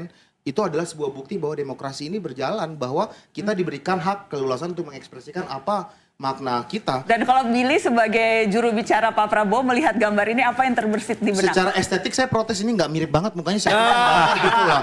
Ya kan jadi kayak yang saya lihat langsung pertama kali beda gitu. Jadi mereka jadi agak mirip ya? Banget, Mereka jadi agak mirip banget. Hah? Jadi agak mirip. Iya jadi kayak mirip, jadi kayak adik kakak. Saya gini Pak. Ntar dulu, saya melihat gambar ini apa yang pertama terbersit di benak? Sebelum nanti aku kirim ke pengamat politik juga pasti punya persepsinya beda-beda tuh. Syukur udah nggak pakai AI lagi. Jadi menghargai karya seni artinya kan. Kalau memang itu karya seni, Pak Amin kan pakainya AI. Saya tanya dong, saya pernah. Apa persepsi yang pertama terbersit di benak melihat foto ini diposting Pak Prabowo 1 jam lalu ketika hasil quick count mengindikasikan dia yang menang? Saya agak gosbam. Apa tuh? Saya merinding. Karena menurut saya kalau Pak Prabowo ya, he deserve to menjadi kalau menang berkukuhan ini. Karena beliau memulai dari bawah, berjuang jatuh bangun kalau menang. Tapi untuk yang kirinya saya masih mempertanyakan. Yang kanan ya maksudnya? Yang kirinya, ya sebelah kiri beliau. Artinya apa? Sepertinya kemenangan Pak Prabowo itu agak ternoda nih dengan adanya yang sebelah kiri ini. Kira begitu. Kalau kami kita konsisten dengan pesan itu. Konsisten dari awal. Aku melempar ke Mbak Rizka dan Mas Arda sambil kemudian nanti kita melihat hasil quick count terakhir. Kak, dirimu mengamati politik sudah belasan tahun ya. Ketika ini bahasa semiotiknya apa nih? Ketika Pak Prabowo posting ini apakah ini bagian dari pengakuan kemenangan, klaim kemenangan? Ini bisa dibaca victory speech nggak ya posting ini? Apa terlalu jauh? Saya melihat gambar ini sebagai tanda kepercayaan diri, optimisme, dan message bahwa beliau percaya bahwa di saat ini kemungkinan besar beliau menang. Gitu.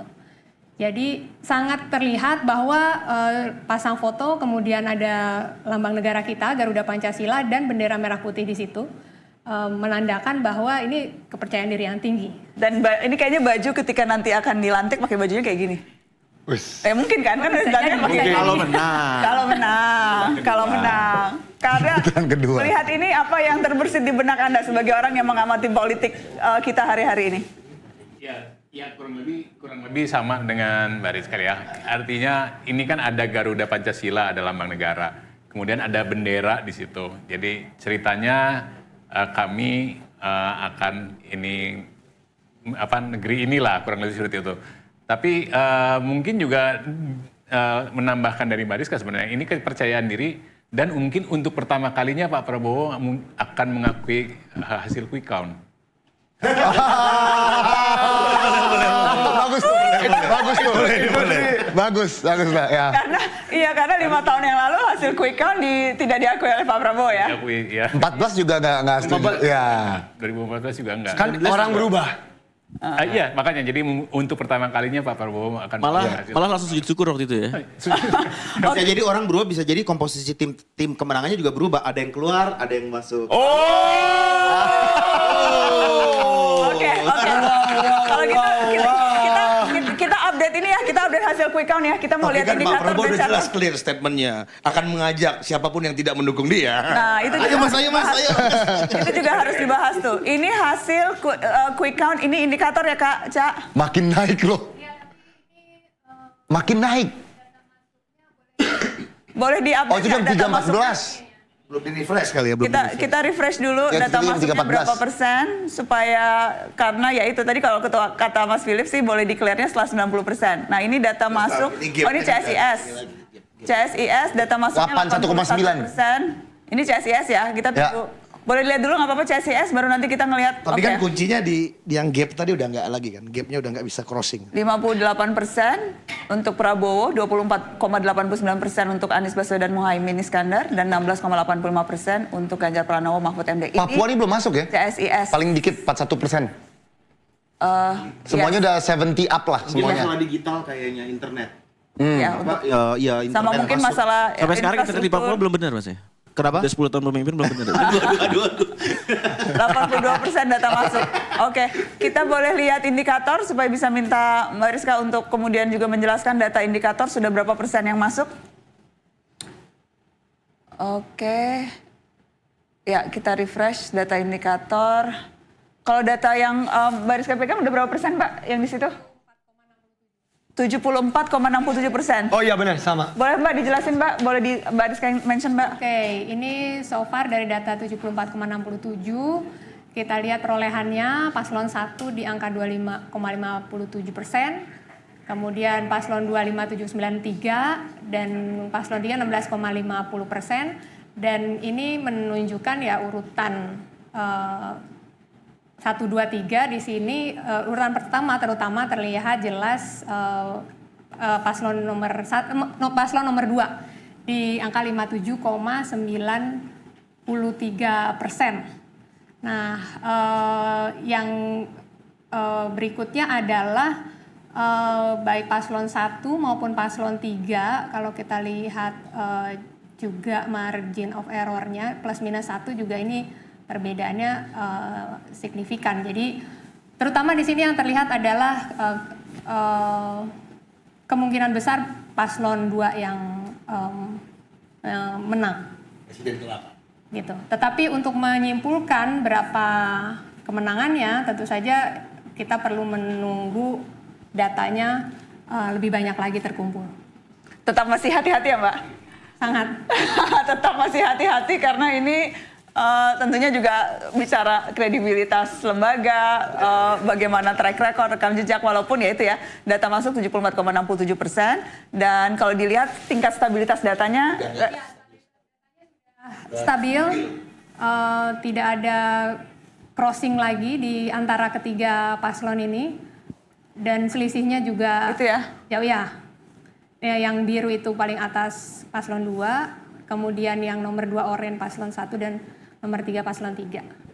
Dan sudah nggak ada crossing. Kalau di awal-awal kita lihat masih ada crossing ya antara 1 dan 3. Tapi di sini sudah semakin stabil datanya. Sudah semakin stabil. Wow. Oke. Boleh kita kembali ke Carta? Ini pileg. Kita lihat pileg dulu ya. Kita lihat pileg. Pileg ini data yang masuk 8,73%. PSI 2,45. Wes, Kak Jo langsung lihat PSI. Paling dekat. Oke. Paling dekat. Nah. Kalau dari data gimana Kak? 8,73 ini memang sedikit karena kan bervariasi. Oh ya ampun, baru 8%. TPS ya? Nggak. Ini yang DPR RI ya? Tidak begitu ngaruh. Di TPS ada yang mulai menghitung DPRD dulu gitu.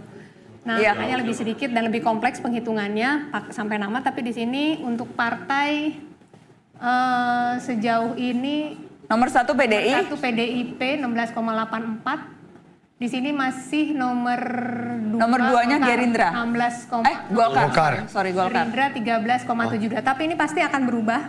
Paling tidak urutan yang masih sangat berdekatan suaranya. Nah ini P3-nya belum keluar. P3 nggak ada. Agak deg-degan juga kita.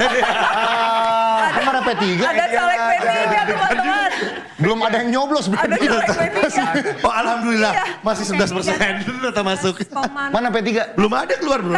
Kak Rizka ini memang P3 belum keluar apa karena belum ada angkanya apa gimana? Ada P3 ini. Coba mungkin belum digeser grafisnya Kak. Tenang Kak, tenang. Agak deg-degan kita kan. Paling kecil 0,3 mungkin P3 di Oh enggak, gimana Kak prediksi P3? Aduh, kita deg-degan juga nih kalau tapi dasar masih 11%. geser ke kanan. Oh boleh digeser ke kanan nggak? Mau Karena digeser? datanya nggak diurut descending gitu kayaknya. Coba kita coba. Jeng. Kan berdasarkan nomor urut soalnya. Ini berdasarkan nomor urut, iya.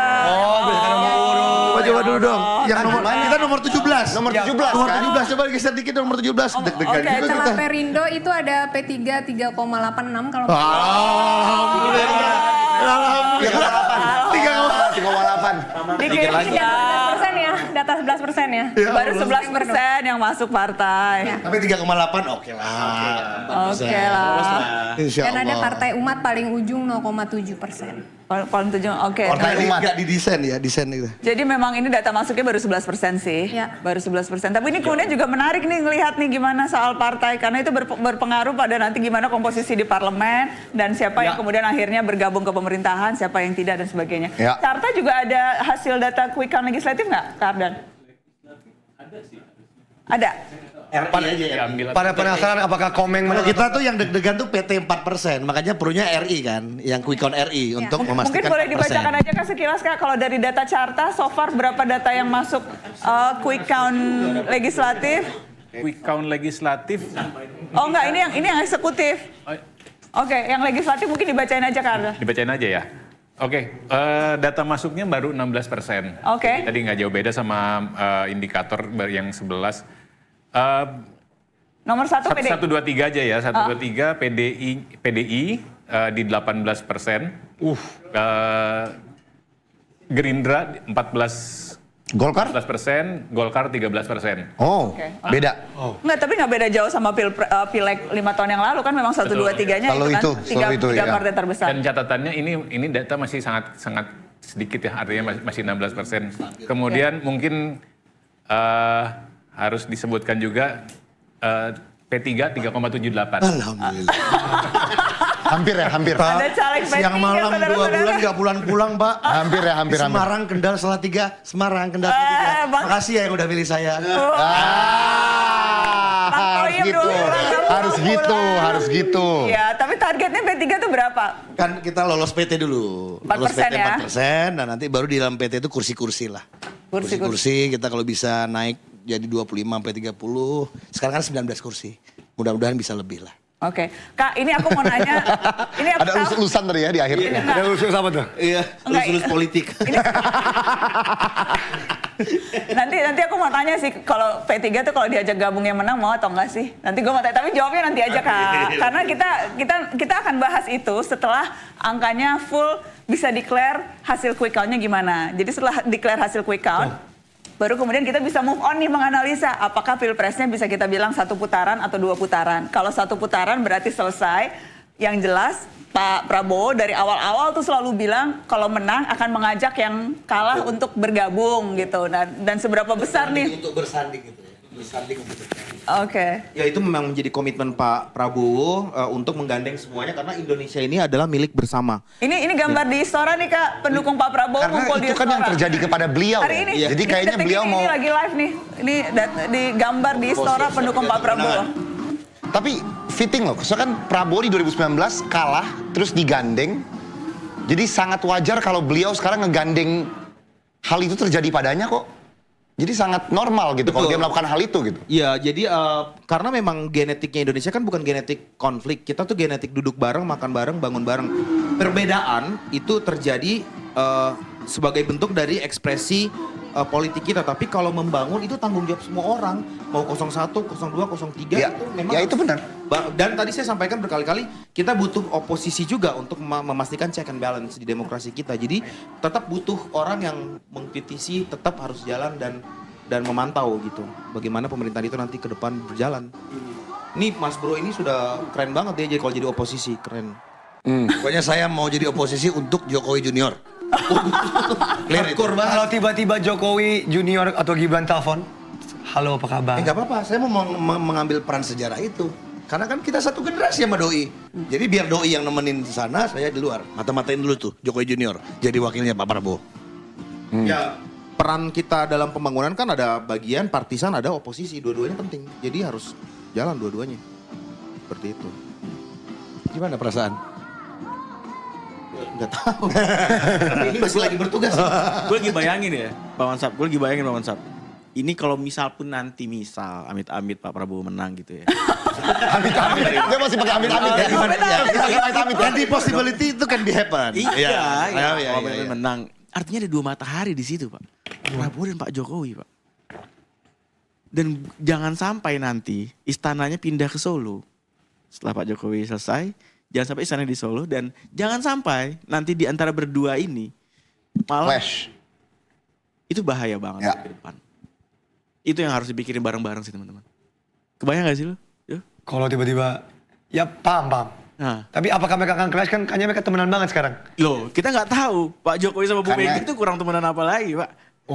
Ya jadi kalau kalau Bu Mega aja bisa digeser gimana? Emang kalau senior punya track record untuk betray, dia punya camp yang melahirkan dia. Ya ada possibility juga di depan dia do the same things dengan junior kan. Iya, apalagi ada genetical code soalnya kan. Dan dari Pak Prabowo powernya udah di tangan dia misalnya nanti. Iya. Powernya tangan dia. Dan apakah dia harus ada di bawahnya Pak Jokowi atau berkoordinasi? Harus ada sebuah ikatan antara Pak Jokowi dan Gerindra sih. Kalau ini mau diikat jangka panjang. Itu. Harus ada ikatan itu. Dan apakah Pak Prabowo melepas Gerindra yang sudah dibangun? Lalu ini paham nih omongan Kak Jo, paham. Paham, ya. Harus ada ikatan. Ujinya tergantung dengan PSI.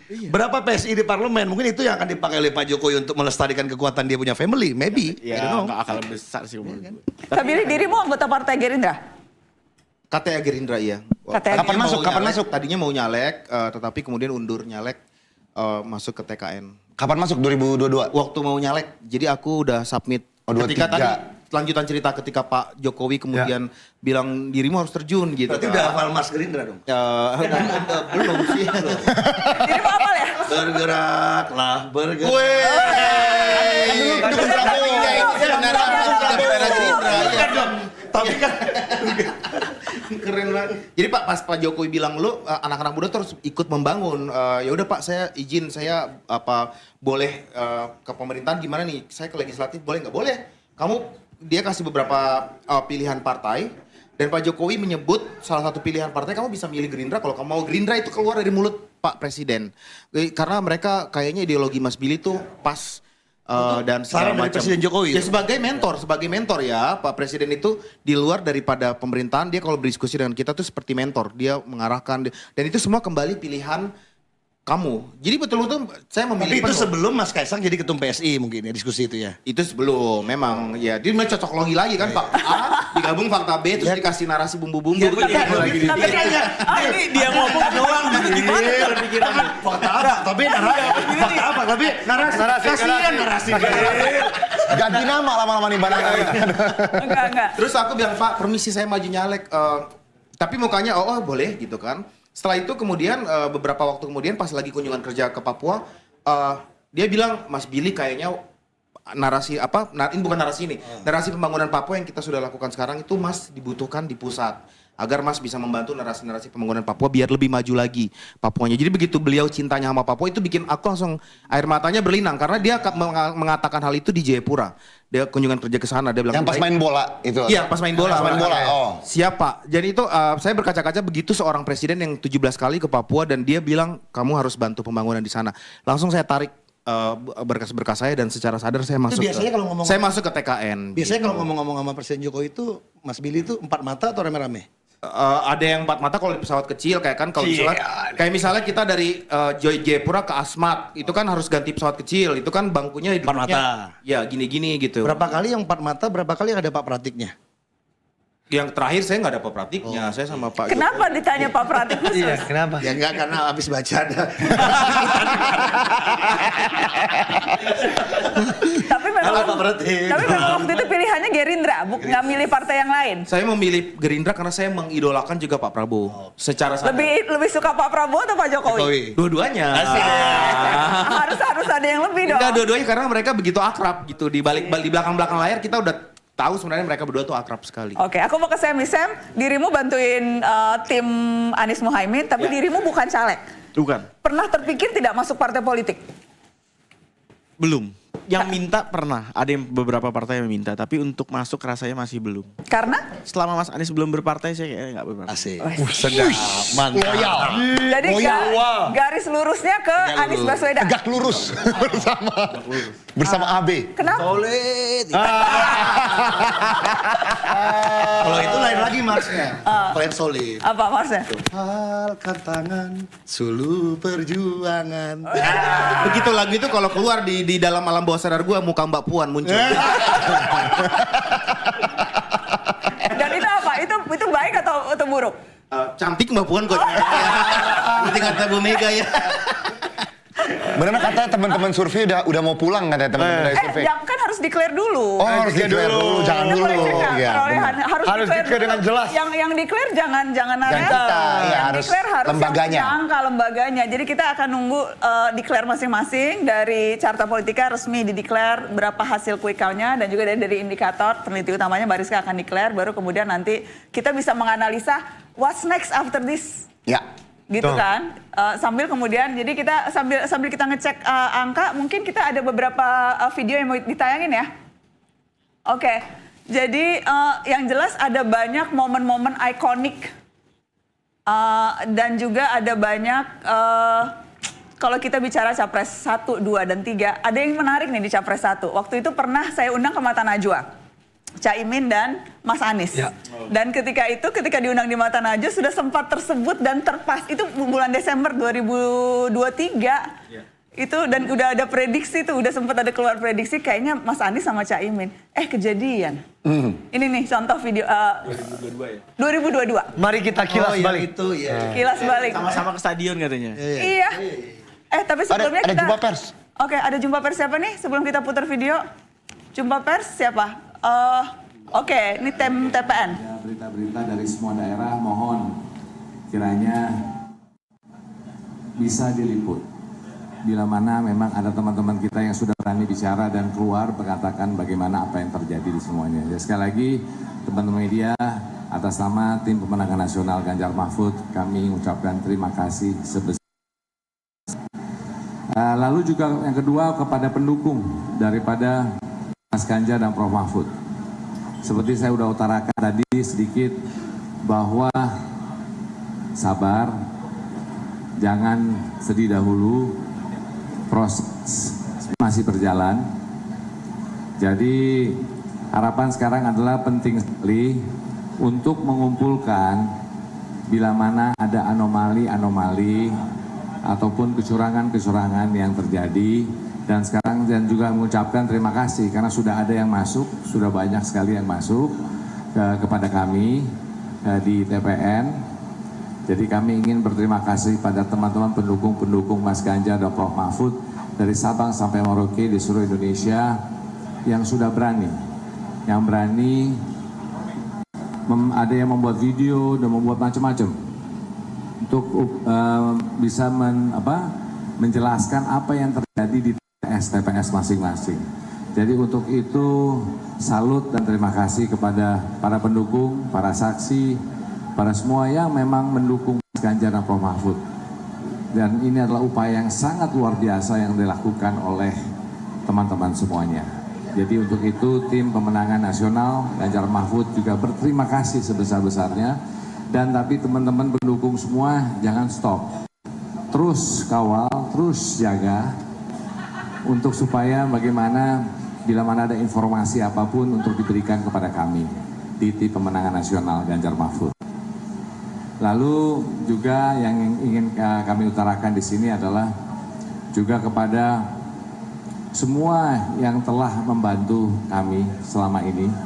Bila mana juga ada kesalahan dari tim pemenangan nasional, mohon dibukakan hati untuk mohon maaf lahir dan batin. Karena biasa kalau lagi kampanye itu tensinya biasa suka tinggi. Jadi kalau ada yang ini mohon maaf, bila mana ada daripada kami di tim pemenangan nasional yang mungkin salah kata, salah sikap, dan lain-lain. Itu juga kami mohon maaf. Nah sekarang ini sedang berlanjut seperti yang diutarakan tadi, tabulasi sedang berjalan terus. Kami di tim pemenangan nasional terus bekerja. Karena nantinya hasil daripada manual count itu akan keluar kalau nggak salah bulan Maret tanggal 24 ya kalau nggak salah. Tanggal 20-an ya dari situ. Nah dari sini mohon sekali lagi mohon dukungan dari semuanya.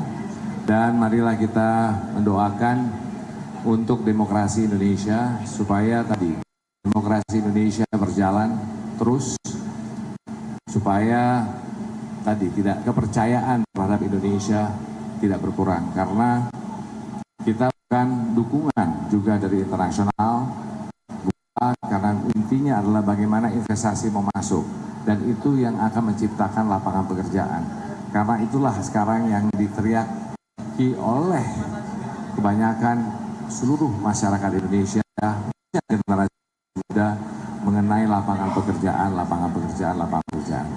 Nah, bila mana tidak ada suatu kepercayaan, itu akan hilang, akhirnya tidak akan ada investasi yang dimana bisa memberikan lapangan pekerjaan untuk yang namanya bonus demografi yang dimiliki oleh kita bersama.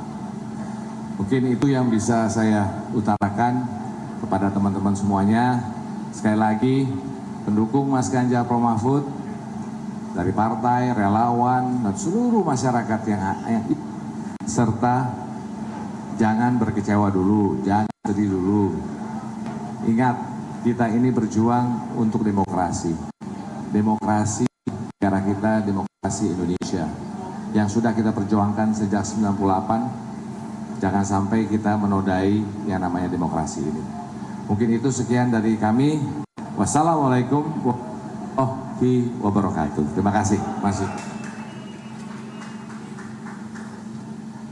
Baik, terima kasih teman-teman. Sore ini kita tidak jawab dan kami berterima kasih sekali lagi untuk kehadiran rekan-rekan media semua. Selamat sore.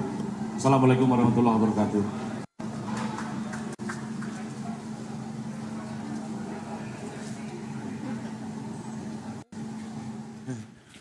Oke, itu tadi statement dari Mas Arsyad dari TPN Ganjar.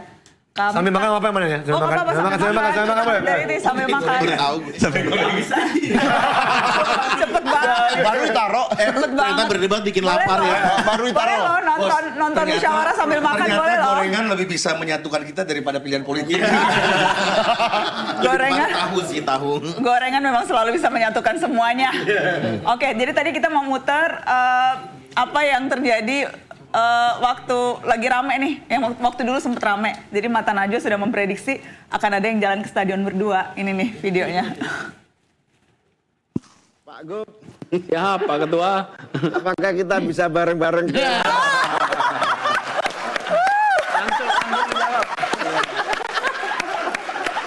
Langsung mau salaman. Langsung bareng-bareng ke stadion.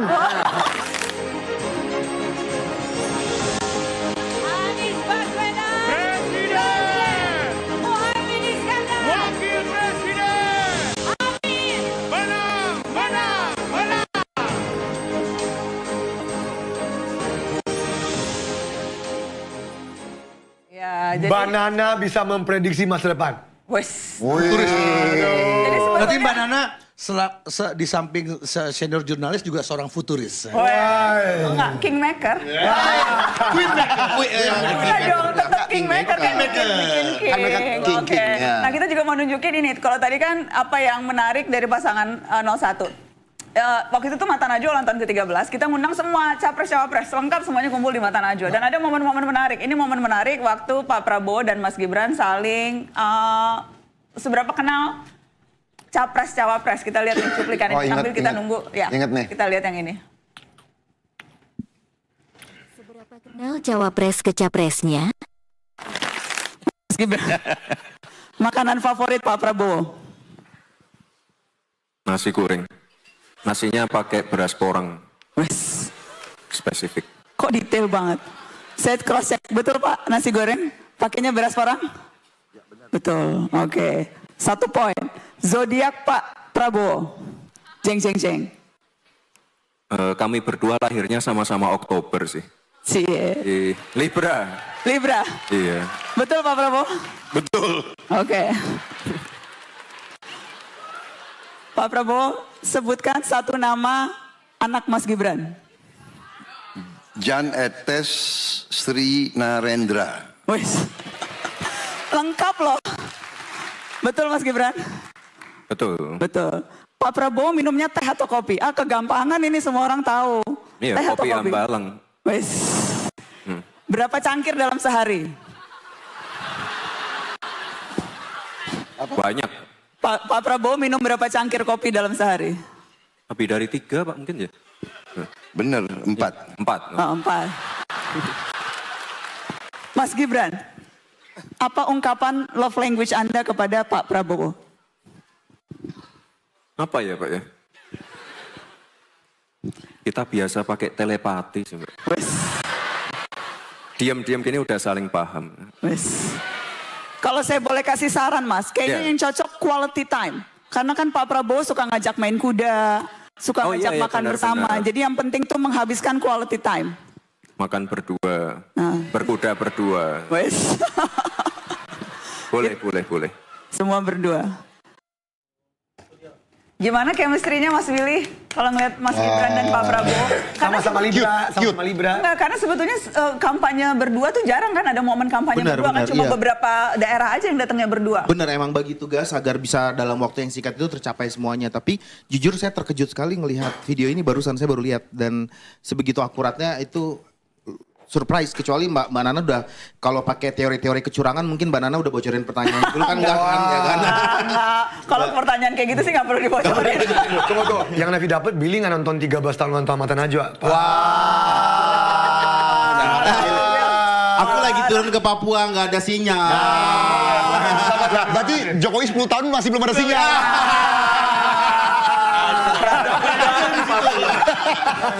18 kali katanya 18 kali ke Papua ngapain aja? punya sekali menteri dari Papua ngapain aja situ pas enggak ada sinyal. Kayaknya agak ada bumerang terbang.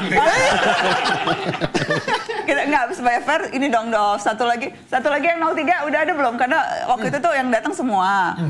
Yang datang semua dan waktu itu kayaknya aku juga sempat nanya hal yang sama, seberapa kenal capres dan cawapresnya. Ini kita lihat nih cuplikan ulang tahun Mata Najwa 13 tahun. 03 nih. Mas Ganjar. Kenapa? Zodiak Pak, bintang rasnya. Penting Pak buat dede-dede tuh untuk tahu. Capricorn sekali ya. Capricorn, coba aku cek. Kayaknya kurang akurat Pak. Kurang akurat ya. Bener nggak Mas? Kapan Mas? Scorpio. Oh. Kalau Pak Mahfud, Mas Ganjar? Pak Mahfud itu 13 Mei ya Pak ya? Iya. 13 Mei itu apa ya? Taurus ya? Sama ya? Taurus. Betul? Oke. Aku cek. Sebutkan 1 nama anak Pak Mahfud, Mas Ganjar. Mbak Vina. Yes. Bener Pak? Benar. Kalau aku nanya 1 nama udah terkenal banget Mas Alam, jadi nggak usah aku tanya. Oke. Teh atau kopi? Teh atau kopi kalau Mas Ganjar pagi-pagi? Hobi. Kopi. Betul Mas? Betul. Pak Mahfud? Teh. Pakai gula nggak? Pak Mahfud pakai. Gula diet apa gula asli? Ya? Gulanya gula diet atau gula asli? Pak Mahfud tuh kayaknya apa aja mau loh itu. Betul Pak. Waktu lihat soalnya pesen teh terus gulanya ya masuk, ini ya masuk gitu. Pak, yang jujur Pak. Mantan Hakim Konstitusi harus jujur. Betul? Iya. Benar. Gula apa saja oke. Iya, itu flashback 13 tahun Mata Najwa yang waktu itu kita ngumpulin capres cawapres. Banyak banget loh momen-momen ikonik di Pilpres kali ini. Yang paling Kak Jo inget apa Kak Jo selama kampanye, selama Pilpres? Debat ya? Paling diingat. Debat ya. Ini kalau mereka berdua berantem nih, wah itu seru tuh. Antara 01, 02 kan. kamu tidak kuat jadi oposisi. Gitu. Mas Anies. Itu rap battle. Sorry ya. Akhirnya presiden karena juga Pak nih sorry. Prabowo tidak tahan untuk menjadi oposisi. Ya. Itu kan debat. Itu ikonik ya? Itu Ikonik. Kalau Sam, apa Sam? Karena kan dirimu specifically Sam ini yang ngurusin ubah bareng. Ya. Jadi sepanjang kampanye ini banyak yang bilang Mas Anies itu memberikan gaya baru dalam berkampanye gitu. Inovasi-inovasi baru dalam berkampanye. Desak Anies dijadikan contoh. Apa yang paling memorable yang pembelajaran yang saya dapatkan langsung ngurusin Desak Anies? Jadi awalnya kami tuh bikin Desak Anies waktu itu diledekin, Mbak. Ngapain? Diledekin. Dicibir teman-teman dari Doldo juga pernah ngomong kayak gitu. Ngapain anak muda sekarang nggak suka yang dialog-dialog kayak gitu. Anak muda sekarang fun-fun aja gitu loh. Ngapain suruh mikir-mikir gitu. Tapi akhirnya kami konsisten karena tujuan kami bukan hanya sekedar menang. Kami ingin mencerdaskan kehidupan berdemokrasi anak-anak muda di Indonesia. Gila. Tepuk tangan dulu dong. Itu harus tepuk tanganin. Makanya nanti ke depan apapun hasilnya, kami merasa kami sudah menang. Karena kami sudah bisa menjadi game changer di politik kali ini gitu loh. Dan akhirnya kami buktikan bahwa dengan konsistensi yang kami lakukan ternyata laku di pasar, Mas. Jadi setiap Desak Anies sampai sudah 22 lokasi kami sambangi, kami lakukan. Dan di akhir di lokasi mulai lokasi ke-10 itu udah makin lama makin bertambah sampai akhirnya di akhir di Surabaya itu kami mendapatkan pendaftaran 13.800 dan harus kami tutup karena lokasi nggak cukup. Dan lihat sendiri videonya bahwa ada 3 lokasi di atas di BL kalau tahu. Di DBL? Ya, di BL di Surabaya. Surabaya, gede tuh? Itu kan gede, di atas. Itu nggak muat. Turun di bawah di hallnya. Itu full nggak muat juga. Sampai di luar. Itu di luar tuh masih ada 2.000-3.000 orang yang masih bertahan di luar. Nggak bisa masuk dan akhirnya sampai akhir pun dia di sana.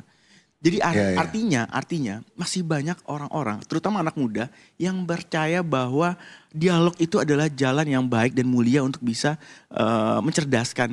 Dan untuk menambahkan ya, pertanyaan-pertanyaannya itu progresif loh.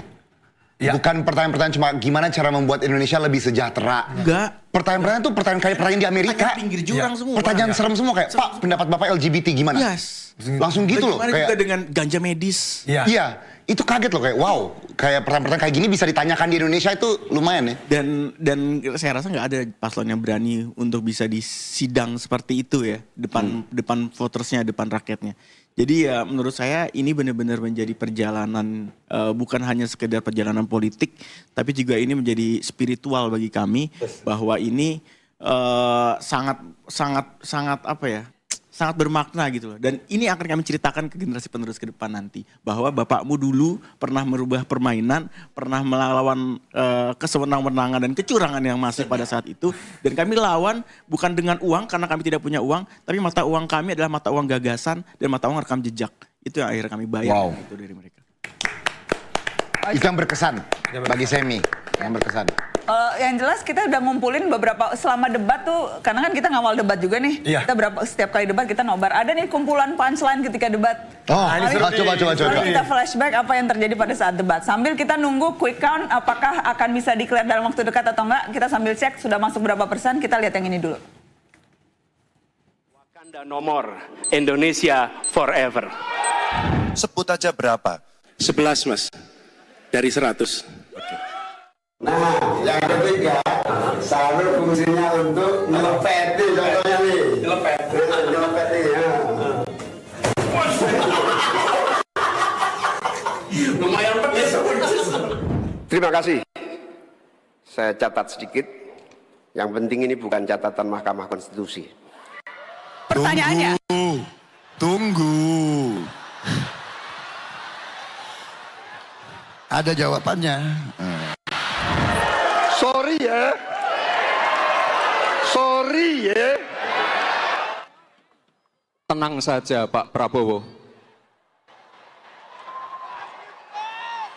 Tenang saja Pak. Saya sudah ada di sini.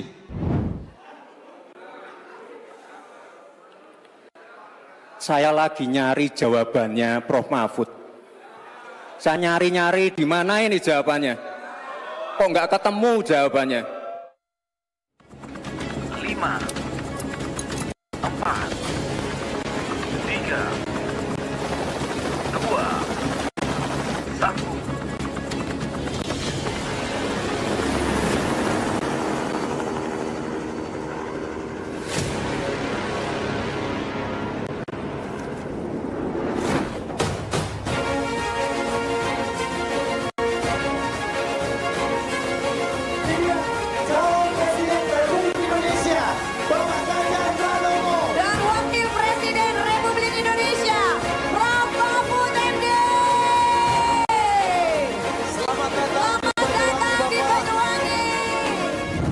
silakan bantah data saya hari ini, Pak. Dan saya izinkan kalau ada staf mau bantu silakan berdiri di sebelahnya. Izinkan. Yang benar aja. Rugi dong kita. Begini loh, kalau akademis itu gampangnya kalau bertanya yang kayak gitu-gitu tuh recehan. Gitu. Recehan. Oleh sebab itu tidak layak dijawab menurut saya. Dan oleh sebab itu saya kembalikan saja ke moderator. Ini tidak layak dijawab pertanyaan kayak gini. Tidak ada di jawabannya. Nah itu dia yang ikonik. Ternyata bukan hanya debat, tapi juga yang yang di luar debat. Di luar debat juga banyak. Sempet yang viral, yang rame. Sama Mbak Nana di UGM. Iya, yang aku di UGM tuh juga sempet seru tuh masing-masing capres. Adu gagasan di UGM di Mata Najwa. Banyak yang seru-seru. Apa yang dirimu pribadi ingat yang iconic moment? Tenang Papa Bo, saya di sini. Tenang. Enggak dong. Saya di sini. Enggak dong. Kalau saya tentu yang pas berkaca itulah. Oh, suka. Yang berkaca suka. Yang ngomong ke orang tua ya? Ada yang nolak ya? Ya, yang berkaca itu saya pikir suatu itu kan refleks ya. Orang kalau refleks kan nggak bisa bohong. Jadi itu karakter. Tapi menurut saya kalau dalam proses pilpres ini menurut saya yang berbeda dari pilpres yang sudah kita lalui sebelumnya adalah saya nggak tahu ya, mungkin langkah politik catur tingkat tingginya Presiden Jokowi senior ini mengganti naratif perdebatan di masyarakat yang tadinya identity based, cebong kampret, menjadi tentang dirinya, tentang Jokowi itu sendiri. Dan ini lagi-lagi saya melihat ini clear, ada change camp 75, ada change continuity, change-nya Presiden Jokowi yang digabungkan antara Pak Prabowo dengan Gibran dengan Jokowi Junior dan konsisten loh dia bilang Gibran Jokowi Junior.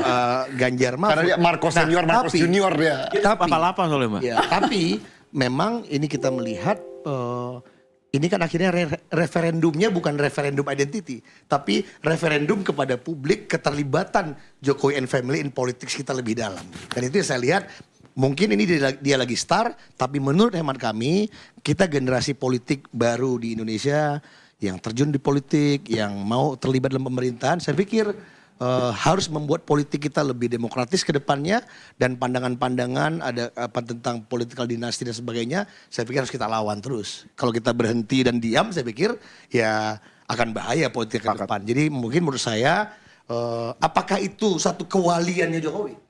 Dia menjadi wali, memartirkan dirinya, sehingga dia akhirnya dimarahin orang, sehingga identity base itu tidak terjadi lagi. Bisa jadi. Oh, bisa itu hebat jadi. loh. Iya, berarti kalau ternyata itu hebat loh. Itu hebat kok kayak gitu. Ya, karena memang saya pernah ada survei kecil-kecil, saya buat survei beneran, Mbak. Memang ada titik-titik di mana Pak Jokowi itu dipercaya oleh masyarakat, itu udah di bawah Nabi aja tuh. Kalau di Papua, di bawah survei, mohon maaf ya. Kita bikin survei. Di Papua itu siapa tokoh sejarah yang Anda percaya? Itu di bawah Yesus Kristus ya Jokowi. Wow. Kalau di Papua. Kalau di Tanah Jawa, ya begitu juga. Approval rating Pak Jokowi hari ini di Jawa Tengah itu ya 80%. Tapi pada akhirnya tidak semua pencinta Jokowi ini setuju dengan langkah politiknya. Nah itu yang menurut saya, apakah itu langkah martir dirinya, sehingga dia akhirnya harus dibenci oleh orang-orang yang mendukung dia, tapi menggeser perdebatan politik ini soal, gue mau lanjutin kerjaan gue, lu setuju apa enggak? Ketimbang misalnya cebong dan kampret, saya nggak tahu itu. Dan tapi yang saya harapkan ke depan kita harus membuat politik kita lebih merit. Orang-orang yang berjuang dari bawah, sekolah serius sampai ke Amerika kayak Billy ini, Harvard lagi, jangan gila loh, Harvard sampai kehilangan kesempatan oleh orang-orang yang punya akses orang dalam seperti tadi. Itu saya rasa dari siapapun kita harus setuju dengan itu. Nah, menurut saya ini catatan terbesar. Jokowi Junior, jagoan Anda untuk Anda mendapatkan itu dengan cara mudah dan buktikan bahwa memang benar yang Anda sampaikan. Lu memang mau jadi martir juga untuk anak-anak muda ini dan seterusnya. Kita lihat aja, semua bukti-buktinya kan ada di digital. Saya pikir itu. Tapi gue ada quotes yang paling asik di momen itu. Yang paling asik quotes dari Pak Prabowo adalah, Mbak Nana, saya tuh udah 15 tahun gak menjabat, bisnis saya mandek. Wah, itu kalau bisa nanti kejadian, Mas. Misalnya amit-amit lagi dia menang, artinya bisnisnya kan akan berkembang dengan dia menjabat gitu kan. Ini jadi satu catatan khusus buat kita semua sih, untuk bisa mengawasi itu semua. Kalau misalnya Bill, ada komentar? Iya, menurut saya ketakutan-ketakutan seperti itu merupakan bagian daripada check and balance. Jadi menjadi pengingat agar hal yang ditakutkan oleh beliau terkait dengan dinasti dan penyelewengan kekuasaan tidak terjadi. Hal dari penyelewengan kekuasaan untuk menumpuk kekayaan, walaupun Pak Prabowo itu sebenarnya dari saya yang mengenal beliau secara dekat itu dia sama sekali nggak berpikir untuk nyari duit dan ngumpulin duit lagi. Kayak dia udah di level di mana dia memang pengen jadi negarawan dan pengen membangun Indonesia, makanya dia mengejar posisi ini. Sama sekali kalau untuk mempergunakan duit yang dia punyai dalam usia dia sudah tua itu dia udah kayak I need no more gitu. Kayak yang aku mau adalah jadi negarawan. Jadi aku ingin mengklarifikasi bahwa itu bukan seperti itu. Pandangan Pak Prabowo ingin memperoleh kekuasaan. Nah, mungkin aku lebih pengen melihat dari sudut pandang. Karena gini, kalau aku berkomentar tentang kampanye TKN itu kan bias ya. Karena aku menjadi bagian dari tim TKN, rapat koordinasi strategi pembangunan narasi. Aku menjadi bagian. Jadi kalau aku berkomentar tentang cara kami berkampanye itu bias. Tapi aku ingin mengapresiasi kampanye dari tim lain. Karena mereka-mereka yang ada di tim 01 dan 03 itu juga adalah teman-temanku. Contoh Billy David di 01 itu teman satu angkatan saya kuliah di Amerika. Kemudian adiknya Om Tom Lembong itu adalah temanku juga, kemudian ada Angki, ada segala macam di 03 dan jujur saya sebegitu terpesona melihat kreativitas yang ditampilkan oleh semua kubu. Misalnya kayak tadi Pak Ganjar bisa terjun dengan helikopter, ada unsur seni, ada unsur teknologi, kemudian ada unsur penggerakan massa, tapi yang saya lihat berbeda adalah sebelumnya itu mass mobilization yang terjadi saat ini adalah intellectual mobilization yang terjadi dan itu dimainkan dengan sangat baik dan anak-anak bangsa terbaik ada di semua tim kampanye 01, 02, 03 yang generasi kita, generasi milenial, generasi Z yang accounts for lebih dari 50% itu kita tuh lagi memanen bonus demografik itu. Mereka tuh ada di semua tim kampanye tentang menang kalah. Toh semuanya akan bangun Indonesia gitu. Yang saya nggak mau adalah kemudian kekecewaan, kekalahan ini membuat teman-teman yang berbakat ini merasa kemudian mundur dan ya udahlah. Ya, yang aku pengen tuh malah semuanya ikut terlibat gitu. Nah, yang ketiga, saya tadi cerita juga di studio TV sebelumnya, teman saya dari Myanmar itu WA karena saya dulu ikut program yang namanya yang Southeast Asian Leaders Initiative. Dan kita sama-sama kuliah di Amerika. Waisili. Iya, Waisili ya. Kita kuliah sama Amerika terus dia bilang gini, saya sangat iri dengan kamu. Karena kita sama-sama kuliah di kampus yang bagus ya, di Harvard di kampus yang bagus. Kita diajarin gimana kita akan membangun negara kita diajarin gimana kita berpartisipasi, tapi saya pulang, saya melempem. Saya nggak jadi apa-apa dan melihat kamu, dia bilang dengan bahasa Inggris, melihat kamu di TV, melihat kamu fight untuk salah seorang calon presiden, kamu percaya dan kamu memperoleh hak itu merupakan sebuah kecemburuan untuk kami. Artinya, sometimes kita juga nggak bersyukur bahwa kita hidup di negara yang tidak seperti negara mereka yang sama sekali apa yang kita lakukan narasi muncul aja bisa jadi dibakar studio ini gitu kan. Tapi tapi kita diberikan space untuk berekspresi gitu. Kita diberikan space untuk berekspresi dan anak-anak muda terlibat mau di dalam pemerintahan, mau di luar, mau di cara-cara kreatif. Itu sesuatu yang I'm so amazed gitu dan saya optimis bahwa Indonesia akan maju banget abis ini gitu. Terima kasih. Oke, ini kita udah mau declare karena udah mau jam rasa-rasanya sudah hampir mendekati stabil. Jadi aku nanti mau ngasih kesempatan untuk dua peneliti yang hadir di studio narasi, Mas Arda dan Mbak Rizka. Satu mewakili Indikator Politik Indonesia, yang satu mewakili Carta Politika untuk bisa mendeklar bagaimana hasil hitung cepat atau hasil quick count yang dilakukan oleh masing-masing lembaga dan itu berdasarkan dari kerja-kerja yang memang sudah dilakukan oleh dua lembaga tersebut. Jadi kita akan cek apakah sudah bisa declare dan apakah memang data yang masuk sudah bisa dikatakan stabil dan kita sudah bisa tahu siapa pemenang pilpresnya. Saya mungkin kita ke Carta Politika dulu, Mas Arda. Kita akan lihat, ya, per jam 17.52, data yang masuk 79,70%. Silakan Mas Arda kalau Anda mau declare. Oke, mungkin sedikit update di saya ini per jam 18.00 sekarang, ini data masuk sudah 80,4%. 80,4%. Ya, artinya batas psikologis itu biasanya di 80. Jadi secara umum kita lihat dari tadi tidak ada pergerakan elektabilitas, tidak ada pergerakan suara yang signifikan dari ketiga paslon ini. Dengan demikian dapat disimpulkan untuk quick count, menang quick count saat ini adalah pasangan Prabowo Gibran. Jadi Carta Politika menyimpulkan hasil hitung cepat yang dilakukan hari ini oleh lembaga tersebut, pemenang Pilpres adalah pasangan 02, ya. Prabowo Gibran dengan angka perolehan 57,66%. Betul. Boleh disambung yang lainnya, Kak? Oke, jadi kita pakai itu aja ya, data 1752 ya. Ya. 57,66% untuk Prabowo Gibran, paslon 02. Kemudian paslon 01 Anies Muhaimin dengan angka 25,79 dan pasangan 03 Ganjar Mahfud dengan perolehan 16,55. Kak Arda, saya harus tanya, dari hasil angka hitung cepat yang dilakukan oleh Carta Politika, apakah bisa disimpulkan Pilpres selesai di putaran pertama, tidak akan ada putaran kedua? Kalau kita lihat dari perolehan angka di mana dia menembus 50% plus 1, itu tadi aturan tadi itu pertama terpenuhi. Kemudian secara sebaran suara. Provinsi secara umum memang paslon 02 ini menguasai hampir di seluruh wilayah. Saya tidak lihat ada per provinsinya di sini.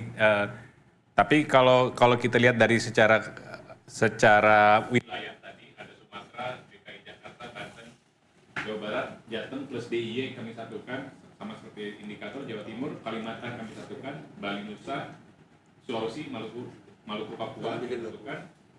Secara umum semua wilayah dimenangkan oleh paslon 02 dengan perolehan yang cukup signifikan. Sementara seperti tadi kita lihat juga ada pergerakan dari data indikator, selalu ada pergerakan di DKI Jakarta. Sorry, Kak Arda boleh tolong disambung dengan mic? Ya. Oke, jadi ada pergerakan di DKI Jakarta, setidaknya sampai data ini saya pegang, sekarang DKI Jakarta unggul paslon 01 hanya berbeda 0,4% dengan pasangan paslon 02. Boleh disebut angkanya, Kak? 42,79 dengan 41,9. Oh sorry. Jakarta adalah Jokowi. 0,8, sorry saya salah. Beda 0,8% di menang Jakarta. Jakarta masih punya Anies. Masih dimiliki Anies. Jakarta masih. Di data yang ini. Oh. Iya. Ini ya, Kak. Oh sorry. 4247 iya. Lebih tinggi di 1%. Ya. Jakarta 0,5%. Oke, itu tadi yang 1752 Mbak Nana. Oh ini yang 1752. Oke. Ini yang terbaru ya? Yang terbaru yang di saya. Oh yang terbaru yang di Mas Arda. Oke. Tapi intinya sebenarnya secara statistik tidak bisa dianggap paslon 01 unggul di Jakarta dari paslon 02. Karena margin of error-nya sangat tipis. Dengan margin of error yang sebenarnya kalau margin of error sebenarnya margin of error 1% ini dari keseluruhan I see, keseluruhan quick count bukan spesifik per Jakarta. Sehingga ketika kita breakdown dia menjadi, kenapa kita breakdownnya sebagai kasarnya pulau lah ya, ada Sumatera, ada Kalimantan, ada Sulawesi, karena ketika kita breakdown margin of error itu akan meningkat gitu. Jadi katakanlah untuk DKI Jakarta ini dia margin of errornya lebih dari 1% sebenarnya. Okay. Mungkin sekitar 5% lah gitu. Artinya itu tidak bisa katakanlah paslon 01 unggul. Oke, boleh Kak dijelaskan yang lain perolehan suara di per daerah? Sumatera dimenangkan oleh Prabowo 57% ya? Ya, jadi untuk Sumatera 57%, 57,09% paslon 02, Kemudian DKI Jakarta tadi kita sempat bahas itu 41 ya. Banten lumayan telak tuh 42 ya. dengan 41 antara paslon 01 dengan 02. Di Banten 2 kali lipat. 60% paslon 02, sementara ya paslon 01 29,18. Wow. Lebih dari 2 kali lipat. Di Jawa Barat paslon 02 57,08, relatif mendapatkan perlawanan dari paslon 01 33,34. Di Jateng plus DIY paslon 02 50,72%, relatif mendapatkan perlawanan dari paslon 03 33,66%. Tapi dia lebih tinggi daripada Gubernur Jateng. Di Jateng. Ya. Kemudian Jawa Timur paslon 02 Jawa Timur nih angkanya tinggi sekali. Prabowo menang 64% Jawa Timur. Sementara paslon 01 dan 02 relatif berbagi 17,45 dengan 18,36. Kalimantan paslon 02 60,38, unggul cukup jauh dari paslon 01 29,34. Bali Nusa Tenggara. Bali sih. Ya, Bali Nusa Tenggara sih itu yang paslon 02. Bali ini kandang PDIP, kandang merah Bali. Kan nanti ada tarikan dari Lombok pasti. Iya ya. Oh ya, ini ada NTT-nya di sini ya Kak. Ada NTT, ada NTB. Ya. Tolong dong itu produser ini kursornya pindahin dong ya Allah. Please deh. Oke. Terus Kak Ardang lanjut Kak. Oke, paslon 02 22,97. Sulawesi paslon 02 61,68, relatif dapat perlawanan dari paslon 01 31,66. Sedangkan Maluku Papua paslon 02 unggul signifikan 66,87, paslon 01 dan 03 relatif berbagi 18,23 dan 14,9. Jadi kalau dari sini hasil hitung cepat carta, zona yang paling tinggi dibenangkan oleh Pak Prabowo itu di Maluku dan Papua ya Kak, kemenangannya sampai 66% ya? 66 di Maluku Papua dan Jawa Timur 64. 64. Oke. Dan 01 paling tinggi suara di DKI Jakarta. DKI, ya. Disusul suara di Sumatera dan suara di Sulawesi ya Kak? Di DKI, Jawa Barat. Oh Jawa Barat juga. Ini Jawa Barat suara PKS kali ya? Sumatera. PKS Nasdem ya? Dan Prabowo Gibran paling rendah di Jakarta loh. Dari persentase dia kan paling rendah dia di Jakarta. Karena kelas menengah kritis dan well informed ada di Jakarta. Menengah kritis dan well informed. Nah, ini kata-kata. Ya. Iya, yang lainnya semuanya di atas 50% bahkan mendekati 60%, tapi di Jakarta di bawah 50%, 40%. Menurut tapi tetap strong loh, 42% itu tetap. Iya, artinya sederhana, semakin kita well informed, semakin kita status sosial ekonomi dan edukasinya tinggi, maka probability 02 untuk suaranya besar itu menjadi kecil. Artinya itulah tantangan demokratik kita sebagai bangsa. Kita hanya mau membuat elit saja pintar, rakyat terus dibodohi sehingga kita memaintain kebodohan rakyat untuk elit berkuasa, atau kita mau pintar bareng-bareng. Elitnya pintar bareng-bareng, itu opsi terbaik. Elitnya berintegritas. Pintar bareng-bareng setuju kan? Kita harus pintar bareng-bareng kan? Elitnya berintegritas, pemilunya free and fair. Masyarakat ekonominya, pendidikannya oke, dan yang bawah ini dipinterin gitu loh. Jadi bukan dikeminterin gitu loh. Tapi aku saya ngebacanya beda sih kan. Gimana, Beliau kan dari 03 kan, kenapa sih 15%? Ya gampang. Pak Anies jadi gubernur membangun DKI Jakarta, keren. Pak Jokowi pernah jadi gubernur membangun DKI Jakarta, keren. Makanya 50-50. Nah kebetulan aja gitu hitungan. Caimin sama Pak Mahfud nggak pernah jadi gubernur DKI, nggak pernah dirasain track recordnya gitu. Jadi masyarakat Jakarta mengapresiasi apa yang dilakukan Pak Anies, mengapresiasi ya nggak apa-apa. Pak Jokowi. Dia melihat gajah dari belalainya, saya dari gadingnya, nggak apa-apa. Tapi kan Pak Ahok juga pernah jadi gubernur DKI Jakarta tuh, Pak Ahok. Dan di Jakarta? Berapa? Oh iya, benar. Iya. Oke. Jadi boleh berarti performanya 15%. boleh kembali lagi tadi keseluruhan supaya lihat keseluruhan, supaya kita menyimpulkan sekali lagi hasil hitung cepat Carta Politika dengan data yang masuk sudah di atas 80%. Boleh dinaikin? Nah, baik. Bisa dideklar? Ya, dengan hasil hitung cepat Carta Politika per 14 Februari pada pukul 17.52 dapat disimpulkan bahwa pasangan Prabowo Gibran, pasangan Paslon 02 ini sebagai pemenang Pilpres 2024 versi quick count, karena kita tentu harus menunggu hasil KPU ya.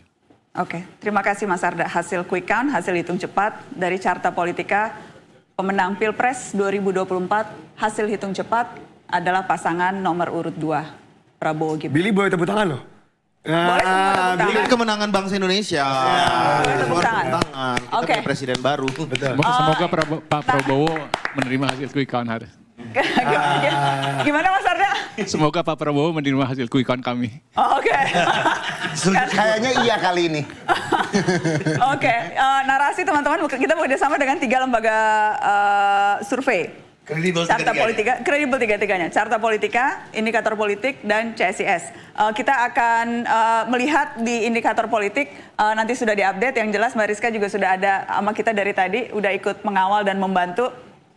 Sambil, apakah sudah bisa dikeluarkan atau kita ke CSIS dulu?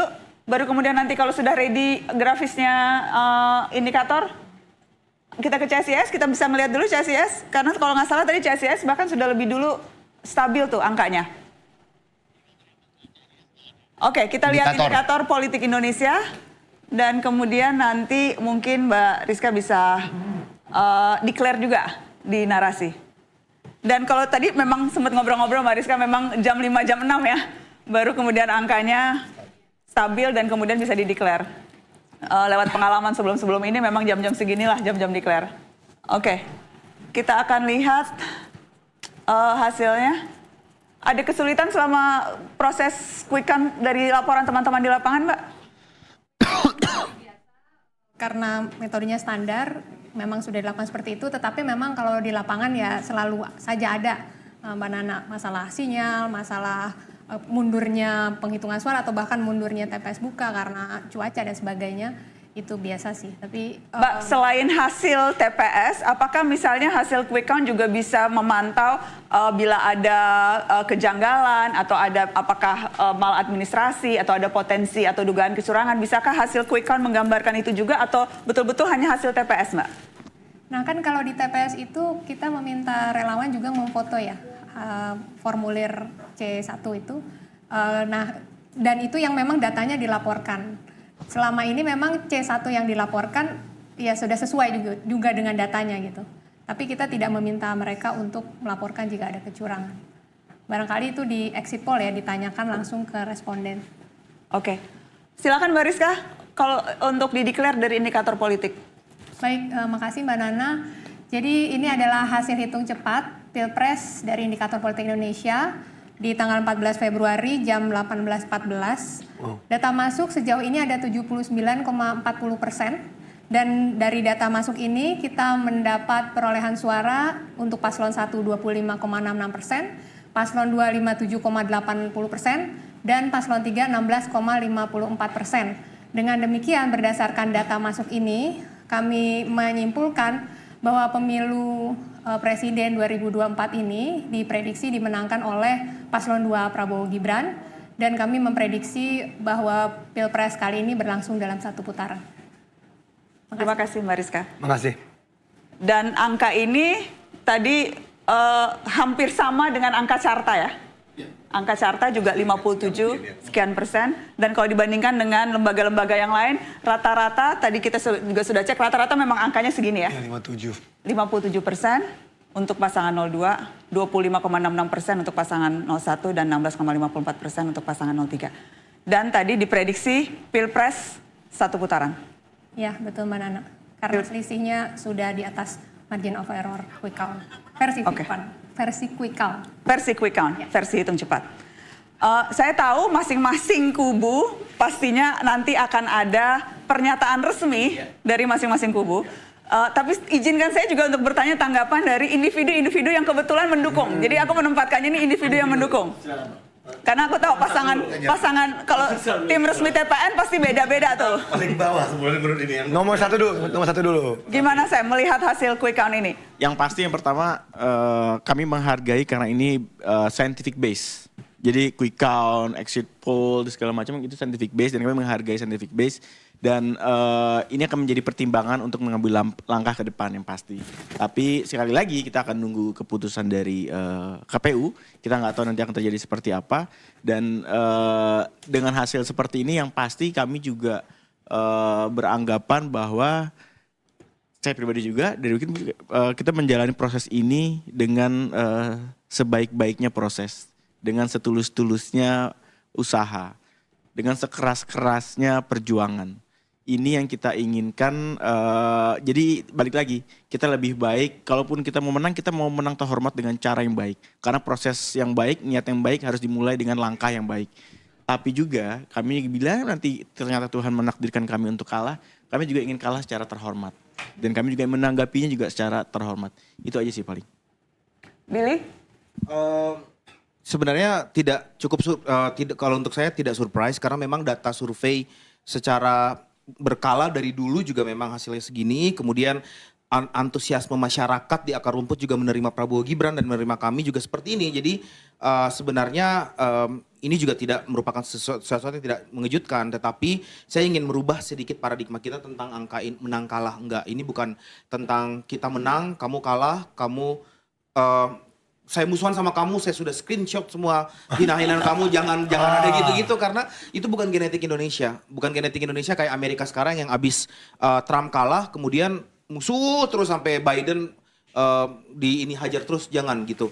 Ini cuman hanya kontestasi membangun bangsa itu, komitmen dari Prabowo Gibran adalah semua ikut terlibat untuk membangun bangsa. Jadi 01, 03 anak-anak berbakat Indonesia yang ada di dalam semua tim kampanyenya, yuk sama-sama kita bangun Indonesia ke depannya. Ini kemenangan bersama gitu. Kemenangan bangsa Indonesia gitu. Terima kasih. Kalau saya pribadi merasa ini seperti kemenangan Argentina ketika Maradona melakukan gol dengan gol tangan Tuhan. Tahun 86, tahun berapa tuh? Jadi golnya ini pakai tangan, tapi ya dia dideklarasikan menang gitu. Artinya apa? Bahwa saya teringat ada pendukung-pendukung Ganjar Mahfud yang berjuang mendapatkan suara untuk Pak Ganjar dan Prof Mahfud karena memang dia meyakini cara kepemimpinan yang melayani rakyat, dekat dengan rakyat. Inilah cara kepemimpinan yang juga membuat Pak Jokowi dicintai orang. Selagi pemimpin itu hadir dengan masyarakat, siapa yang menang, misi suci itu jangan pernah hilang. Itu satu. Yang kedua, karena proses tadi yang kita sampaikan ini ada sesuatu kekuasaan yang terlibat untuk cara yang kurang tidak berintegritas, maka saya teringat dengan penulis pemikir besar Milan Kundera. Perjuangan melawan kekuasaan adalah perjuangan ingatan melawan lupa. Kita tidak boleh lupa bahwa dalam pilpres ini ada cara-cara yang tidak free, tidak fair, dan tidak berintegritas yang membuat pemilu ini kayak tanggung untuk dirayakan bagi siapapun yang menang. Mungkin itu saja. Jadi kaum-kaum idealis, mari kita bersatu. Kaum-kaum yang merasa cara itu penting untuk menang, mari kita bersatu. Untuk mengalahkan kaum-kaum realis dan pragmatis dalam pertarungan jangka panjang. Ini Pak JK, kita lihat.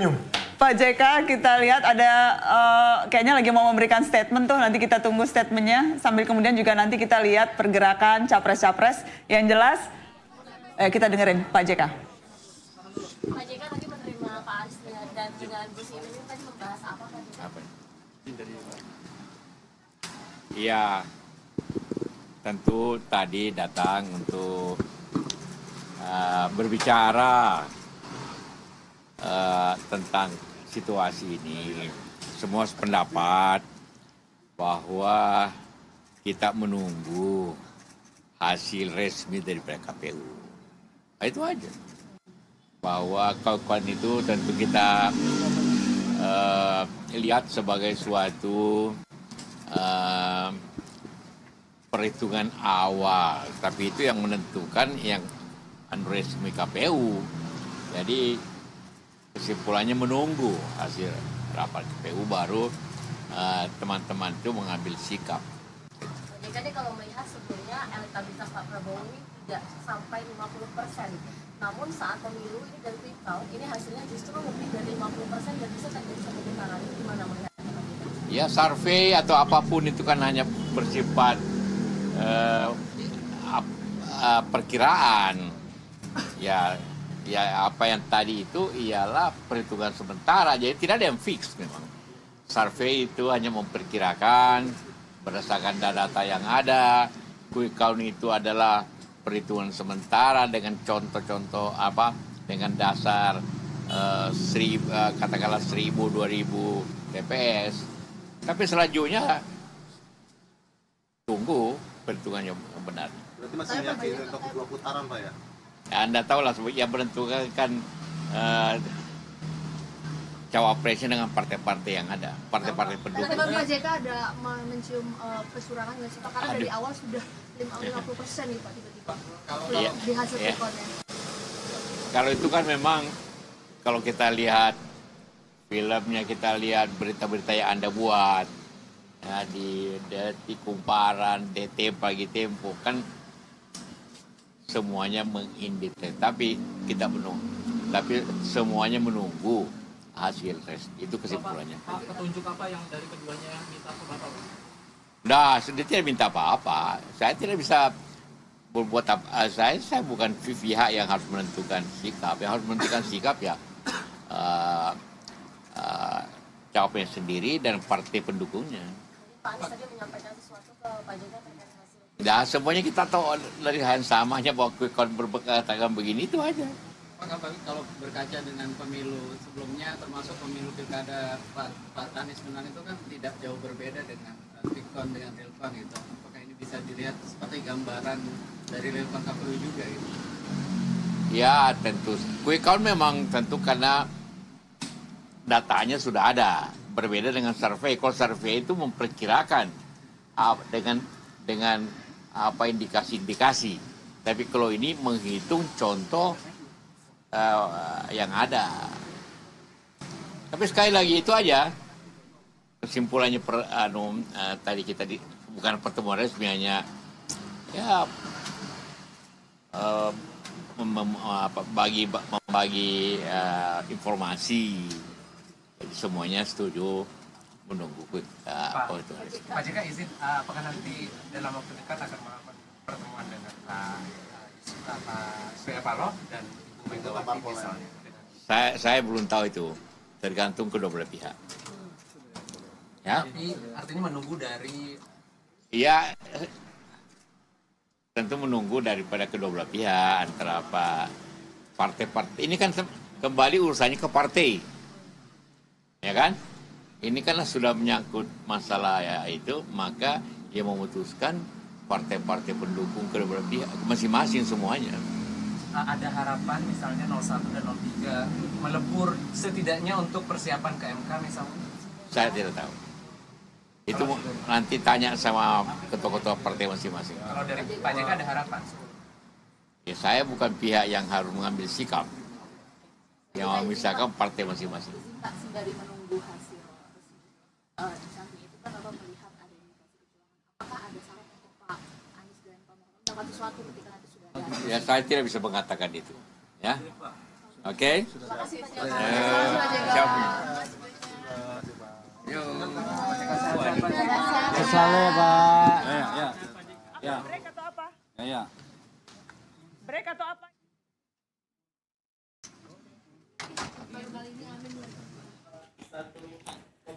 Ya, itu tadi Pak Yusuf Kalla. Pak Yusuf Kalla, pendukung Mas Anies Baswedan. Kayaknya tadi tuh habis ketemu Mas Anies ya? Jadi tadi konteksnya itu kayaknya keluar bicara setelah ada minimal pertemuan dengan tim ses 1 TKN gitu ya? Saya belum ada info sih, tapi yang pasti Mas Anies juga nanti akan konferensi pers. Tapi kalau soal itu ketemu Pak JK atau enggak, saya nggak tahu. Tapi akan ada konferensi dari Mas Anies dan Caimin. Akan konferensi pers? Iya, mungkin malam ini. Malam ini akan konvers. Sekarang posisinya, Sami dapat infonya di mana? Belum. Soal lokasi belum. Soal lokasi belum ya? Dikabarkan lagi. Oke, tapi yang pasti beliau tadi udah baca-baca ya tetap optimis kok beliau. Kita semua tetap optimis dan kita akan dengar sendiri prosesnya nanti ke depan seperti apa. Oke. Kita berarti break dulu sebentar. Kita break dulu. Setelah ini kita akan mantau pergerakan masing-masing capres. Informasinya yang jelas di Istora berkumpul tim dari 02 dan dijadwalkan nanti Pak Prabowo akan datang ke sana untuk berpidato di depan pendukung 02 ya Kak Billy. Sebelum commercial break kita mau ngeliat dulu ada konferensi pers Dari teman-teman Partai Gerindra, ini Mas Ahmad Muzani. Dari Akan tetapi beliau juga tetap menunggu real count, hasil perhitungan dari KPU, dan ini menjadi pegangan bagi kami untuk menetapkan pasangan calon presiden dan wakil presiden hasil pemilihan umum presiden 2024. Yang kedua, Pak Prabowo menyampaikan terima kasih yang tak terhingga kepada seluruh masyarakat Indonesia yang telah menggunakan hak pilihnya dalam pemilihan umum presiden 2024 dan mempercayakan kepada pasangan calon presiden nomor urut 02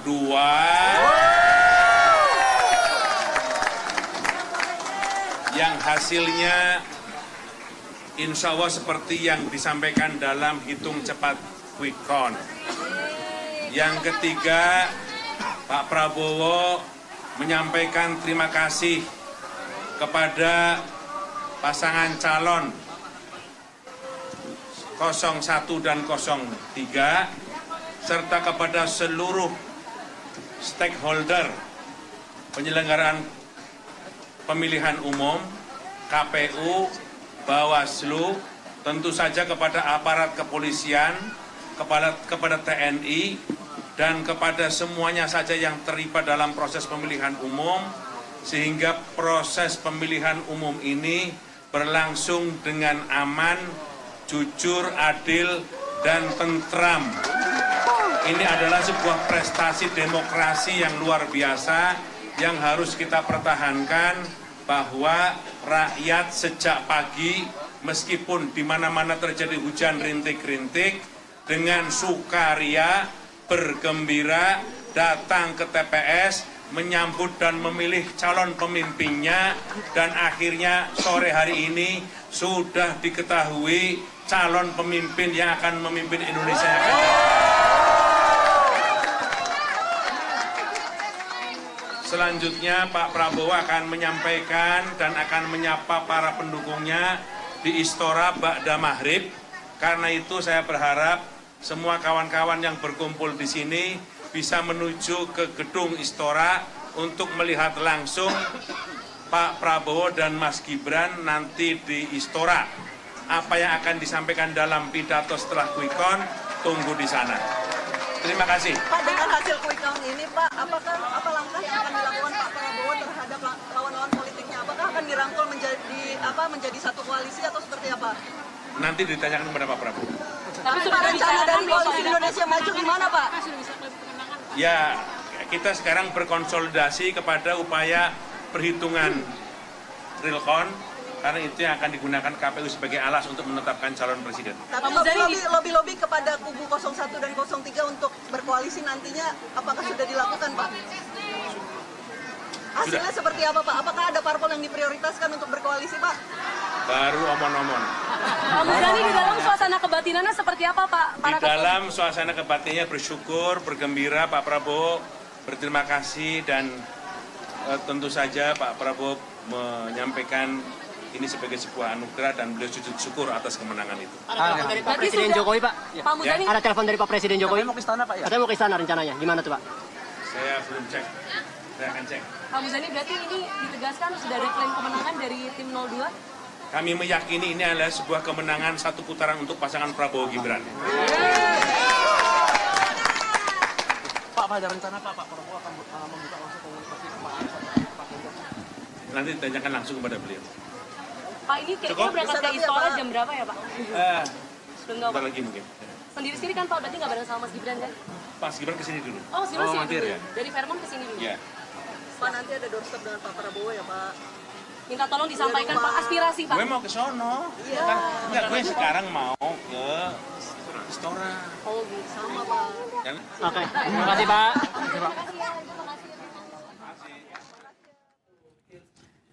Ya, itu tadi Ahmad Muzani, Sekjen Partai Gerindra yang mengatakan meyakini bahwa Pilpres dimenangkan oleh Prabowo Gibran dan Pilpres satu putaran. Seperti yang tadi udah kita dengar sama-sama, setelah ini akan ada acara di Istora ya Kak Billy. Tadi kita udah sempat liatin juga suasana di Istora udah mulai rame. pendukung 02 dan Pak Prabowo akan pidato nanti di Istora. Dan kita akan nungguin nih. Kita akan nungguin nanti pada saat di Istora kita juga akan simak sama-sama apa yang disampaikan Pak Prabowo di Istora. Kita break sebentar aja sebelum nanti kita ngelihat Istora dan kita nunggu konversi pers dari Mas Anies. Katanya Mas Anies juga akan konvers, kita juga nunggu nanti bagaimana pergerakan tim 03. Jadi masih akan panjang nih, kita masih akan ngawal pemilunya terus. Karena kita udah dikasih gorengan. Jadi kita udah standby di sini. Tapi untuk sementara saya mau bilang makasih banyak ke teman-teman dari lembaga survei yang sudah bekerja sama dengan Narasi. Terima kasih banyak. Ada Bariska. Boleh kesini dong, kita kesini dong, boleh dong. Terima kasih banyak sama Carta Politika, Mas Arda, Mbak Rizka, terima kasih banyak sudah mengawal sama-sama hitung cepat dan kita sudah tadi declare dan kita melihat hasilnya seperti apa. Tadi CSIS, Mas Philips Permonte.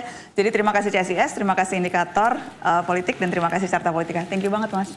Thank you, thank you. Kita break sebentar, setelah break kita ngelihat Istora seperti apa keramaiannya. Tetap di Narasi. Thank you. Boleh foto-foto dong kita. Foto-foto. Nama saya Yanti, 27 tahun kerja di Aqua. Kami betah karena Aqua kasih 100% untuk kami dan menjaga sumbernya 100% murni. Ini dedikasi kami. 100% murni, 100% Indonesia. Bagus! Teh gelas Big 2000, seduhan daun teh asli. Pas nih greenhouse. Teh gelas Big 2000 asli seduhan tehnya. Teh gelas Big 2000 asli bagus. Kin, begini nih akibatnya kalau milih snack yang berantakan. Makanya snackin yogurt aja. Kin yogurt, creamy, manis buahnya pas, ngenyangin. Mau snack.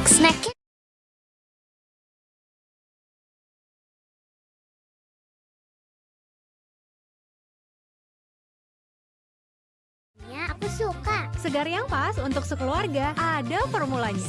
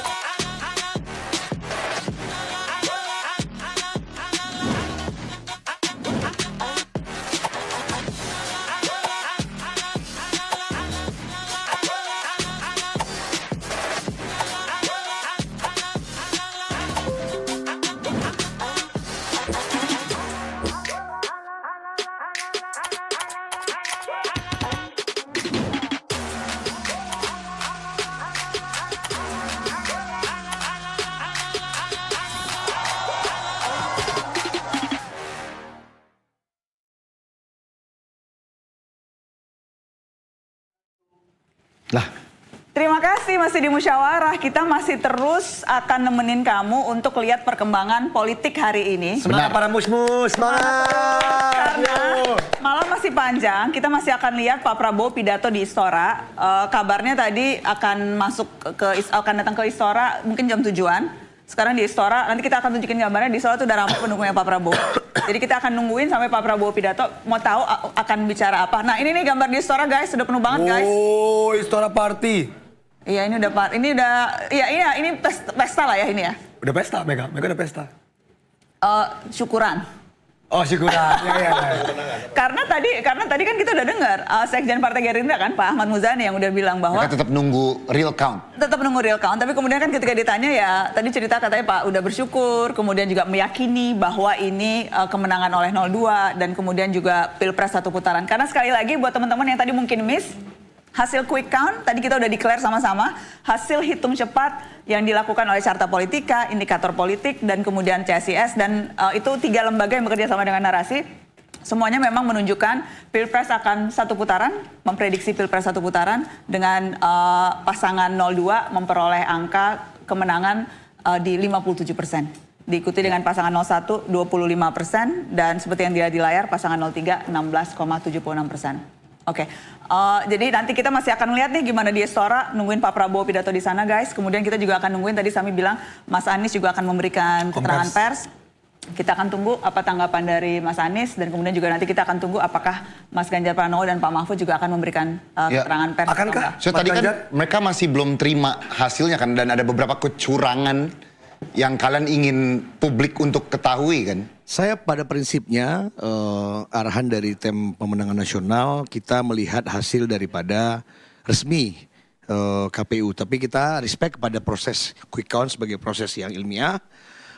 Namun apapun yang terjadi di bawah, temuan seperti apapun tetap dilaporkan.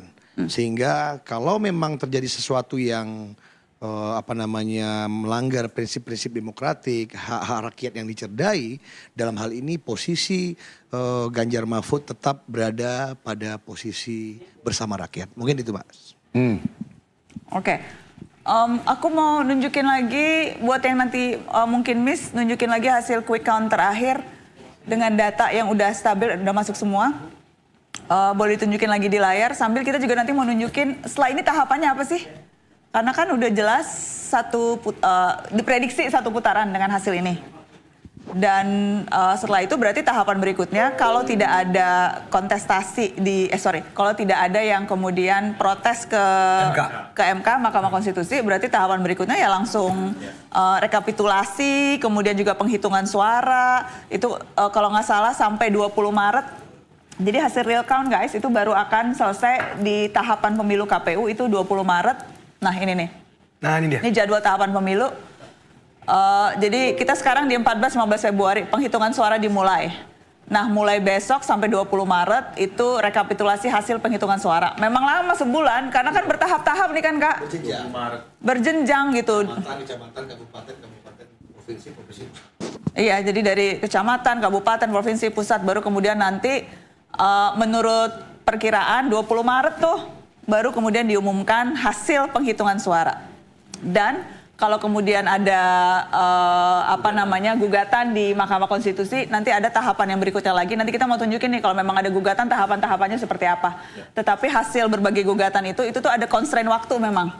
Dari Maret sampai Oktober ya? Maret sampai Oktober. Dan kalau nggak salah sidangnya itu juga spesifik banget kok. Kalau cuma 14 hari sidang atau berapa, pokoknya benar-benar waktunya tuh terbatas. Nanti kita mau tunjukin, tolong ditunjukin ya. Tadi aku udah minta ini juga kok. Ini yang gugatan MK ya? Kalau ada gugatan MK tuh ada proses-prosesnya tuh gugatan MK. Tapi sidangnya sebelum makan siang atau setelah makan siang? Nah, itu pertanyaannya. Nah, kan nanya doang, makan siang tuh. Nah ini nih, jadi kalau misalnya ada perselisihan nih, kalau ada perselisihan itu bisa diajukan pengajuannya sampai 23 Maret. Oh 23 Maret. 23 Maret, terus kemudian bulan April itu sidang pemeriksaan pendahuluan 22 April. Penyerahan perbaikan apa dan sebagainya. Nah rapat permusyawaratan hakimnya itu udah spesifik tuh 30 April sampai 6 Mei. Kalau teman-teman ingat 5 tahun yang lalu itu tuh disiarkan live di TV tuh. Rapat pemeriksaan sidangnya ingat ya sih yang sempat live di TV tuh. Yang saksi-saksi ditanya dan sebagainya. Tapi ini nggak ada yang di hari Sabtu kan Kak Jo? Nggak ada. Nggak, gue nanya doang. Hari di hari Sabtu. Nggak tahu. Ada yang hari Sabtu nggak itu aja? Dan nganterin dokumen bercepak-cepak. Jadi ini akan seperti itu dan rapat pemusyawaratannya 6 Mei. Nah ini nih kalau memang akan ada yang ngajuin perselisihan hasil Pilpres 2024. Setelah hasil ini baru kemudian apapun hasilnya diterima dan pelantikan. pelantikan pertama anggota legislatif 1 Oktober dilantik dan presiden baru, presiden ke-8 akan dilantik pada 20 Oktober 2024. Itu tahapan-tahapan tuh. Presiden, wakil presiden mengucapkan janji 20 Oktober 2024. Masih berapa, sekarang apa sih Februari, Maret, April, Mei, Juni, Juli, Agustus, September, 8 bulan. 8 bulan. Anything can happen in Anything can happen in 8 months. Apa? What can happen in 8 months sih? 8 bulan. Pilgub 2 November kan? November. Pilgub November 24. Kalau ada pilgub di Jakarta ya. Kalau emang kenapa? Kalau ada. Jadi kan ada mau di undang-undang DKI itu dipilih sama pusat kan? Dikaji. Tapi kan udah Besok kalau nggak salah diputusin deh. Besok kalau nggak salah. Ya tergantung siapa yang menang, makanya mereka tunggu dulu. Tapi enggak, masing-masing waktu itu kan udah bilang kalau tetap harus kembali ke tangan rakyat, nggak dipilih oleh DPRD. Kalau nggak salah waktu itu. Berarti semoga Adalah pro kontra soal itu. So kalau 80 triliun ditunjuk orang mah bahaya. Undang-undang loh yang wakil presiden Undang Jakarta yang baru, wakil presiden akan mengurus daerah aglomerasi. Serius? Tapi kan balik lagi, serius. Draft undang-undang itu disahkan dan diputuskan presiden kewenangannya. Disahkan dan diputuskan di DPR, bukan oleh presiden undang-undang itu. Dan di DPR itu kan isinya berbagai fraksi, koalisi, partai-partai yang beragam. Jadi kalau emang juga nggak pas. Tapi yang paling kuat kan yang mana, Mas? Paling kuat PDI. Paling kuat kan PDI. Koalisi mana yang paling kuat? Oh, koalisi ya. Tapi anything can be happen dalam 8 bulan ke depan kan? Politik siapa saja bisa terjadi. Kita berharap ya tentu. Tapi ini menarik nih, DKI ini rakyat DKI ini harus ngikutin juga nih yang ini nih. Apakah mereka masih bisa milih gubernur mereka atau dilepas ke orang lain nih pemilihan gubernur mereka? So KTP gue mau ganti DKI bentar lagi nih. Jadi gue nih harus. Enggak dong Kak Jo, Kak Jo lagi DKJ KTP-nya. DKJ ya? DKJ bukan DKJ. Karena IKN soalnya IKN. Perubahan itu bahwa ada pilkada itu diangkat ke bulan September. Oh bukan November? Bukan November. Jadi sebelum pilpres, sebelum pelantikan. Senior masih presiden. Nanti mungkin teman-teman dari ahli tata negara dan pemantau pemilu, ahli pemilu akan menganalisis. Wah ada dirty vote 2 nih.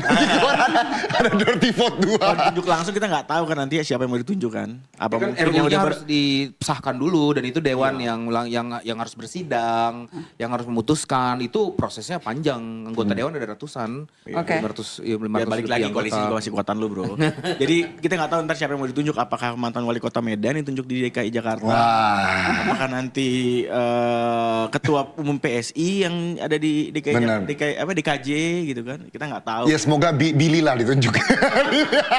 KTP gue masih Papua bro. Ngomong-ngomong aku mau nelfon orang dalam ya. Orang dalam karena sekarang itu infonya kan Pak Prabowo ada di Kertanegara. Nah kita mau tahu nih gimana suasana di Kertanegara. Tadi kan suasananya kan di luar tuh, Sekjen Partai Gerindra di depan pagar. Nah aku mau nelpon orang dalam yang ada di dalam rumah. Untuk kemudian nanti kita cek Pak Prabowo gimana. Pasti Mayor Teddy yang dia telepon. Yang aku telepon adalah sahabatku. Oh Mbak Mutia. Mbak Mutia. Bentar. Mbak Mutia ketua komisi 1. Aku tuh lupa, ini aku rusak jadi agak kurang. Nggak apa-apa Mut. Kamu lagi live streaming sebentar, aku pakein ini. Mut, ntar dulu biar kelihatan kameranya, biar masuk TV, masuk YouTube maksudku. Aku kemana gini? Mut, udah kelihatan kamu di dalam Kertanegara, gimana suasananya? Rame banget tuh. Maaf ya, HP aku sebentar. Kelihatan kok muka kamu. Wah, ungu. Wes rame ya. Kampak. Ini ada Mas Ahaye. Hai Mas Ahaye. Oh, Mbak Nana. Halo, apa kabar? Kabar baik Mas, sehat-sehat Mas Ahaye. Sehat-sehat. Mudah-mudahan semakin maju Indonesia ya. Mas, Pak SBY nggak di situ Mas? Mas Ahaye ditemenin Pak SBY nggak? Pak SBY nggak di sini. Pak SBY nyoblos di Pacitan, Jawa Timur. Oh oke. Jadi lagi nunggu di Pacitan. Bagi-bagi tugas. Bagi-bagi Mas Ahaye yang nemenin Pak Prabowo di Kertanegara. Ada siapa lagi Mut di dalam Kertanegara Mut? Ada siapa lagi ya? Ketua TKN dong. Oh kita udah doa bersama bersyukur, terima kasih. Karena ya hasilnya sesuai dengan harapan kita lah, dan tentunya ini adalah kemenangan bukan kita tapi kemenangan seluruh rakyat Indonesia. Mas Rosan, hasilnya sesuai harapan atau melebihi prediksi? Emang prediksinya karena kan hasil quick count nih rata-rata lembaga bilang 57%. Itu sesuai prediksi atau di atas prediksi Mas? Di atas prediksi kita. Karena kita perkirakan tadinya sekitar 53, 54 atau 55, tapi hasilnya sekarang di sekitar 58, 59 ya. Oke, jadi di atas prediksi. Oce, Mut ada siapa lagi? Thank you Mas Rosan. Aku kepo pengen ngeliat suasana keempat. Pak Prabowo di mana, Mut? Ini rame banget. Pak Prabowo tuh lagi persiapan karena kita kan bentar lagi jalan.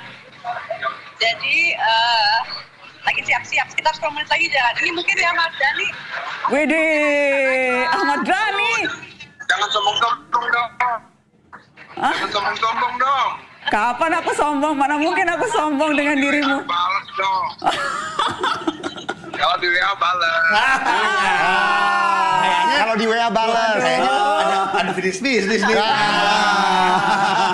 Dhani, lu menimbulkan gosip yang nggak perlu. Seolah-olah kita sering WA-WAan. Orang WA. Namanya juga Ahmad Dhani. Mas Dan gimana? Menang nggak? Caleg menang nggak? Politik. Hah? Iya, WA urusan politik. Insya Allah. Menang nggak nih Ahmad Dhani? Masuk legislatif nggak nih? Harusnya menang, harusnya masuk. Terus mau komisi berapa sih? Mas? Aku nggak tahu, belum tahu. Tergantung partai lah. Najwa, aku nyalek tuh di atas perintah partai loh. Aku nggak pengen nyalek atas perintah partai. Oke. Untuk memenangkan suara di Surabaya. Oke. Kalau nggak salah dirimu kan cita-citanya jadi gubernur DKI sebetulnya. Aku tahu waktu itu kan sempat curhat.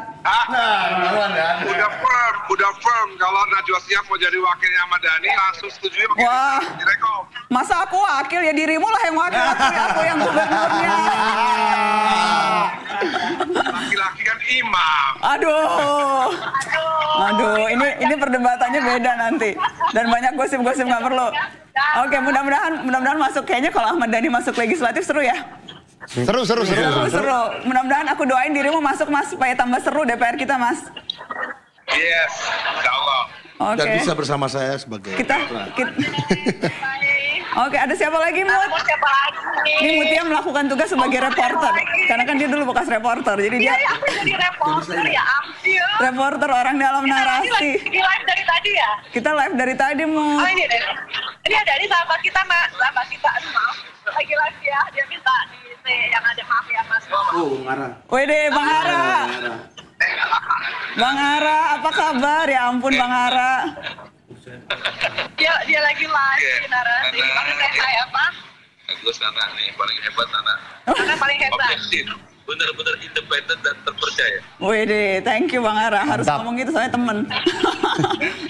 Jam berapa? Ini udah panjang. Mut, jam berapa ke Istoranya Mut? Jam 7. Jam 7 kita akan berangkat. Makanya lagi persiapan.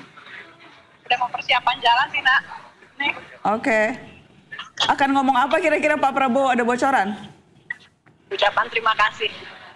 Terima kasih. Akan langsung. Kira-kira akan langsung mengajak yang dua capres lainnya bergabung atau masih terlalu dini menurutmu? Itu aku nggak dapat bocorannya kalau yang itu.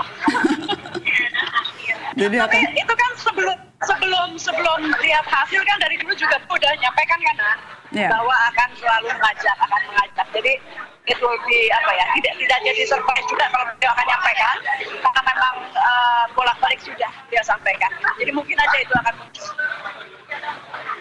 akan jadi ini ya. Oke. Dovi mau nanya apa Dov? Enggak, aku tadi mau nyanyi di depan Mas Ahmad Dhani. Oh, kamu mau nanya? Suasananya kayaknya happy banget ya Mut di sana ya. Iya. Oh, saya hai ke Mbak Titi. Mau. Bentar ya, Mbak Titi lagi ngobrol. Najwa lagi live. Sehat. Assalamualaikum Mbak Titi. Waalaikumsalam. Najwa. Gimana Mbak Titi perasaannya ngelihat hasil quick count? Alhamdulillah senang. Akhirnya perjuangan Pak PS for so many years untuk melayani to serve the people bisa terlaksana insya Allah. Kalau Mbak Titi sendiri kira-kira legislatif gimana Mbak Titi? Masih nunggu hitungan quick count, bukan quick count ya, sebenarnya tunggu hitungan dari Jogja. Udah doain, mudah-mudahan saya bisa masuk parlemen ketemu sama Mutia. Kalau Mbak Titi mah udah aman Mbak.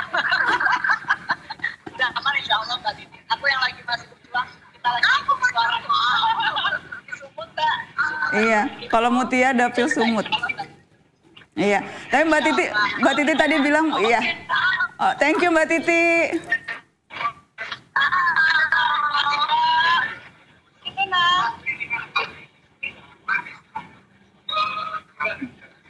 Rame ya, itu siapa aja?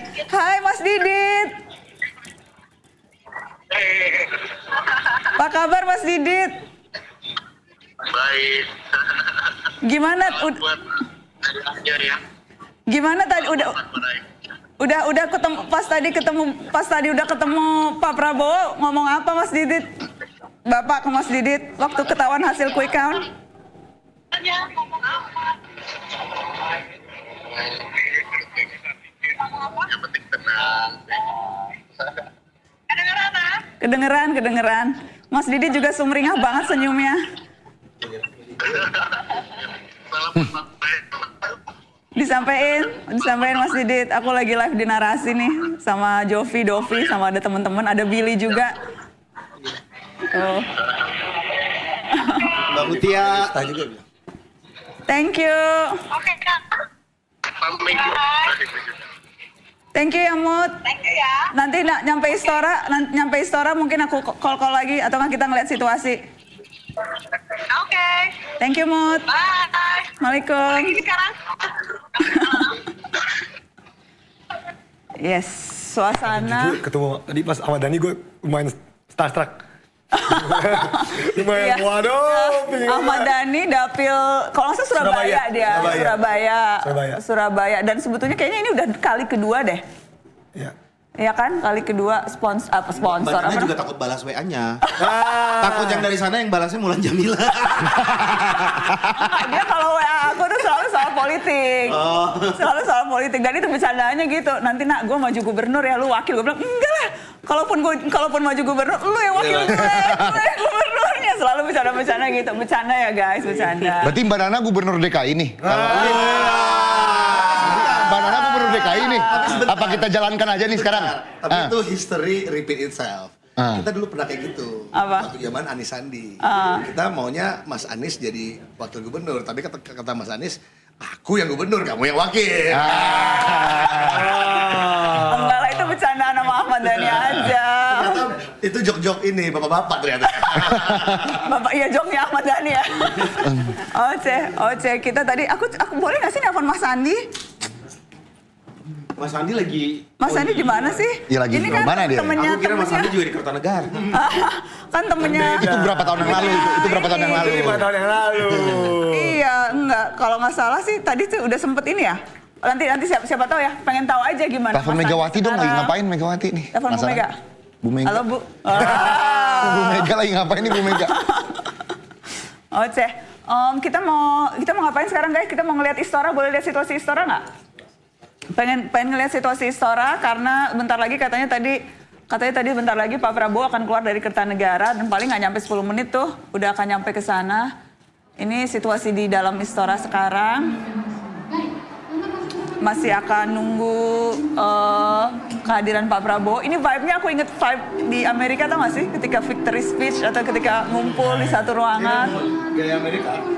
Iya, ngumpul dan kayak nungguin akan ngomong apa gitu. Seruannya ajakan bersatu. Gitu ya? Prediksi dirimu ngomong gitu, ajakan bersatu. Tapi biasanya kalau di Amerika tuh biasanya victory speech setelah ada yang concession speech. Yeah. Jadi biasanya victory speech itu kalau udah ada yang nelpon bilang saya menerima. Jadi mungkin aja ini bukan victory speech sih, tapi nuansanya udah victory nih. Nah, biasanya kita lagi off. Enggak, kita lagi on ya. Ya on. Harusnya diam-diam aja biar. Biar lebih seru omongannya. Biar lebih seru. Gak apa-apa, ini pengalaman aku ya. Aku pengalaman di 2 pilpres. Di saat itu tense. Aku 2 kali di tim Pilpres yang kalah.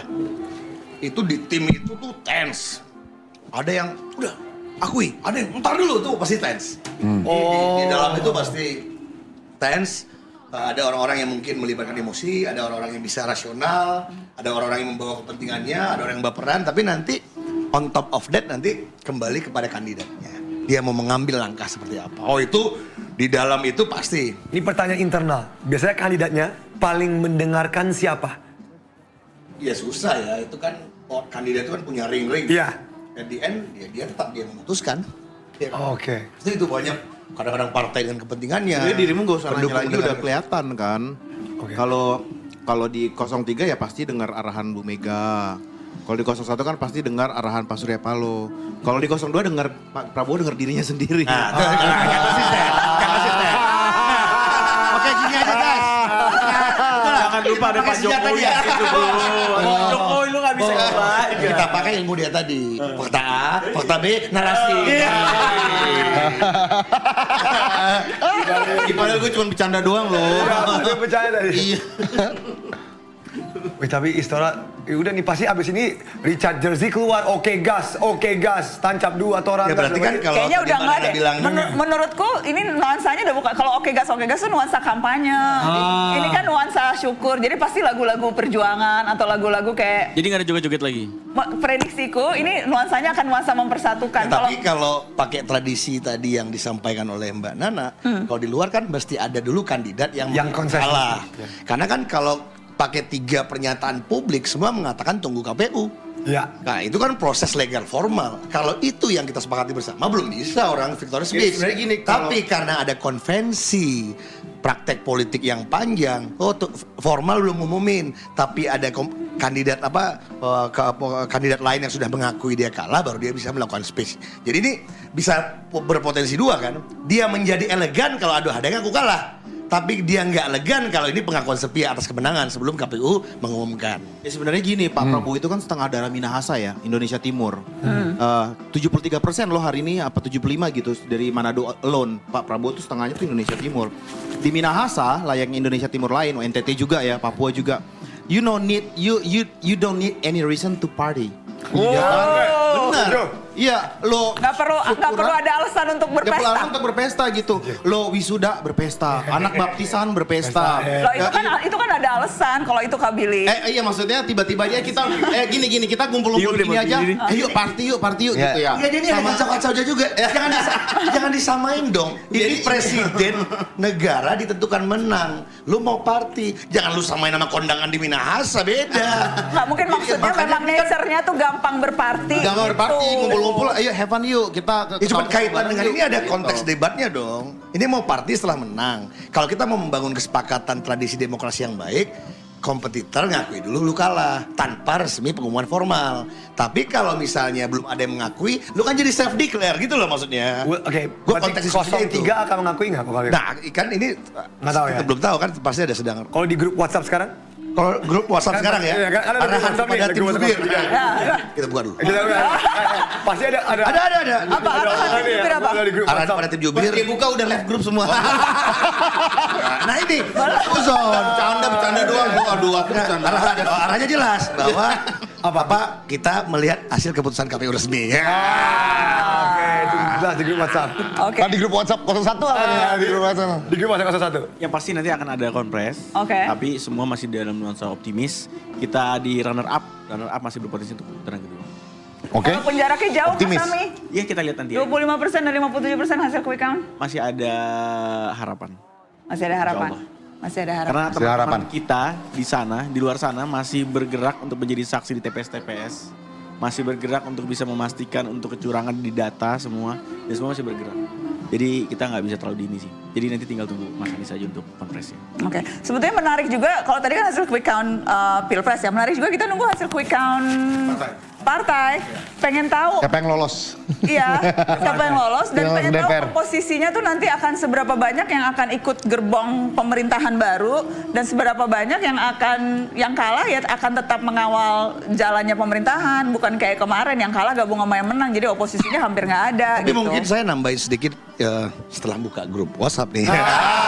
Ada apa nih? Ya tapi saya elaborasi. Tadi ada beberapa arahan tapi saya elaborasi dengan pandangan saya dan pengalaman. Begini, kenapa kita mesti menjaga Mas Billy untuk tidak terburu-buru begini? Karena begini, di lapangan itu kan masih banyak yang menghitung.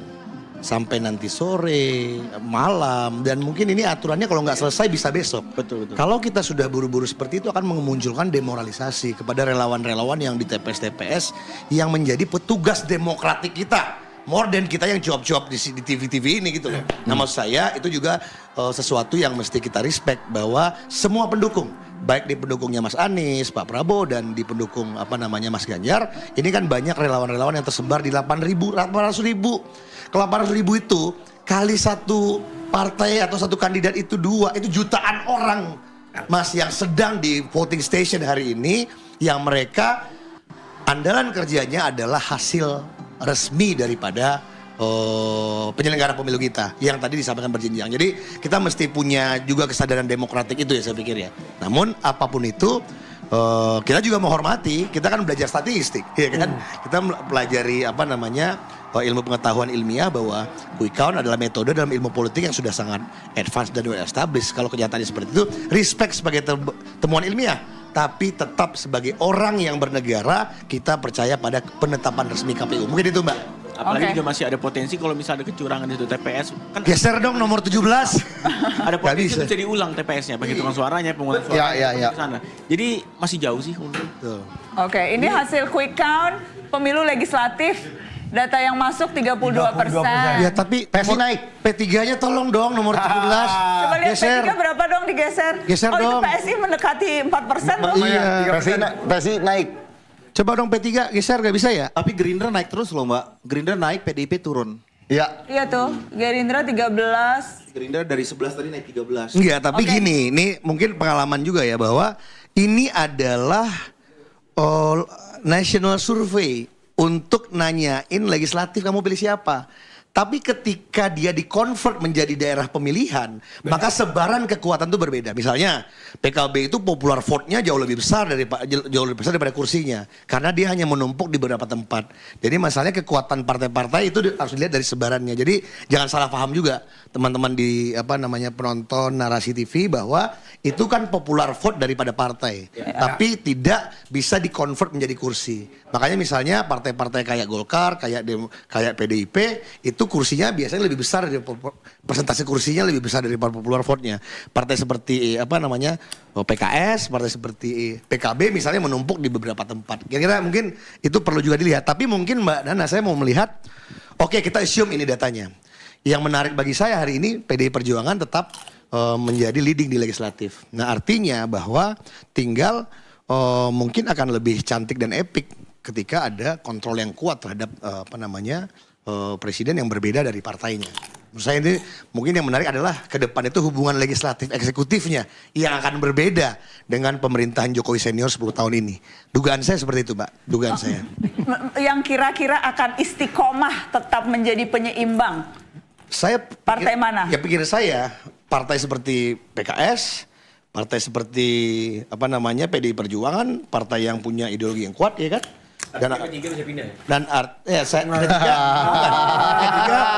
P3 tentu tergantung kepemimpinan partainya seperti apa. Yang jelas sampai hari ini ke posisi P3 mendukung Ganjar Mahfud. Kira-kira seperti itu. Nah tinggal bagaimana komposisi parlemen itu yang menurut saya menarik.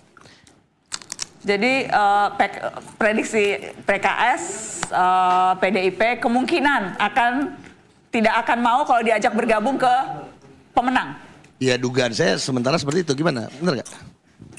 Kalau PKS sih memang ya kemungkinan besar mungkin seperti itu ya.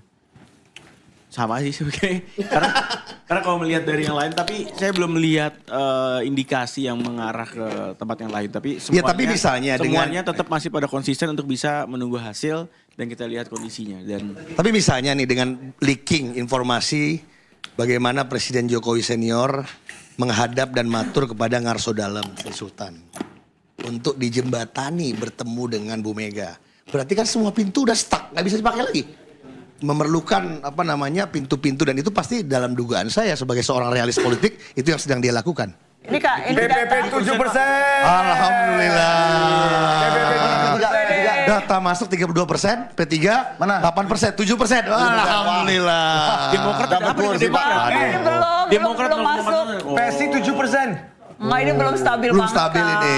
Ini mungkin baru masuk. PSI 7%. Partai Buruh 15. Iya, masa ini belum stabil ini. Tapi data masuknya Partai Buruh 17% loh. Guys, data masukkan 43% loh. Iya, Partai Buruh 17%. 47% yang mana nih? Hah? 47% data masuk carta, indikator 32% lah. Jadi, Wow, connect nggak nih? Partai Wah, kita Buruh. clarify lagi dong. Demokrat lebih rendah dari PBB. Iya, PAN 0,21%. Kayaknya masih ini deh, masih fluktuatif ya. Kayaknya ini agak ini kali ya. Ini kayak Coba kita bisa cek di ulang refresh ya. ini kayak sistemnya error. Partai Buruh 17% tuh kan aneh. Dari kiri nggak sih 1, 2, 3 tuh 15% kayak PDI deh. Oke, ya udah dipastiin dulu deh. Iya benar. Salah Ya taruh mungkin ini. gini juga kali ya pengalaman kita di bawah itu ketika Pilpres dan Pileg serentak memang akhirnya orang di bawah lebih banyak naratif itu tentang Pilpres kan.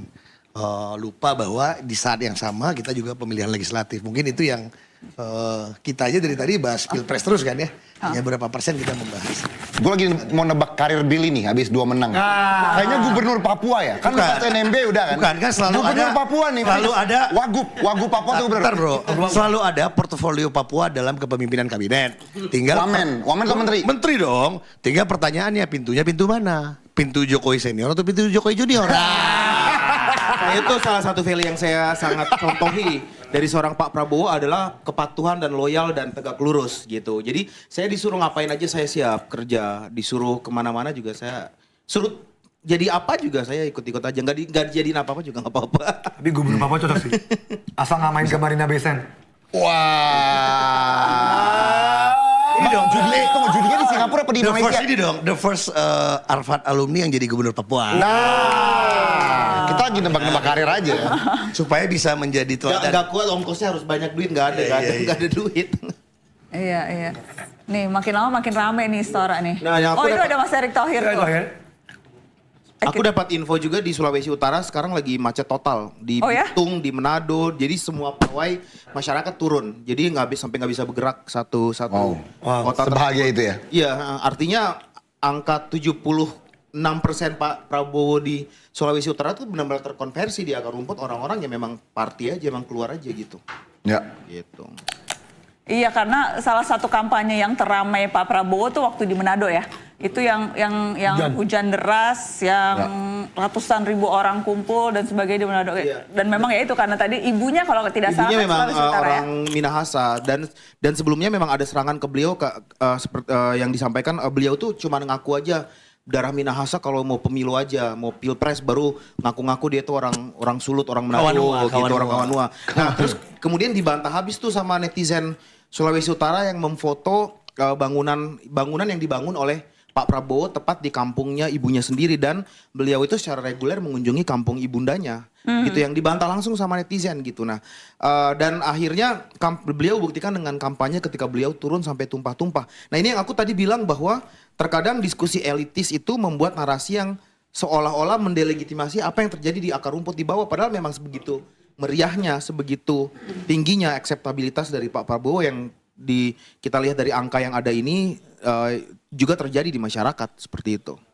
Ya sebelum kita lanjut ke sini kita mau terima kasih dulu kepada semua sponsor untuk episode musyawarah ini ya. Yes. Atau dari narasi yang dari pagi ya, ada Aqua nih. Terima kasih Aqua. Ada Aqua, terima kasih Aqua. Ada pasta gigi Formula dong. Waduh, cocok untuk ini family. katanya pasta gigi Indonesia kan? Oke. Mantap, ada Strepsil, teh gelas, ada Arfi baca apa tuh? Ini nggak berkacamata, nggak bisa baca. Amar Beng. Dan ada Kin Yogurt. Dan ada Kin Yogurt. Terima Oke. kasih. Aku mau fit call lagi ya. Sama-sama Order lagi. Kita fit call ordal lagi ya. Order lagi. Kita fit call ordal yang saat ini di Istora. Wah, siapa nih? Mas Erick Thohir. Yeay.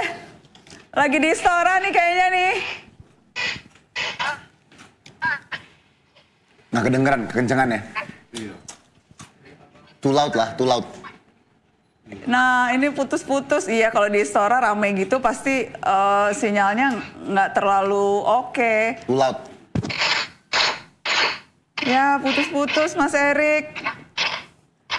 Tapi kelihatan kok ekspresinya bahagia. Iya, putus-putus. Mas Erik, bentar aku perbaiki sinyal. Mudah-mudahan bisa perbaiki sinyal, nanti aku telepon lagi ya Mas. Aku mau ngeliat situasi di Istora. Kita udah ngeliat sih gambar Istora lagi rame, cuma aku pengen ngobrol sama Mas Erik. Karena Mas Erik udah ada di sana, kayaknya lagi nunggu Pak Prabowo datang. Mas? Kalau di dalam nggak kedengeran ya. Oke, hai Mas Erik. Kalau di ruang tertutup ini bisa. Lah mati. Bentar, aku telepon lagi. Aku telepon ulang ya. Begitu mati langsung kelihatan semua chat gue. Jadi gue langsung gini. Oke, aku coba telepon Mas Erik lagi. Gini ya, biar kelihatan gini ya. Mas Erik.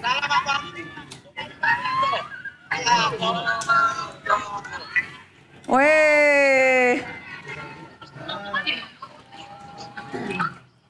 Ada Bang Nusron juga, Bu Najwa. Waduh, ada Bang Nusron.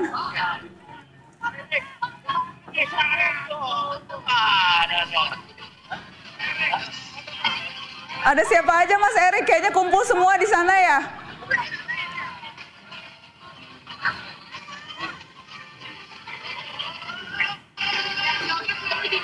Rame, ini lagi nunggu kedatangan Pak Prabowo. Jadi rencananya Pak Prabowo. Halo Pak Agus. Ada Pak Dudung, wah lengkap itu. Tim Pak Prabowo lengkap, udah nungguin di Istora. Wes. Gimana Mas suasana di sana?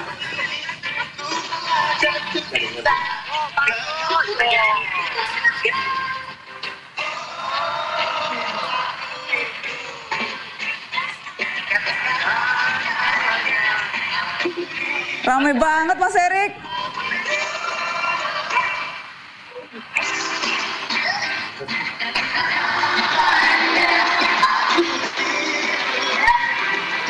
Oh ini lagunya lagu apa nih? Oh burung, lagu apa itu? Nyanyikanlah, katakan padanya, aku rindu. Mbak, salah lagu ya? Lah nggak jadi kesana berarti? Nanti aja, keramaiannya. Apa? Metro? Seru. Mas Erik dengar suara aku nggak? Putkom lagi di mana sekarang? Mas Erik gimana hasil quick count 57 ya mati. Oke. Ya wes. Nanti kita telepon lagi ya. Nanti kita telepon Mas Erik lagi sambil kita nungguin Pak Prabowo datang karena aku terus terang penasaran sih pengen tahu. Nah ini di Kertanegara nih. Mungkin bentar lagi Pak Prabowo keluar nih. Tadi juga info Mutia, Mas Gibran udah datang, udah nyampe Kertanegara. Berarti nanti akan keluar berbarengan Mas Gibran sama Pak Prabowo. Terus akan berjalan ke naik mobil sih bukan jalan ya. Akan naik mobil ke Istora dan beneran pengen tahu sih Pak Prabowo akan ngomong apa. Ya, nah ini kayaknya nih saat-saat mau keluar nih. Penasaran gue. Wah, Pak Hatta Rajasa. Hatta Rajasa. Yang dulu jadi cawapres dia kan? Pak Zulkifli Hasan. Cawapres dia kan? PAN. Ya insyaallah, ya mari kita bersatu kembali. Pak Prabowo selalu mengatakan kita keluarga besar, yang pendukung, yang bully, yang tidak lulus warga teratur. Bentar, Mutia di dalam juga.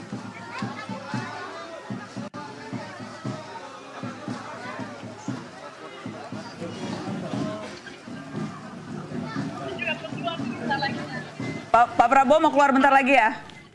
Oke, kita sambil nunggu. Jadi kita ada kamera di luar, ada reporter narasi di luar akan nungguin. Kita juga nungguin Pak Prabowo di dalam. Nih gambar di Kertanegara nih. Di dalam nih.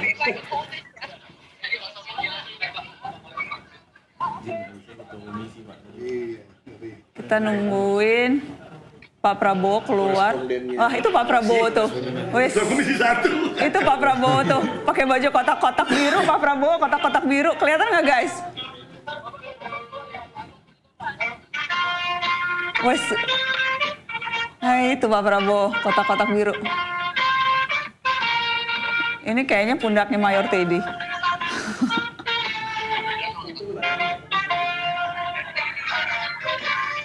Wes. Wih, di atas. Pak Prabowo di atas. Ini kita dapat point of view dari belakang dan dari depan, guys. Wih, ada Pak Prabowo. Wih, Pak Prabowo udah ada dong, Pak. Udah ada dong. Ada Billy, Pak. Perhatikan ini karena Pak, ada Billy, Pak. Ada Billy, Pak. Gubernur Papua, Pak. Calon Gubernur Menteri, Papua. Pak. Billy, Pak. pegang janji Pak, untuk yang tidak memilih Bapak juga rangkul Pak. Mas Gibran udah keluar, Mut. Aduh. Mas Gibran semobil ya? Tapi Gibran ntar dulu. Oh, itu udah jalan. Wes, langsung disambut marching band loh. Keren ya? Oh iya, udah kelihatan Mut keluar. Thank you Mut. Ketemu di Istora Mut. Maksudnya aku ngeliat kamu di Istora lewat TV, aku nggak kesana. Nah itu dia, udah kelihatan. Jokowi Junior di belakang lu berdiri, jangan di depan. Thank you Mut. Berdirinya di Nah depan, itu di dia. belakang. Wow. Nah itu dia tuh. Wow. I mean, tunggu. Bukannya dulu Jokowi juga kotak-kotak. Waktu Iya, Jakarta Jokowi kotak-kotak. Nggak, tapi ini kotak-kotak biru memang salah satu seragamnya ya Kak Billy. Betul. Salah satu seragam Pak Prabowo selain... Kalau soal desain mendesain kan memang Mas Didit sangat concern dengan desain. Tapi Iya. mereka yang desain bukan hanya Mas Didit, jadi banyak banget teman-teman desainer muda yang juga terlibat gitu, dan mereka sering ngumpul di rumah pemenangan juga gitu. Jadi ini desain lebih dari satu desain tuh dikerjain lebih dari satu orang, bukan hanya Mas Didit aja. Gitu. Oke. Karena aku ingat nih, kalau nggak salah teman-teman influencer pendukung Pak Prabowo juga waktu itu datang debat pakai bajunya kotak-kotak gini kan Kak Benar. Billy? Jadi ini salah satu ininya Pak Prabowo. Wes, tuh Kak, udah disambut. Ini udah, ini. Dia cium bayi. Dia cium, bayinya langsung nangis. Dia cium bayi. Nangis bayinya ke sini. Oh, dipaksa deh kayak. Nah, ini celebration Kak Billy. Iya, of course celebration. Iya, hasil quick count menunjukkan pemenangnya. Pemenangnya Pak Prabowo. Yang hampir sama pernah dilakukan di 2 pemilu sebelumnya oleh Pak Prabowo. Tapi hasilnya kan berbeda, kita nggak tahu juga. Oh, yang 2014. 2014 dan 2014. Ya, 2014 ya. Yes. Bedanya hari ini belum lihat sujud syukur aja. Yes.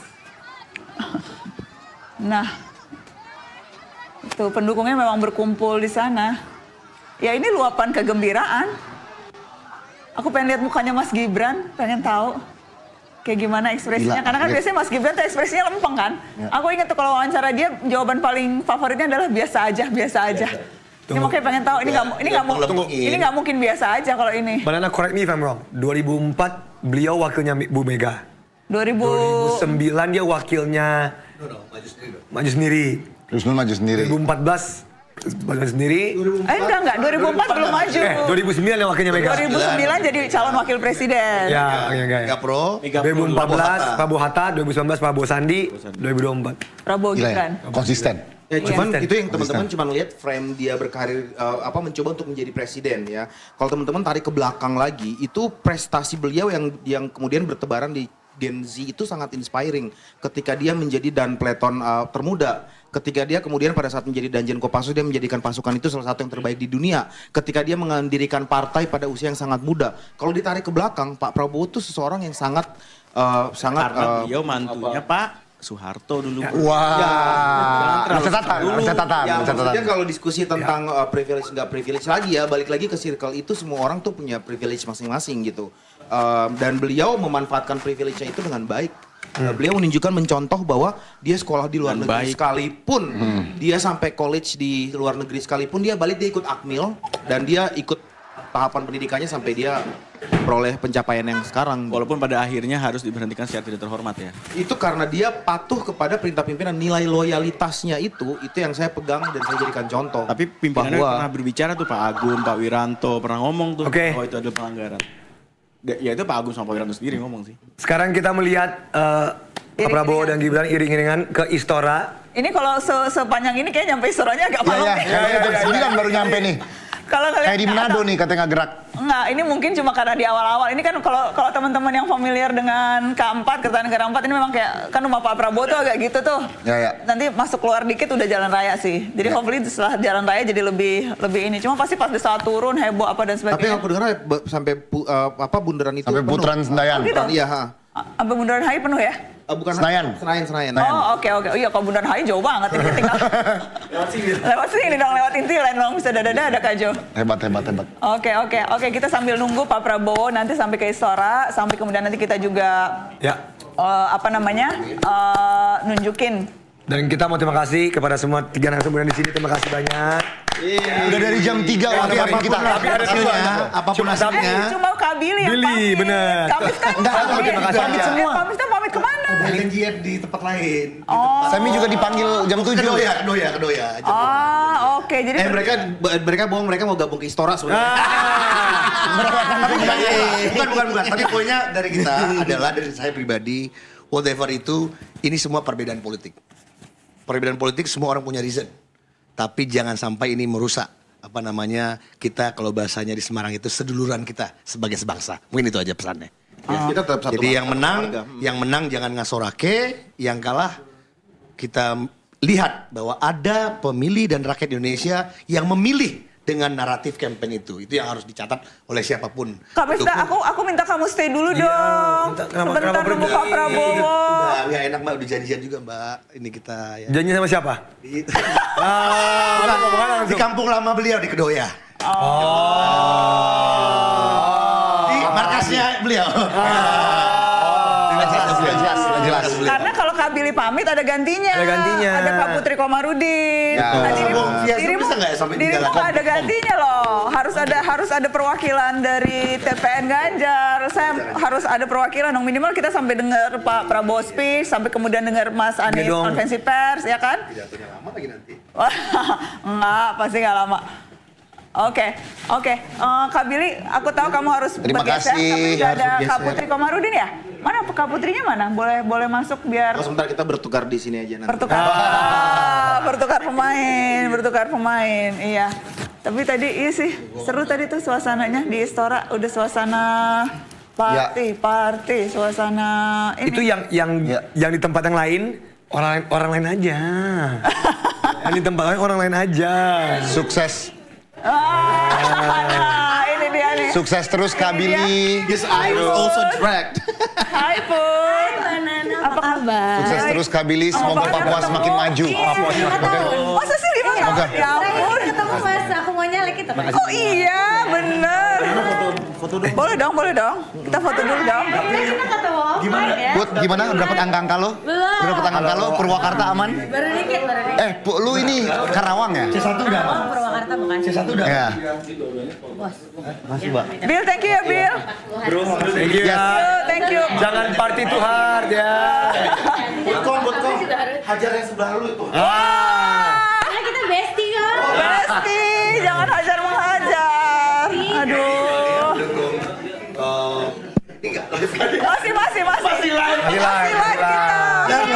Masih live kita.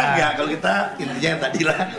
Bahkan Putri kan juga maju loh, Karawang, Bekasi. Gimana Put? Gimana Put? Jadi assalamualaikum warahmatullahi wabarakatuh semuanya. Terakhir ketemu Mbak Nana. Sorry Putri pakai clip-on atau perlu pegang mic aja dulu. Mic aja. Oke, udah kedengeran ya? Udah. Ya. Jadi terakhir kali aku ketemu Mbak Nana itu pas aku mau maju, ya kan? 5 tahun lalu. 5 tahun lalu masih gadis. Belum nikah, sekarang udah punya anak, Mbak. Aku tahu. Anakku sama Mbak Mutia seangkatan. Iya, aku tahu. 2 bulan sama 3 bulan gitu. Iya. Alhamdulillah masih waras. Alhamdulillah. Dan masih maju di jalur yang sama, di Partai Golkar, dapil yang sama. Jadi mohon doanya juga. Kamu kan Komisi 1 kan? Komisi 11. Oh, sorry, kamu Komisi 11.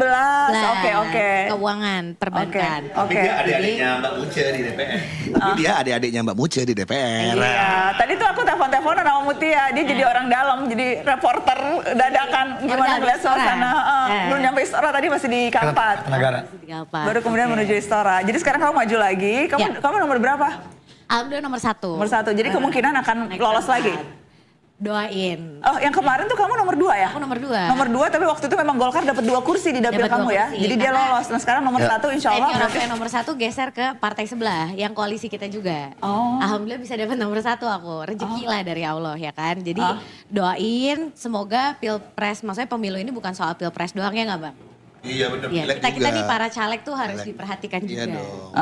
Karena itu penting kan konsolidasi kekuatan di DPR nanti buat undang-undang supaya bisa langsung jalan gitu. Oke. Gimana?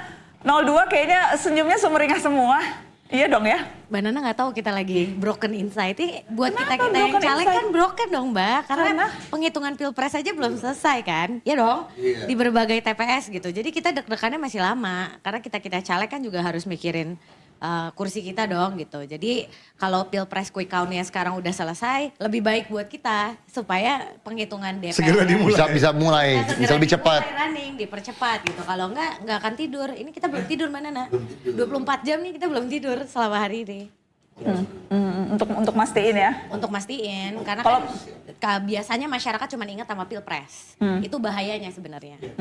Bahayanya karena apa Put? Bisa dielaborate nggak? Bahayanya kalau cuma hanya ingat pilpres? Masyarakat euforianya lebih ke pilpres. Jadi pilpres itu lebih mencolok kan. Jadi akhirnya yang dipilih itu selalu hanya satu kertas suara gitu. Padahal kan di dalam kontestasi ini ada legislatif juga gitu. Dari mulai tingkat pusat sampai DPRD kabupaten kota. Jadi yang itu senantiasa kita ulang-ulang selama masa kampanye bahwa kelima surat suara kalau di tempat aku 5 itu harus dicoblos semuanya gitu. Jangan cuman mikirin pilpres aja karena tanpa parlemen yang kuat nanti pemerintahannya juga nggak bisa jalan. Oke. Dan kalau pengalaman kamu 5 tahun lalu tuh memang susah banget ngejagain suara caleg di TPS, kemudian maju berjenjang dan sebagainya. Itu effortnya seberapa besar tuh untuk mastiin suara kamu nggak keambil? Ternyata aku baru belajar dari 2019 lebih beratan jagain suaranya daripada nyantai suaranya. Ini pasti Bang Sandi juga tahu lah ya. Jadi kalau misalnya... Kok lebih berat jagain suaranya? Jagain suaranya, karena untuk kita perempuan, banyak sekali teman-teman aku yang juga udah pernah curhat lah ya. Mereka itu kalah justru pada saat menjaga suara, karena kekurangan network ya kan, tidak punya akses misalnya untuk penjagaan. Suaranya bisa dicuri atau? Suaranya banyak yang dicuri, itu di tingkat pileg ya maksudnya. Suara kita banyak yang bergeser, terus ada juga penggelembungan suara gitu. Caleg-caleg tertentu yang punya akses lebih, mereka menggelembungkan suaranya dan itu terjadi sama aku di 2019. Jadi pada saat penghitungan. Jadi penggelembungan, jadi suara kamu seharusnya dapat segini, tiba-tiba bergeser ke caleg yang lain? Enggak, suaraku tetap, tapi suara caleg itu digelembungkan. Jadi akhirnya bisa melewati aku. Dan kemarin aku nyaris nggak jadi gara-gara itu. Kalau kita tidak berani bersuara dan kita Ini caleg sesama internal partai? Internal partai. Justru yang paling parah itu adalah kompetisi internal partai. Ya. Jadi kalau kita tidak punya bukti yang kuat, kita tidak punya bukti per TPS, udah kita rekap sendiri, itu biasanya perempuan-perempuan itu pada lewat di situ pada saat penghitungan suara. Makanya ini kan banyak teman-teman perempuan yang maju juga yang dari generasi muda. Aku selalu tekankan ke mereka lebih penting jaga suara gitu daripada pada saat proses nyarinya. Karena disitulah kita biasanya kalah gitu. Ada pernah bilang katanya kalau pileg itu dimulainya 14 Februari Pak. Bukan sebelumnya. Justru pas 14 Februari itu malah pertarungannya habis itu ya? Pertarungannya justru ketika setelah suara diberikan. Justru suara diberikan. Jadi kalau aku pada saat itu tidak punya bukti yang kuat, aku nggak ada di sini Mbak Nana sebagai sitting anggota DPR. Karena dikerjain sama ya teman aku sendiri gitu. Dan itu bukan cerita baru. Udah selalu terjadi di periode-periode yang lalu gitu. Kemarin tuh kamu ngejagain suaranya lewat cara apa jadi Put? Jadi aku punya relawan yang karena kita nggak punya saksi di dalam partai, maksudnya saksi partai yang punya semua kan. Jadi sebagai caleg nih biasa kita punya relawan yang jaga di luar TPS-nya. Jadi mereka yang begadang sampai jam 2 subuh, 3 subuh. Dan kalau ada indikasi kecurangan mereka langsung kabarin kita supaya kita bisa langsung koordinasi lah sama pihak-pihak itu. Berarti Putri harus jaga berapa TPS? Karawang, Bekasi, dan... Ya itu pasti banyak dong. Purwakarta? 15.000. Ada 15.000 TPS karena aku 3 kabupaten ini padat penduduk kan. Bekasi itu 2, sekian juta penduduk, Karawang 1, That's a lot. Dan lo harus nyediain saksi. Ada orang di situ semua? Enggak, kita beberapa titik. Bebannya kita nggak sampai segitu. Aku cuma ada 5.000-an saksi. Saksi luar, bukan yang di dalam. Gitu. Kalau 15.000 ngalahin KPU dong kita. Iya. Berat banget kan. Ini kayaknya Pak Prabowo udah sampai Istora. Udah nyampe Istora ya. Oh cepet juga ya, tadi kita perkirakan akan lama karena pergerakan mobilnya kan kayaknya tersendat-sendat tuh karena berhenti say hi ke orang-orang. Nah ini udah nyampe di Istora nih Pak Prabowo tuh disambut sama pendukungnya. Wow. Putri gitu Pak Mansap gimana Pak Mansap? Aman gak Pak Mansap? Dapil aman gak? Ya aman. Ini C1 mulai masuk nih. Mau lihat nggak contohnya? Nih contoh nih. Tadi kan 30 dapat. Ini apa nih? Ini berapa? Nih lihat tuh. Berapa? Tuh satu TPS tuh internal ya kan. Lumayan paling bawah kita. 19. Ya, lumayan. Aduh, ampun. Jadi sekarang caleg-caleg gitu ya. Pertarungan baru dimulai untuk calon legislatif. Pertarungan baru mulai hari ini. Betul. Dan mereka harus megang bukti. Iya. Gue dapet segini loh. Buktinya ya gitu. formulir C1 itu ya. Iya, dan harus- C1 formulir yang ada di TPS ya, hitung-hitungannya ya. Ya, jadi kalau nanti teman-teman nih bertiga ada yang mau, belajarlah cara penjagaan dulu. Nih. Baru cara cari suaranya. Wah ini agak ketat nih, 4-11 suka lagi di Perubahan sini. itu harus dilakukan ya. Oke. Iya. Oke. Wow, I didn't know this. Wow. Oke, kita sambil nunggu ini Pak Prabowo udah nyampe di Istora. Nanti kita akan nunggu pidatonya Pak Prabowo. Tapi untuk sementara aku mau ngobrol sama temanku, ada Mas Ray Rangkuti, pengamat politik yang udah gabung via Zoom. Aku pengen tahu pendapatnya soal keseluruhan pelaksanaan Pilpres hari ini dan hasil quick count. Bang Ray, apa kabar? Assalamualaikum. Bang Ray, bentar, audiomu belum keluar, Bang Ray. Itu audionya Prabowo yang benar keluar. Bang Ray posisi di mana nih? Kalau dilihat di belakang di Mandailing Natal, benar nggak tuh? Enggak ya? Oh, backgroundnya. Dirimu posisi di? Bang Ray, sorry putus-putus suaranya. Aku akan make sure dulu teman-teman teknis bisa memperbaiki suaramu supaya nggak sia-sia suaramu. Kita satu suara berharga, apalagi suara Ray Rangkuti. Kita mau dengar suaranya. Aku mau mastiin, boleh cek audio lagi Bang Ray, 1, 2, 3. Oke, itu kayaknya bercampur dengan lagu Istora ya. Boleh di-split dulu nggak audionya? Bang Ray, sorry ya, aku akan minta teman-teman teknis untuk perbaiki dulu ya, baru aku kembali ke dirimu ya. Kita perbaiki dulu Bang Ray. Oke, give me 1 minute untuk memperbaiki. Tolong dong teman-teman diperbaiki. Siapa tadi? Nasdem. Nah, di antara tiga ini apakah mungkin ada Oke. yang dilakukan? Sip, sambil kita nunggu Pak Prabowo, aku mau ngobrol-ngobrol sama Bang Ray Rangkuti. You are muted itu siapa? Itu aku yang muted itu. Oke, Bang Ray boleh cek lagi dong audionya?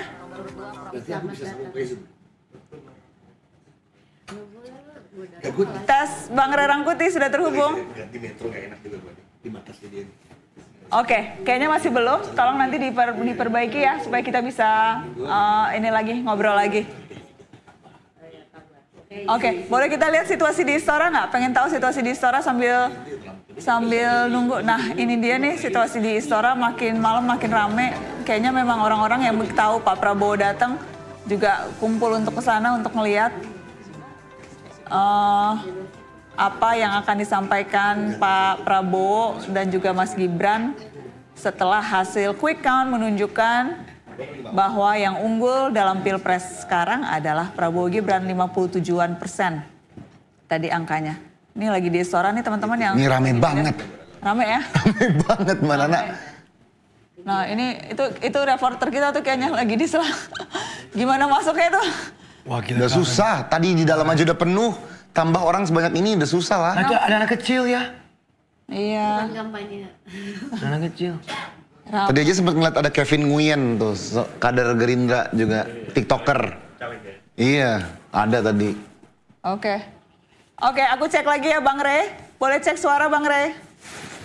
Halo semuanya. Udah lebih jelas Bang Ray. Komentar dong hari ini ngelihat hasil quick count. Saya nggak mau mengomentar hari ini, yang mengomentari dari awal lah, dari keseluruhan. Waduh. Oke, sebelum mundur ke belakang, tapi first impression hari ini melihat hasil quick count, aku mau minta komentar itu pendek dulu sebelum nanti kita kilas balik. Mengejutkan Anda tidak? Saya sedih. Tidak, tapi saya sedih aja sih. Kenapa sedih?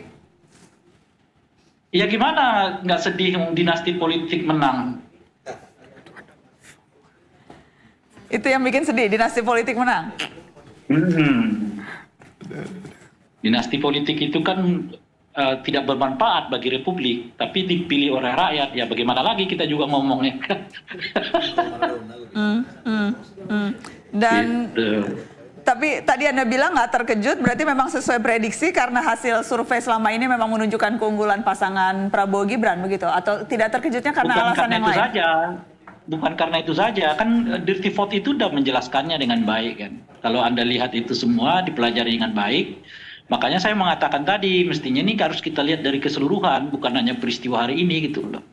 Nah kalau kita bisa peristiwa hari ini, ya baru kita sampai pada kesimpulan keseluruhannya, baru kita pada kesimpulan apakah pemilu kita ini lebih baik atau lebih buruk gitu. Nah kalau itu pertanyaannya saya mengatakan lebih buruk, baik substansinya maupun teknisnya gitu. Substansinya ya itu tadi dengan kasat mata ya dinasti politik dipertontonkan gitu. Teknisnya ya kita udah tahu lah mana ketua KPU bisa disanksi etik 3 kali berturut-turut dan sebagainya gitu. Nah, dirty vote itu kan menjelaskannya, apalagi tindak tanduk presiden ya yang kita tahu sedemikian ininya ya. Saya kira presiden yang mau berakhir masa jabatannya inilah yang paling kasat mata terlibat di dalam pelaksanaan pemilu. Kalau kita berkaca misalnya dari Pak SBY kan, kemudian kita berkaca dari Pak Habibie dahulu tahun 98 gitu ya, atau pemilu tahun 99 gitu. Mereka tetap menahan diri untuk tetap bisa menjadi negarawan, menjadi pelindung bagi seluruh peserta pemilu tanpa berusaha untuk mencuri-curi waktu ya untuk mengkomunikasikan pilihan-pilihan politiknya gitu. Nah kali ini kita melihat hal yang sebaliknya dengan mencuri-curi waktu, mencuri-curi kelemahan aturan, dengan bersilat lidah ke sana kemiri ke sini, tapi semua kita mengerti. Ya, nah tentu bagi orang-orang yang memiliki pengalaman, kemauan, objektivitas bisa melihat arah apa yang sedang dilakukan oleh presiden gitu. Termasuk di dalamnya pemberian bansos itu kan. Dan seterusnya gitu. Ya, oleh karena itu ya saya menyimpulkan ini pemilu yang buruk dari substansi maupun dari teknis pelaksanaannya. Dan saya bersedih karena dinasti politik seperti dirayakan gitu. Padahal kan kalau kita berkaca dari 117 dinasti politik yang tumbuh di daerah-daerah saat ini ya, itu per tahun 2020 gitu. Pertanyaannya, adakah dinasti politik itu yang menguntungkan bagi daerah yang bersangkutan gitu? Saya kira yang paling dekat dari kita deh, Banten misalnya ya. Itu kan penuh dengan dinasti politik itu. Coba dijelaskan di mana kira-kira dinasti politik itu menguntungkan bagi daerah di Banten itu. Gitu. Nah kesimpulan yang bisa kita terima sebetulnya dinasti politik ini lepas dari soal boleh nggak boleh ya. Tapi sebetulnya nggak menguntungkan bagi perbaikan kualitas demokrasi kita dan perbaikan kualitas masyarakat kita. Gitu. Oke Bang Rey. Terima kasih Bang Rey sudah bergabung di Narasi. Terima kasih analisanya. Sampai ketemu lain waktu. Thank you Bang. Assalamualaikum. Sama-sama. Waalaikumsalam. Oke, kita lihat sekarang situasi di Istora. Prabowo Subianto sudah datang, sudah masuk dan sedang bersalaman, berpelukan dengan para pendukungnya. Itu Gibran Rakabuming Raka lagi pelukan sama Erick Thohir. Itu ada Gus Miftah. Tadi kita lihat ada Pak Agung Gumelar. Pak Prabowo tadi, nah ini Jenderal Dudung yang memang sejak pensiun kemudian gabung jadi timnya. Ini Pak Agus Gumiwang dari Golkar. Ini temennya Putri. Seniornya Putri, Agus Gumiwang. Tadi kita juga udah lihat kan muka-muka itu ketika muncul. Nah itu Pak Erlangga tuh bosnya Putri tuh. Nah, bos paling besar. Bos besar, Erlangga Hartanto. Nah itu ada Mas Ahaye. Muka-muka bahagia semua. Iya. Oh ternyata masih musiknya kampanye. Oh bener kan, orang gas. Oke gas. Tadi gue ngomong ada orang gas, ada kan. Tadi aku pikir. Pasti joget ini. Tadi aku pikir karena udah menang, jadi bukan lagi musik kampanye tapi musik pemersatu gitu. Mungkin nanti kali. Boleh dong audionya kita keluarin dong, pengen denger suasana di sana, kemeriahannya. Oh itu ada Bang Rizal Malarangeng, Celi, kemudian. Apa sih musiknya? Apa sih kok nggak bisa kedengeran suaranya? Emang musiknya apa? Apa Toranggas? Musiknya apa emang? Punya Richard Jersey, punya ada YouTube copyright. Oke. Kita lihat suasananya. Ya. Itu pokoknya lagi berpelukan, berpelukan itu dengan berpelukan dengan Bang Ara ya. Itu Bang Ara Sirait bukan sih kayaknya? Iya. Nah, ini suasananya memang iyalah suasana syukuran, bersyukur. Bang Celi, Golkar. Nah, itu siapa tuh? Itu kayaknya PAN ya? Iya. Oke, kita lihat suasananya nih kayaknya Pak Prabowo mau naik ke atas panggung. Boleh dikeluarin audionya juga dong? Nah, ini suasana. Baik, mohon untuk seluruh tamu hadirin semuanya untuk clear area bersama-sama karena sebelum acara ini, sebelum pidato dari Bapak Prabowo Subianto dan juga Mas Gibran, kita akan sama-sama menyanyikan lagu Indonesia Raya. Mohon untuk di-clear dulu area semuanya. Dan menempati kursi masing-masing. Ya boleh, yang di depan boleh tolong clear area semuanya. Semuanya boleh clear. Dan sebentar lagi kita akan menyanyikan lagu kebangsaan kita tercinta Indonesia Raya. Mohon untuk kondusif, tolong kembali ke tempat duduknya. Sama-sama. Sesaat lagi kita akan menyanyikan lagu. Baiklah, hadirin yang terhormat, marilah kita sama-sama menyanyikan lagu kebangsaan Indonesia. Indonesia Raya.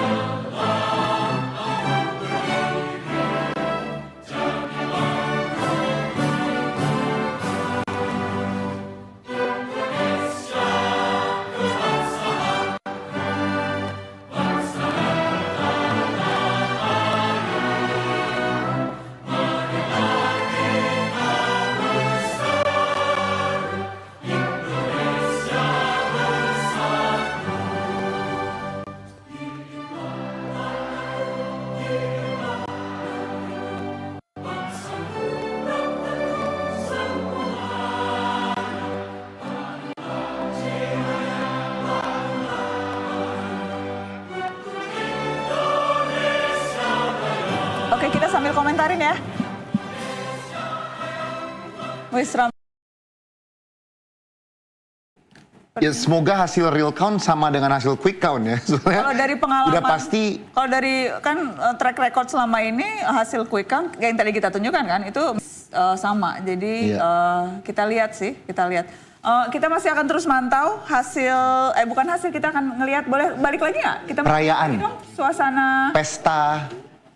Oh ya. Oke, kita mau ganti link supaya lebih jelas. Jadi tadi gambarnya tuh agak blur, nggak jelas karena di dalam kita lagi nyari source yang lain supaya teman-teman bisa ngeliat secara lebih jelas nanti pidatonya Pak Prabowo. Kita akan nunggu. Boleh segera ya teman-teman dinaikin gambar yang barunya. Kalau nggak sementara kita pakai gambar yang itu dulu untuk melihat. Tadi tuh lagi nyanyi Indonesia Raya tuh. Mau nebak-nebak nggak kira-kira pidato Pak Prabowo apa Kak Jo? Kak Jo? Apa ya? Sebagai yang sorry ya. Udah nggak sorry ya. Dok, apa dok? Apa dong Kak Jo? Kan dirimu berperan. Kan dia pemain sebagai Prabowo terus 2014, iya, 2019, 2024. Di mana kemarin rap battle ya? Rap battle juga jadi Prabowo. Coba kalau kamu cosplay Pak Prabowo. Nah Kak Jo. Dia pasti seneng sih, udah pasti dia seneng ya. Cuma berharap ada seneng yang genuine gitu, bukan yang palsu, itu aja sih. Pasti asli lah. Genuine dong Kak Jo, kenapa palsu? Karena masih quick count ya, kita nggak tahu, belum di... Siapa tahu nanti mau ditantang gitu, kan kita belum tahu Anies nanti malam mau ngomong apa gitu, Ganjar ngomong apa gitu. Masih banyak sekali peluang. Iya. Tuntutan masih ada kemungkinan untuk pemungutan suara ulang di salah satu TPS misalnya. Nggak ada yang tahu sih. Wow. Gitu ya? Jadi emang ini perayaan yang sangat early ya, tapi pasti dia happy sih dengan hasil quick count kali ini ya. Iya, menurutku kalau dari hasil quick count sih seharusnya, nggak tahu gimana Put, dari hasil quick count dan kalau tadi kita udah nunjukin sih hasil quick countnya 57% dan sebagainya. Dan tadi Pak Ahmad Muzani, Sekjen Gerindra juga udah bilang ini kemenangan lah begitu, kemenangan untuk Prabowo, Gibran dan ini satu putaran gitu. Jadi kumpul-kumpul di Istora ini kan bentuk penguatan kemenangan itu kan Put?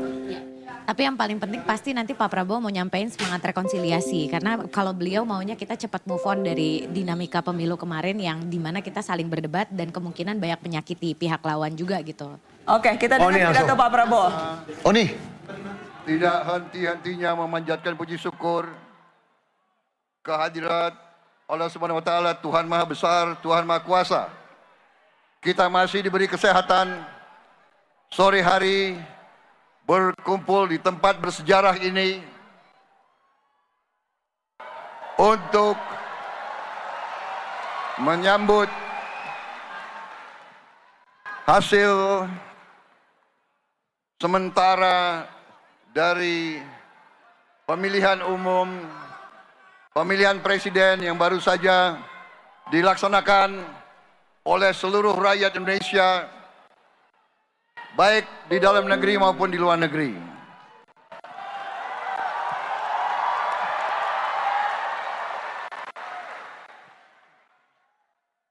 Saudara-saudara sekalian, saya menyapa tokoh-tokoh yang hadir,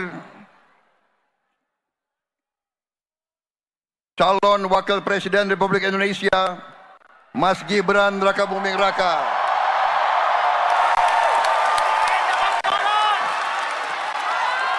Beserta Mbak Selvi Ananda.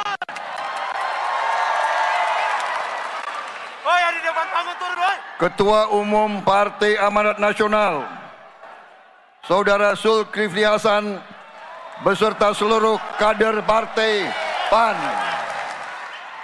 Ketua Umum Partai Demokrat, Saudara Agus Harimurti Yudhoyono,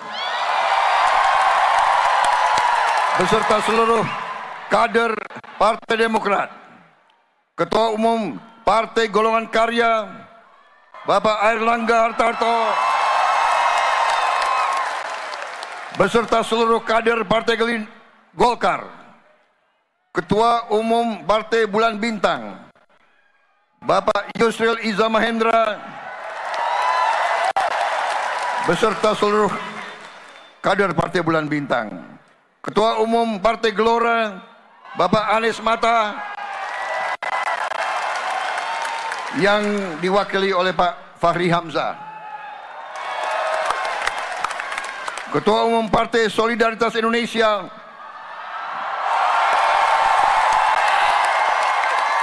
Saudara Kaisang Pangarep, beserta seluruh kader Partai Solidaritas Indonesia. Ketua Umum Partai Prima, Saudara Agus Jabu. Ketua Umum Partai Garuda, Saudara Rida Sabana. Ketua Harian Partai Gerakan Indonesia Raya, Saudara Sufmi Dasko Ahmad, beserta seluruh kader Partai Gerindra. Ketua Tim Kampanye Nasional, Saudara Rosan Perkasa Roslani,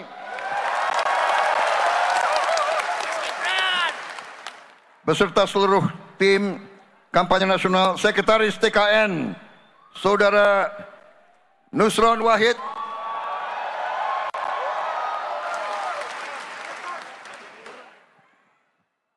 Ketua Umum Relawan Projo, Saudara Budi Ari Setiadi.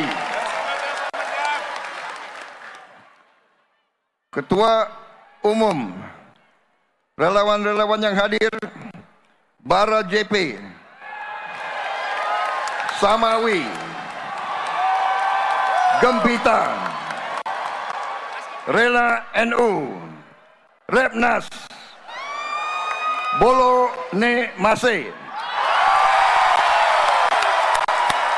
Matahari 08, Laskar Trisakti,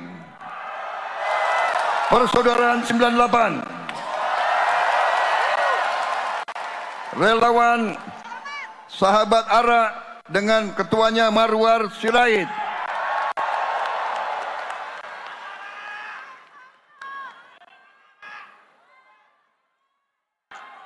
para ulama, para kiai yang hadir, di antaranya Gus Miftah yang hadir di sini. Berdiri Gus, biar kelihatan rambutmu. Ya.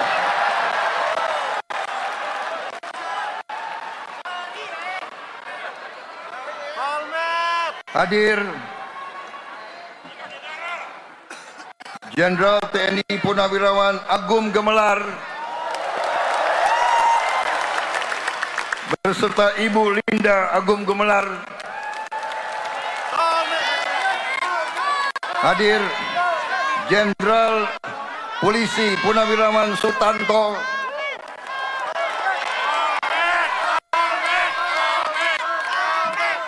Jenderal TNI Purnawirawan Dudung Abdurrahman.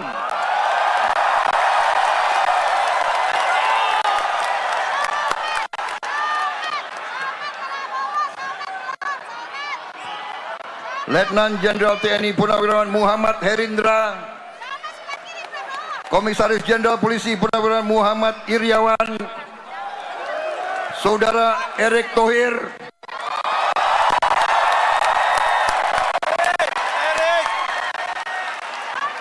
Saudara Bahlil Lahadalia.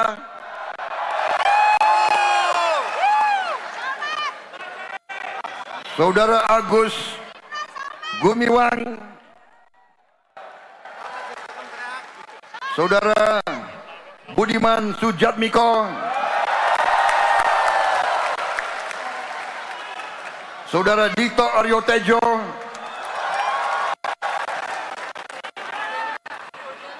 Saudara Abu Rizal Bakri.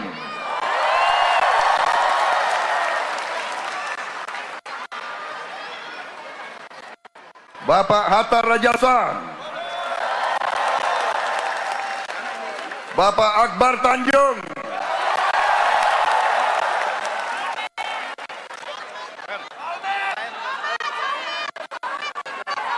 Ibu Titi Soeharto.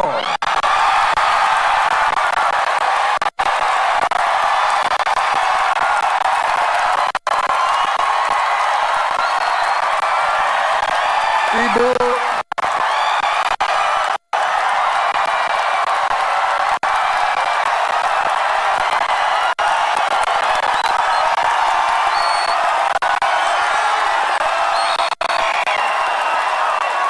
Ibu Airin Rahmi.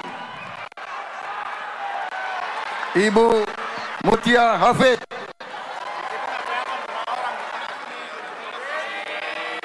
Saudara Fadlizon.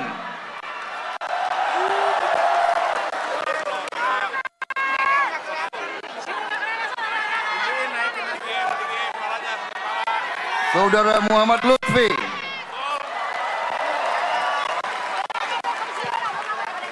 Pemimpin kita, saudara-saudara sekalian, wakil banyak tokoh-tokoh. Kita memilih Presiden dan Wakil Presiden Republik Indonesia, dan kita memilih wakil-wakil kita di DPR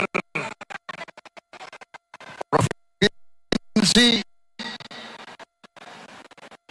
Kabupaten Kota, dan juga Dewan Perwakilan Daerah. Kita bersyukur yang diakui sebagai pemilihan umum terbesar di dunia atas nama Koalisi Indonesia Maju. Saya ingin menyampaikan terima kasih yang sebesar-besarnya kepada Komisi Pemilihan Umum dan seluruh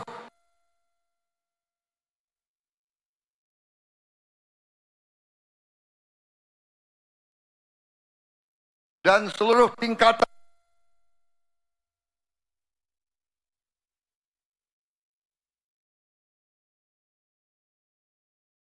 DKPP yang telah menyelenggarakan pemilihan umum yang terbesar di dunia dengan keadaan lancar dan sukses.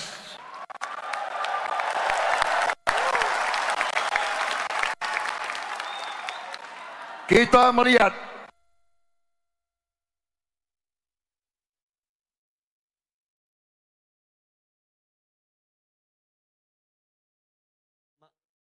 Maaf ya teman-teman. Ini lagi masih menunggu siang oke. Oke, kita masih teman-teman mohon maaf, kita tadi lagi memang mencari mana source yang paling jelas. Nah, mudah-mudahan sekarang udah bisa nih kita lihat source yang lebih jelas, baik gambar maupun audio. Boleh dong tolong teman-teman kita lihat balik lagi dengerin pidato Pak Prabowo dong, guys. Teman-teman di control room, tolong dong. Dan dengan penuh kedamaian. Saudara-saudara sekalian, atas nama tim Prabowo Gibran dan atas nama Koalisi Indonesia Maju, kita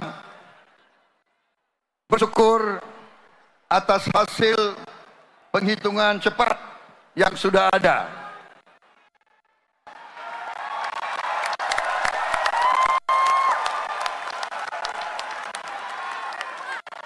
Semua penghitungan, semua lembaga survei, termasuk lembaga-lembaga yang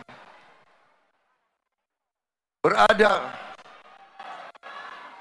di pihak-pihak paslon lain, menunjukkan angka-angka yang memang paslon Prabowo Gibran menang sekali putaran.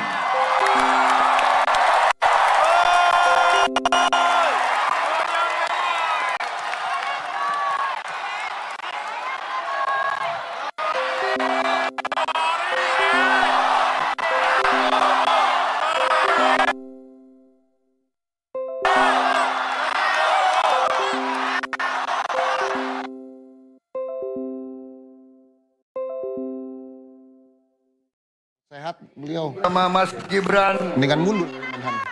Berpesan, menyampaikan, walaupun kita bersyukur, kita tidak boleh sombong.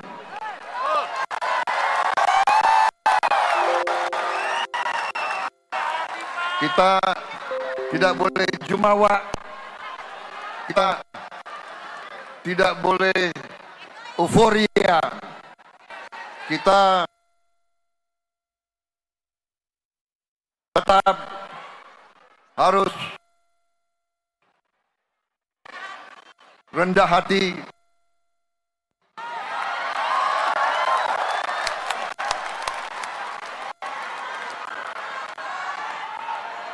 Kemenangan ini harus menjadi kemenangan untuk seluruh rakyat Indonesia.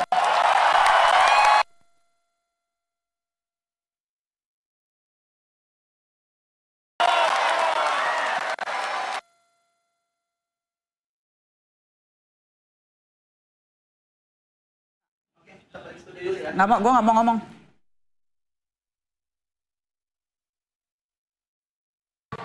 Koalisi Indonesia Maju, kami akan merangkul semua unsur dan semua kekuatan.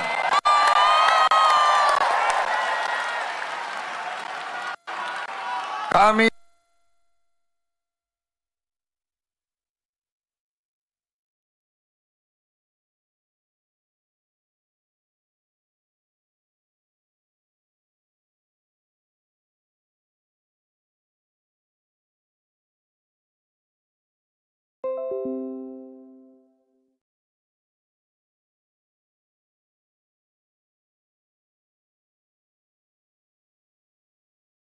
hasil resmi KPU. Kita yakin, demokrasi Indonesia berjalan dengan baik, berjalan dengan baik, saudara sekalian.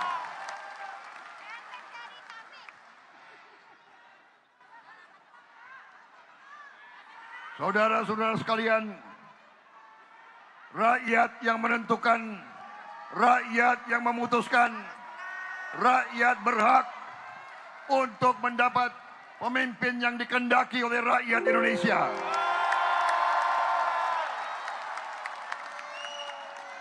Dalam beberapa minggu ini, dalam beberapa bulan yang lalu, Mas Gibran dan saya dengan tokoh-tokoh yang dukung kita, kita telah menjelajahi seluruh Indonesia, memang kami bagi tugas, ada tempat yang kami tidak bisa sampai, Mas Gibran sampai. Ada juga yang dikerjakan oleh Mas Agus Gumiwang. Ada yang oleh Pak Zulkifli Hasan. Ada juga oleh Mas Agus Harimurti. Bahkan Presiden SBY pun turun dari gunung.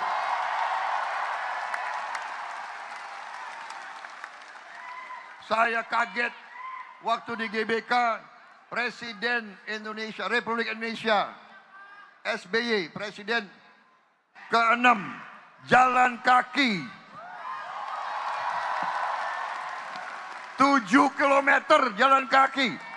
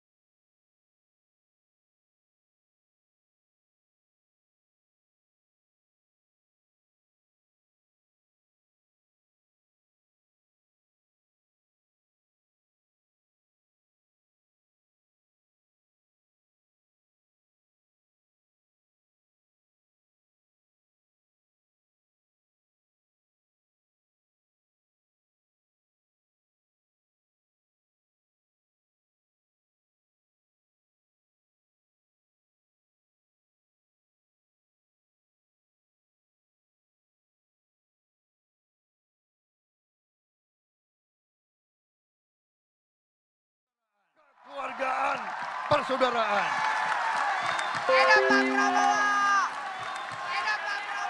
Ini adat, ini budaya ini kita. Adat, ini budaya rakyat Indonesia kita. Tidak rakyat suka Indonesia saling menjelek-jelekan. Saling menjelek-jelekan. Tidak suka saling menghujat. Tidak suka saling menghujat. Ajaran orang tua kami, nenek moyang kami adalah mikul dhuwur mendem jero.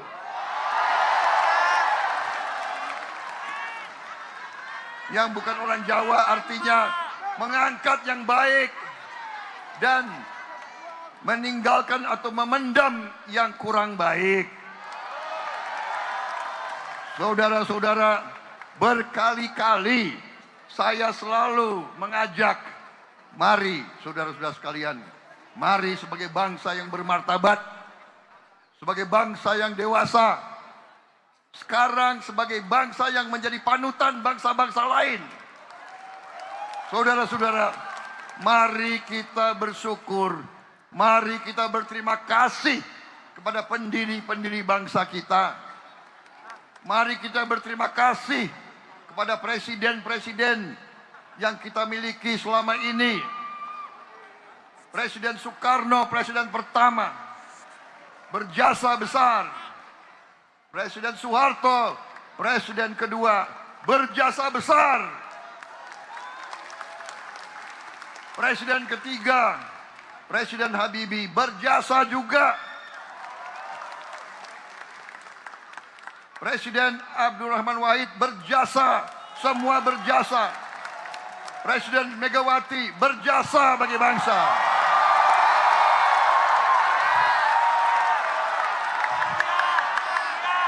Presiden SBY berjasa bagi kita. Presiden Joko Widodo berjasa bagi Indonesia.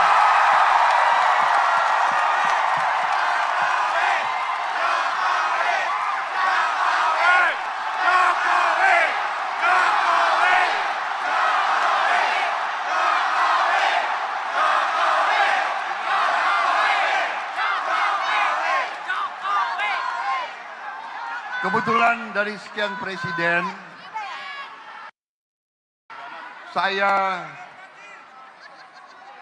saya hampir semua presiden saya kenal. Bung Karno saya tidak kenal karena saya masih kecil, tapi saya pernah diangkat oleh Bung Karno. Saya pernah diangkat.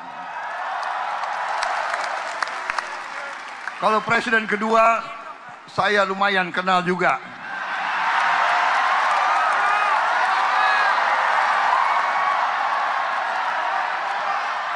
Kenapa kalian ketawa? Kalian gak percaya? Kalian gak percaya? Saya